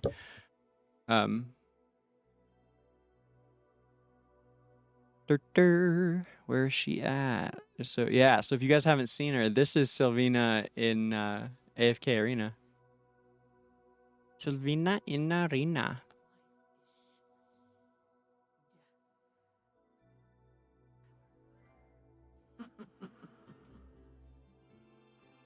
Feel my piercing embrace. Life is short. Death is forever. Life is short. Death comes your way. Blink, you'll miss it. Dead, but not gone.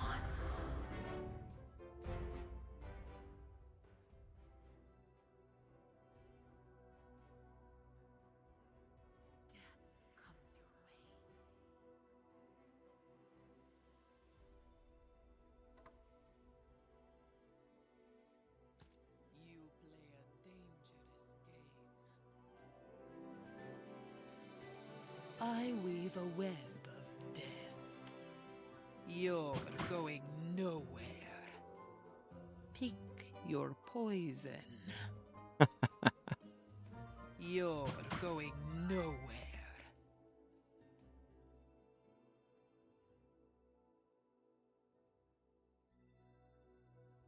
So the Iraqan,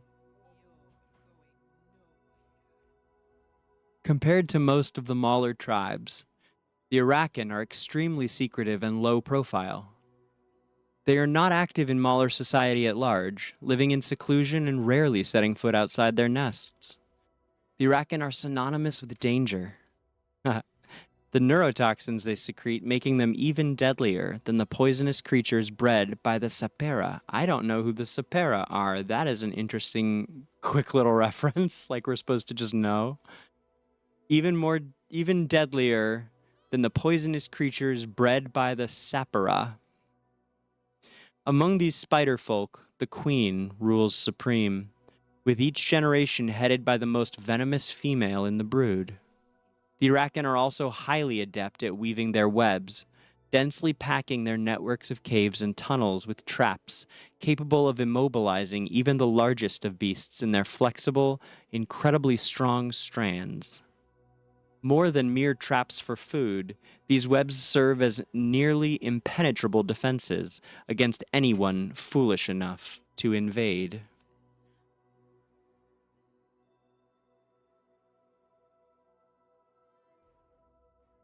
Giant's Jaw. A huge rift valley located on the western side of the Scorched Expanse. This gorge is not naturally occurring. It was created by a giant meteor which came crashing down from the sky. In addition to creating a yawning crater, the meteor cracked to the ground surrounding it, with fissures spreading outward in all directions. The Greyclaw clan. Now we're getting into the Dury, I believe. Yes. We could totally use a Dury or two. I think we'll get one pretty soon, would be my guess, because they are a major part of the Mauler clan. So the Dury are... Where's my guy?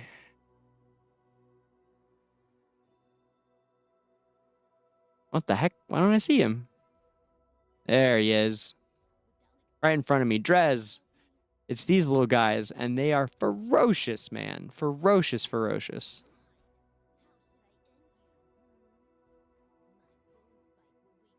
I love his voice, too. Take your life.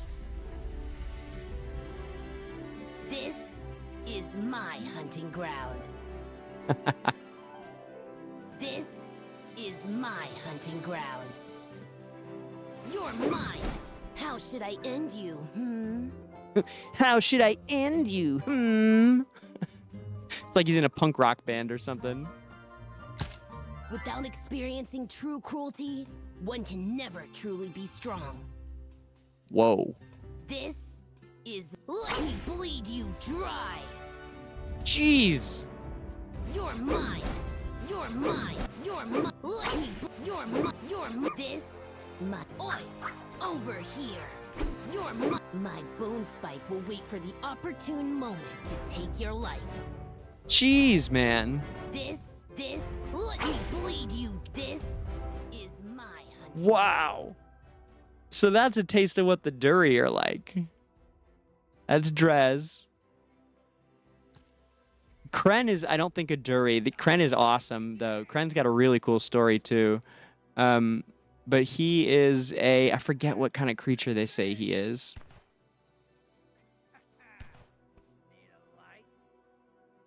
But another Duri is Screg here. That's obviously a skin.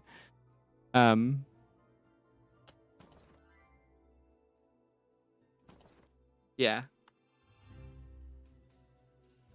There we go. What do we have here? He wears that bone jaw thing, which is cool. Only coward. Is it over already? Your time is at its end. This is going to hurt. There he goes. Only cowards run away. Haha.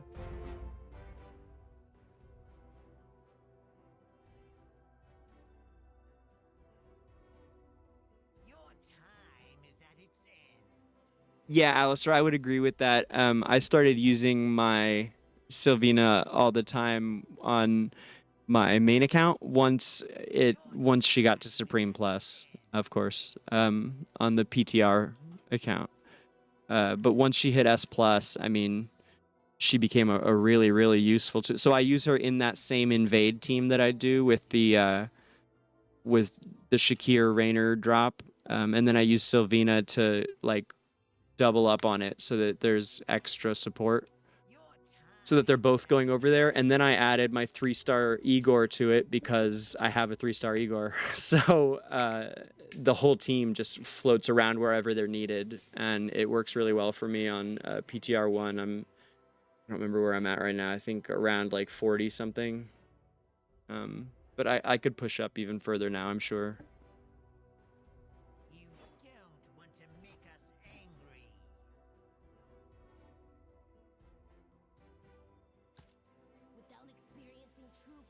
The Greyclaw clan, the rodent-like Duri, are one of the most prolific species in all of Esperia, occupying the bottom of the food chain.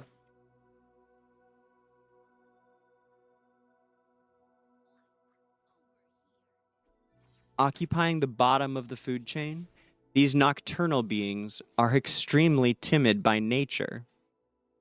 The deep, winding ravines of the Giant's Jaw create the ideal habitat for the Duri. Of course, the Giant's Jaw, again, being the hole in the ground on the western side of the Scorched Expanse, created by a meteor that cracked it.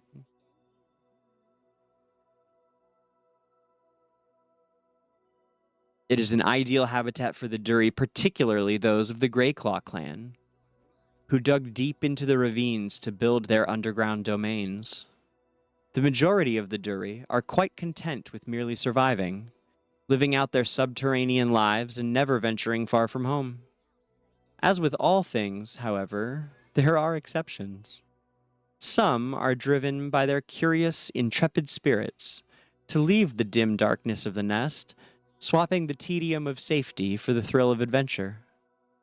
As the Duri are generally frail, timid, and weak, they do not tend to involve themselves in a lot of frontline combat, but their numerical advantage and unique skills are still of use to Mauler war efforts.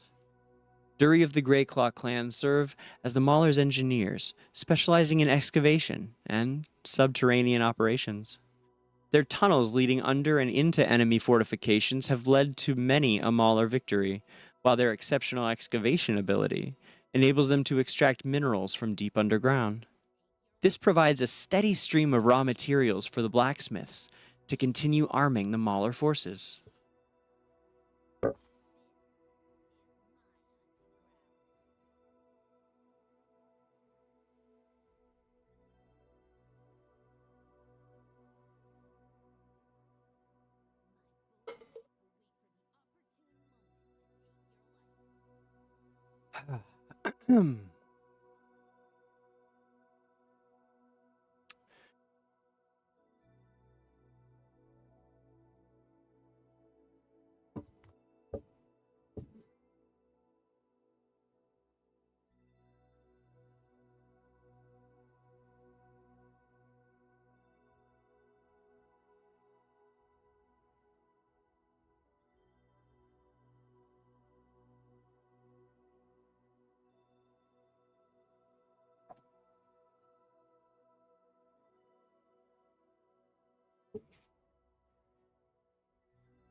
And finally, we turn to more recent history for the Maulers.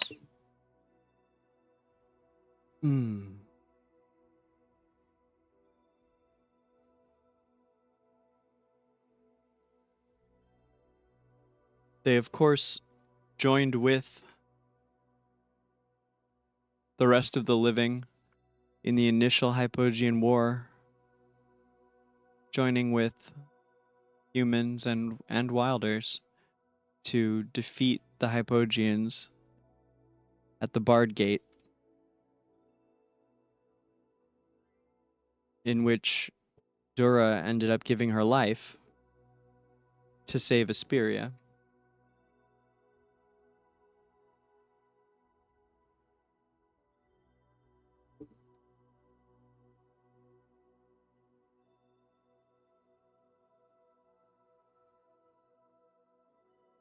And you get a lot of Graveborn history over the next 1,000 years or so. And you don't really hear a bunch about what the Maulers and the Wilders and such have been up to until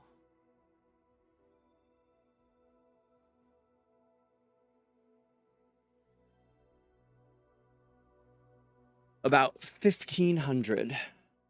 So Dura dies around the year 82. And then in the year 1500, and there are some things in between, but as from the direct history book, 1551, the western coast of the Scorched Expanse originally held but a few small rustic fishing villages. And of course, the, what's it called? The Giant Jaw? What's that on the western edge?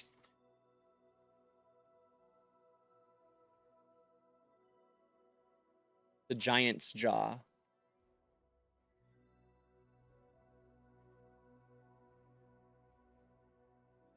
Yep, the Giant's Jaw. Mainly engaged in fishing and hunting were these rustic villages on the coast there. However, with the subsequent establishment of Crystal Sands Harbor, a series of free trade policies implemented by local clan leaders, Mutthir Town, the largest desert coastal city of the Maulers, began to flourish. Merchants from all over the world would converge there, and the core industries shifted from fishing and pearl farming to commerce and maritime trade. The Mauler residents of Mutthir became more hospitable and business-minded than those who remained in the Scorched Expanse. The city boasted the largest crimson arena in the world, and part of a tradition with a long history among the Maulers, the Crimson Arena.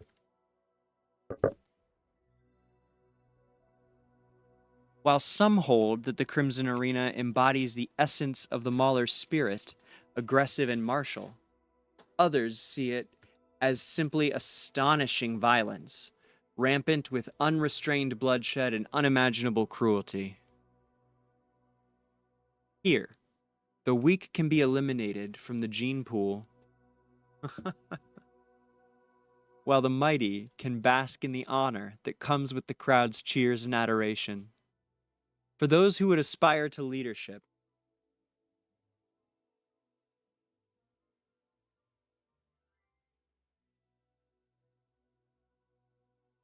For those who would aspire to leadership, this baptism in blood is a very public display of strength, wits, and brutality, with many Maulers wanting to demonstrate their martial prowess and achieve winning glory. There is seldom a lack of contenders who seek to prove themselves in this bloody arena. The Crimson Arena in Mutt here was the first of its kind to launch seasonal operations, and, through canny commercialization, its top gladiators were soon held as stars. A complete commercial chain sprang up around the activity of the Crimson Arena, including shopping, entertainment, and gambling.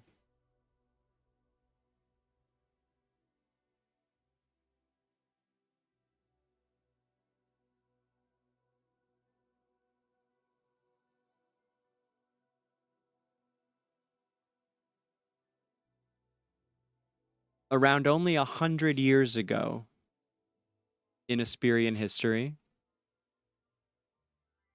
there was a great goings-on known as the coup at Chieftain's Peak. Of all the Maulers, the Grand Chief possesses ultimate authority. Should disputes arise over water, pastures, hunting grounds, or other resources, the Grand Chief acts as both mediator and final arbiter. However, one such ruling left a warlord named Zamuhan disgruntled and resentful, vehemently disagreeing with the decision. Zamuhan led his men to where the Grand Chief resided on Chieftain's Peak, intending to seize power in a violent coup. After a vicious skirmish, the attackers were eventually repelled by the Grand Chief's bodyguards, the Blood Guard. Zamuhan led the remaining rebels into exile, where they turned to banditry and became known as the Quicksand Claws. This motley group of outlaws were armed and organized with the efficiency of a conventional army, and were secretly financed by the Lightbearer Empire. Again, that's the Quicksand Claws. They are like the evil set of Mauler factions. No news yet, May.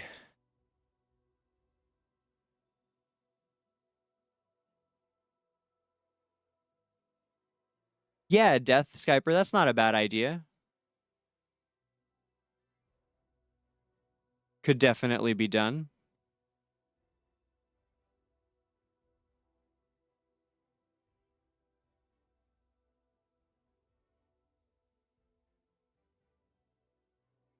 That's a great idea, Death. Let me write that down.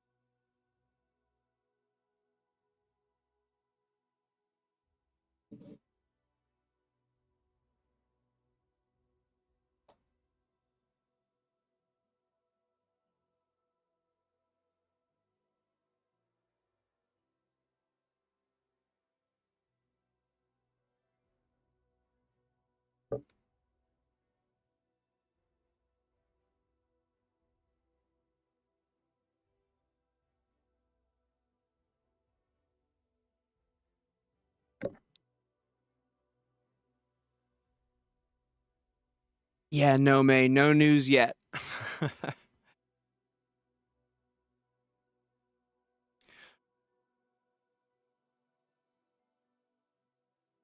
Once the season starts, I should have a lot more access and ability to press and get some answers on some things, and hopefully we can have the lore community, have an impact on what comes next, on the future here.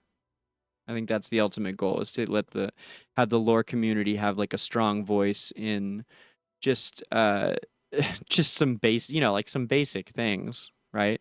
Just like basic lore fan rights, like not changing things and caring about the quality of them and not using AI and those sorts of things. But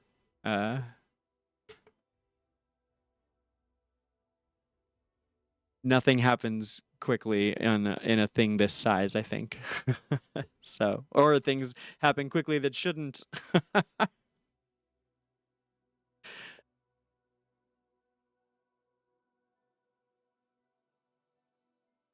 The number one character I'd like to see.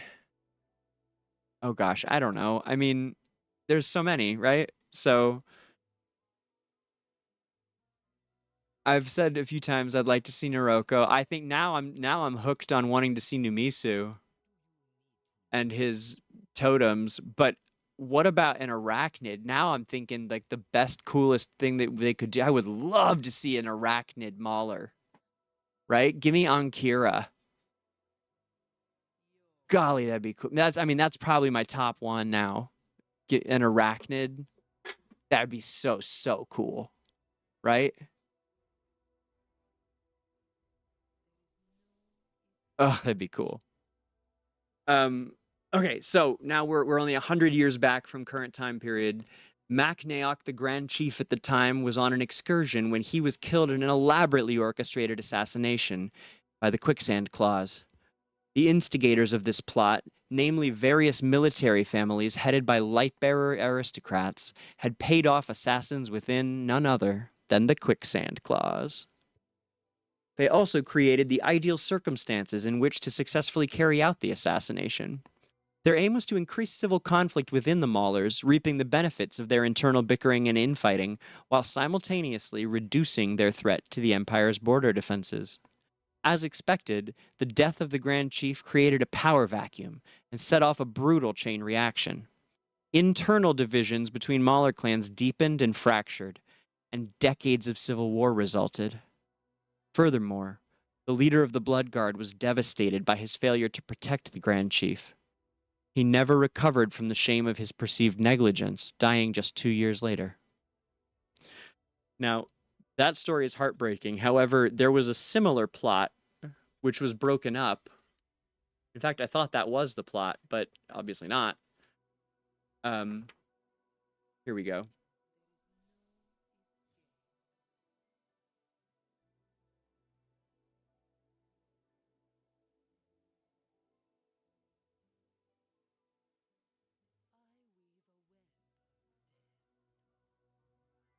In 1680, again, right now it's like 17, I don't know, man, hold on.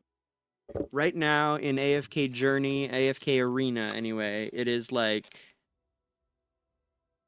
17, somewhere between 1720 and 1780. If anyone knows, I'd love to hear. Yeah, somewhere between 1720 and 1780.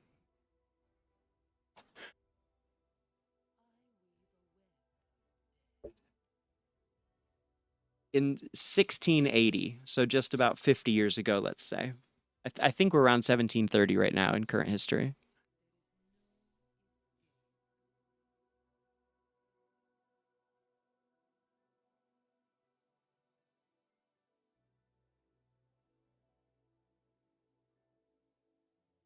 Here's Sadrana, by the way. For my fellow Sadrana fans. She has a skin on there, but I love her little winter coat. Isn't that cute? 1680 as the conflict between the Bearfolk and the Centaurs. This was big. As a nomadic clan in the bountiful oasis of Dura's Gift, the Centaurs are constantly on search for water and grass for their existence. However, since the previous Grand Chief had been assassinated, clashes between Mauler clans over natural resources were increasing, and the survival of the Centaurs was in doubt. During war, were disgraced. This is Golos. Other clans took advantage of this opportunity to carve up the Bearfolk's territory, and the status of the Bearfolk in the Mauler's eyes was irrevocably tarnished.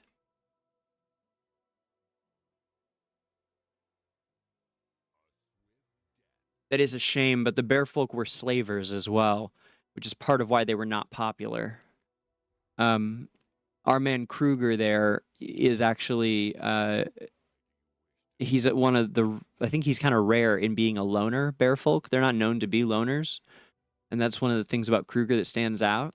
He actually, I do have his lore video is on my channel. If you're interested with his original backstory, just like all the characters here in AFK Arena, even these little guys, these are like basically acorns. Golas is an acorn in AFK Arena. He's a food hero. Same with Ankira. They both are. Also, so is Sylvina, if you guys don't know. Sylvina and Niru both are food heroes. They're acorns in AFK Arena. Sylvina here and Niru. See how many of him I have? They're acorns, the equivalent. Trying to think if anyone else is. There's someone else who is. Oh, Arden, of course. Yeah, he still has this. He's still the same person, although the personality was greatly changed. I love Arden so much. When I started out, he was still a good hero to use. No, I didn't. I'm about a year and a half late on the AFK Arena train, but he was still decent for when you were just starting out, because of his route, the same way he is now. And Savius too. We talked about Savius earlier. Beastly, man. Strongheart. Ah, what a cool name.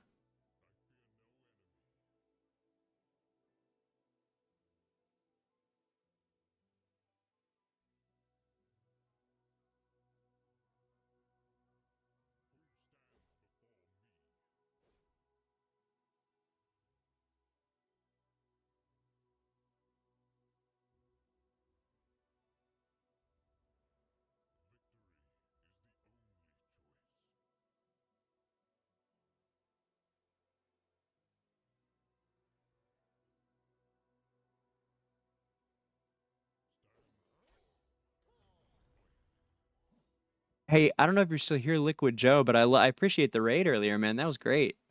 Really, truly. That was awesome. I love having you guys in here. Just making sure that the Twitch yesterday the Twitch chat was getting backed up. Sorry, guys. It was like just for some reason geeking out. But knock on serious wood, no issues so far today, which is great.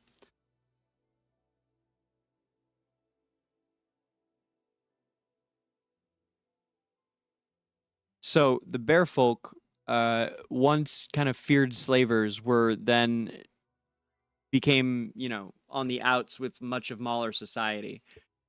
As it says, the status of the bear folk in the Mauler's eyes was irrevocably tarnished after this combat with the centaurs.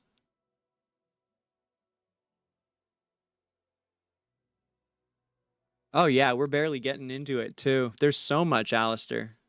So much.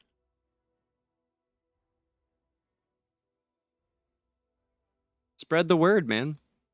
Spread the word. Let's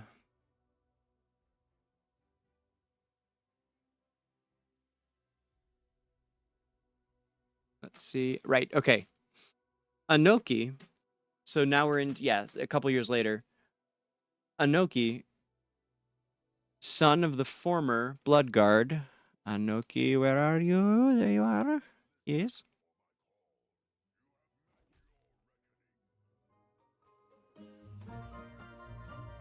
You have met your reckoning. Ah. My life for the herd.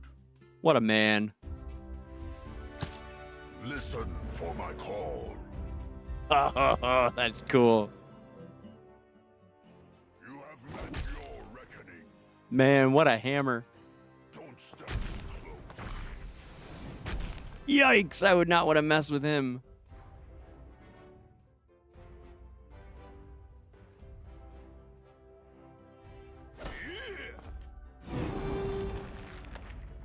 Yeah, that's a great idea, May. Sure.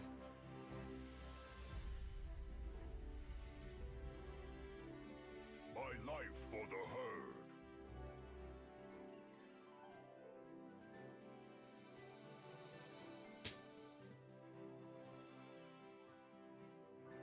The horns of war have been sung.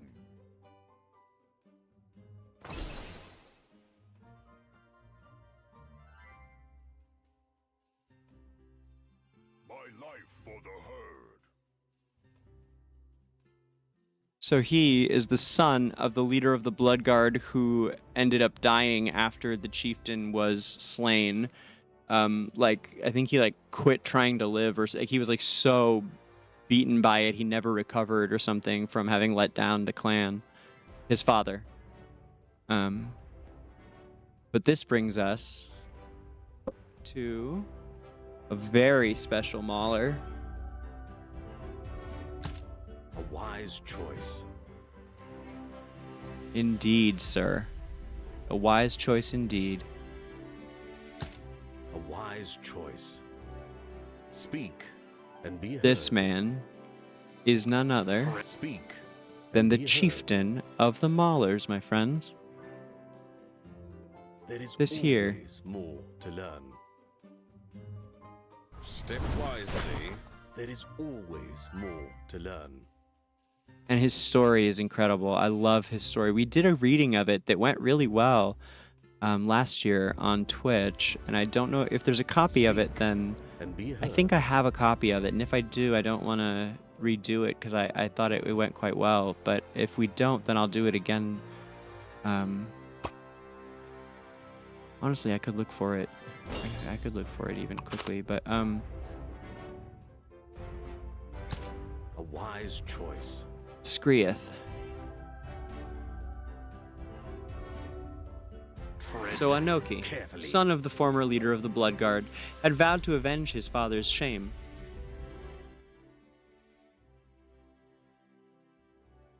He continued tenaciously investigating the assassination of the Grand Chief, while assembling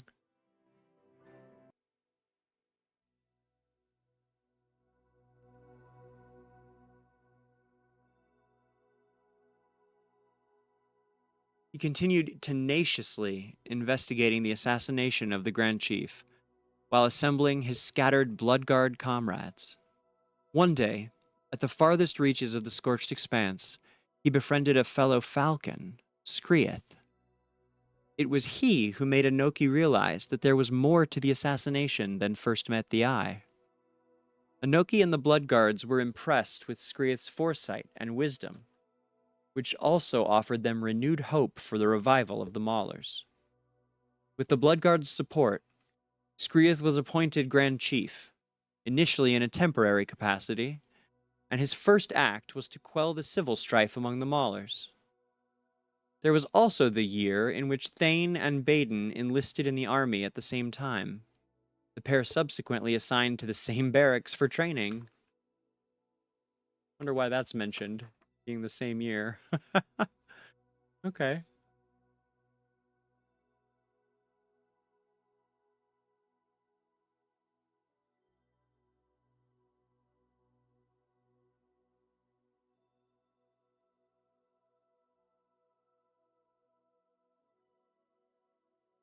It really is weird with the whole heroes going into each other thing, yeah.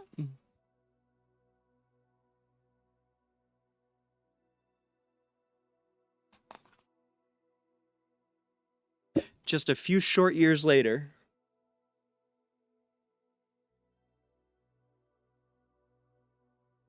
the House of Rain, the most powerful family in all of the Lightbearer Empire,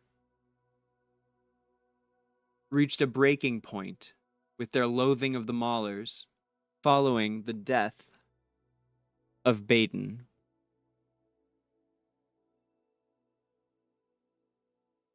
The Lightbearer King granted permission for the Rains to avenge Baden by launching an aggressive assault against the Maulers with their Guardians of Dawn.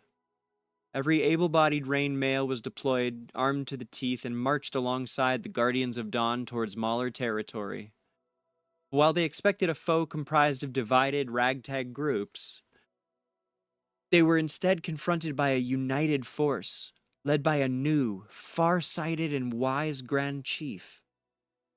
At the same time, the nobles of the Empire, already colluding with the Court of Terror, Graveborns, took the initiative to approach Skrieth and inform him of the Guardians of Dawn's forces and planned attack route.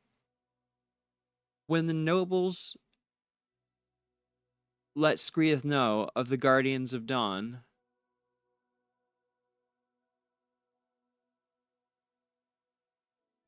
Oh, I lost my place.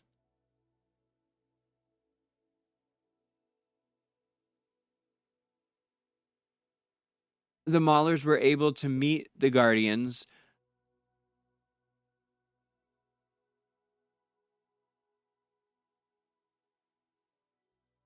in a battle the ferocity of which was unprecedented. As the Guardians strode confidently into Mauler territory, the Mauler preparations had been more than sufficient, and they possessed not just a surfeit of supplies and equipment. Dang, that might be the biggest word that there's been today, and there's been a bunch of them. But surfeit is like, that's just flat out SAT words.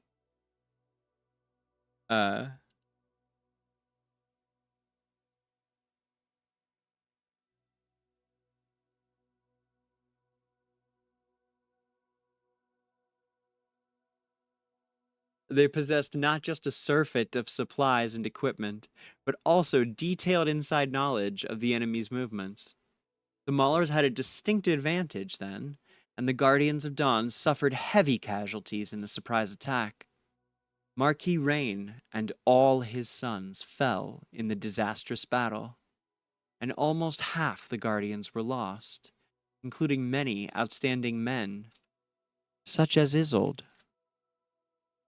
Shockwaves reverberated throughout the Empire when the news that every man of the House of Rain had been slaughtered reached the capital. Grand Chief Skrieth subsequently used the pretext of the Empire's previous acts of border incursions to declare all-out war. Suddenly, the Empire was forced onto a defensive footing, with the Imperial garrison barely holding the border against the Mauler onslaught. It was during this time of crisis that Hogan, the general of the border forces, rose to the challenge and found fame for his achievements in defending the Empire. Hogan! Hogan, my lad.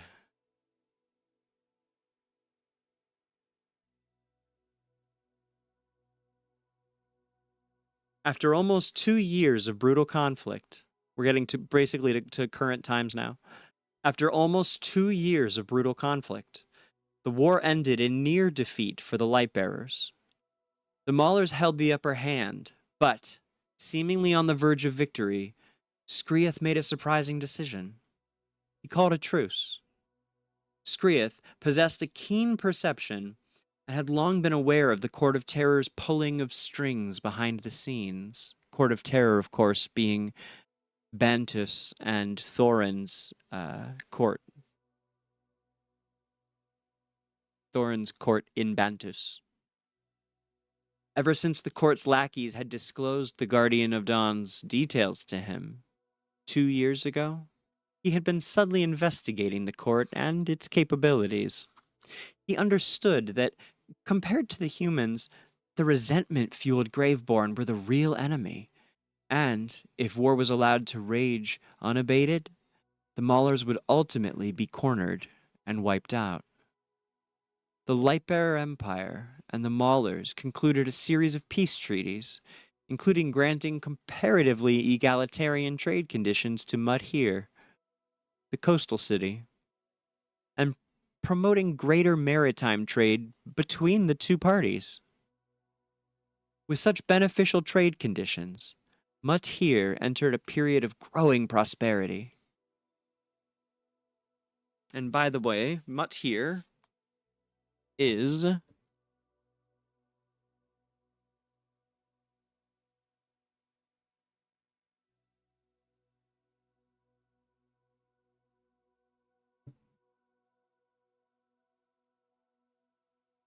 yep, like that.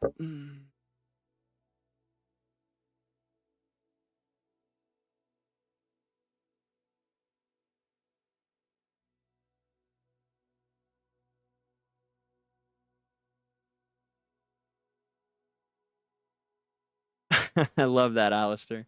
All right, guys, quick bio for me. I will be back momentarily. Give me like 3-4 minutes, something like that.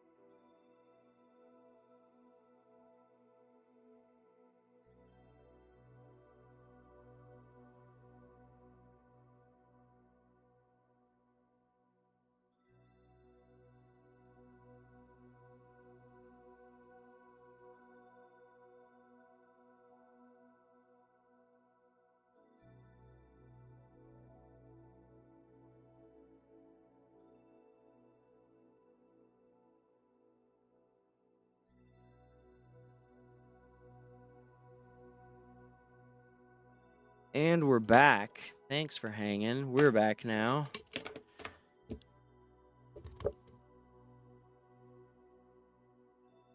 Well, I'm back now. Ah.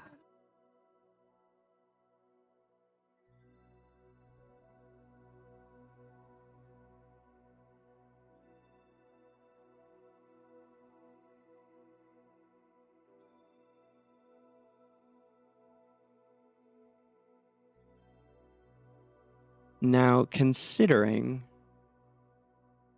we've gone entirely through that Mauler history, I would say the things that are missing is like the individual stories, but I'm not sure that that's what to do today. I think we might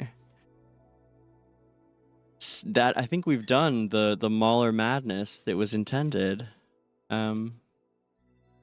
This whole incredible backstory of the Maulers here.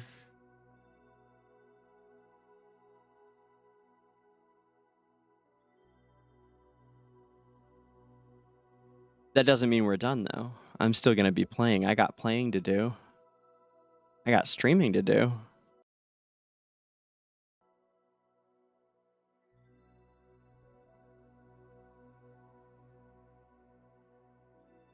Yeah, Dolly, we get it. We get it, baby girl. Thank you. But what about that arena there, eh? Yeah?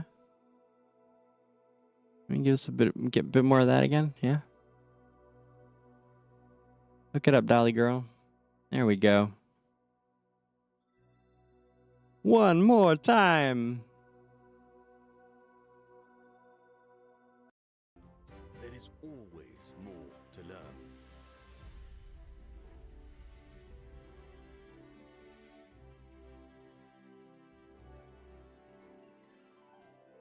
Step wisely or suffer the consequences.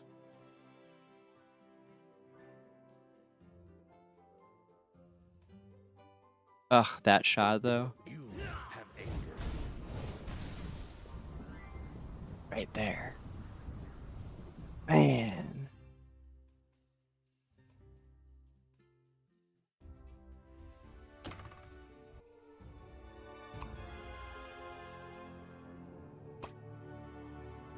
Ah. Nothing is more divine than the taste of power. Oh, that's the last thing that we should show anyway. We've got a video. I shall illuminate the path to victory. That's the non-British Leica.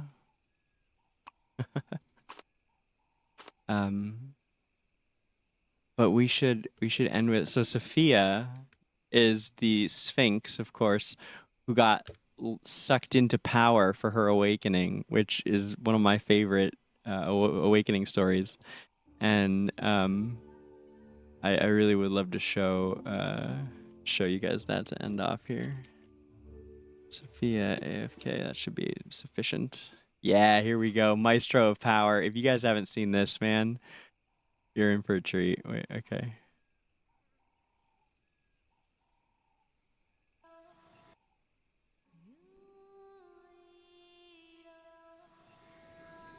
Power, the most ferocious beast lurking within the wilderness of desires. Only the chosen few can tame its wild nature. And I, the unrivaled maestro, stand among them. I dwell amidst the web of ambition. Maestro of Power. Each step is a grand performance, a meticulously choreographed symphony. My dear, there is no pleasure more divine than to bend another to your will. The feeling of being in total control, of being at the pinnacle. Oh, how splendid it is. Once, betrayal coursed through my veins, fueling the flames of hatred that twisted within my core. I shall wager my fate taking control of this game of power and desire. The Void Fragment. Bask in the eternal bond we share, and give yourself unto me. You shall forever be mine.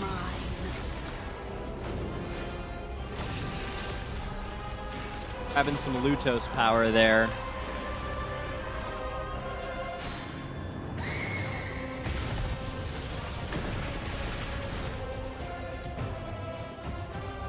Amidst the grandeur of my unchallenged rule, this grand spectacle of power has only just begun.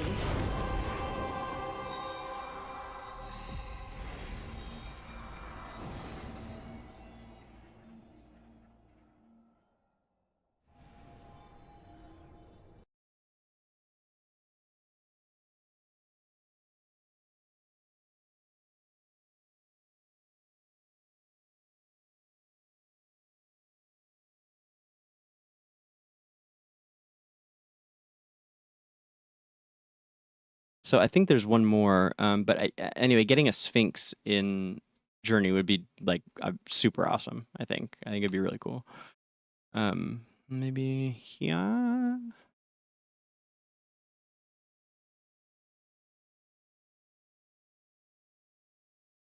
Is this the same as what we just saw? I'm not sure it is.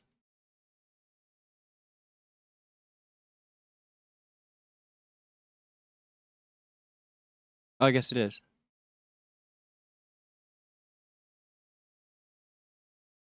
Within the wilderness of desires. Yeah. Right? Only Maybe? the chosen few contain its wild nature. And the unrivaled maestro Yeah. stand Same thing. among them.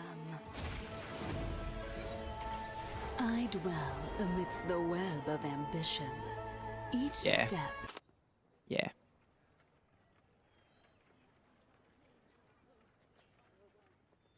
Right. Yeah, I totally agree. Not there yet, but like I keep saying, I think the most exciting thing about Journey is its potential. So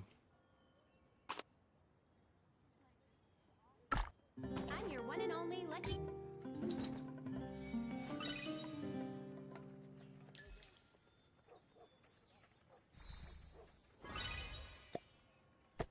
stargazing.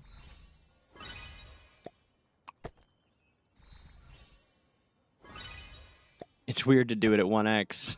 It's like super weird. Okay.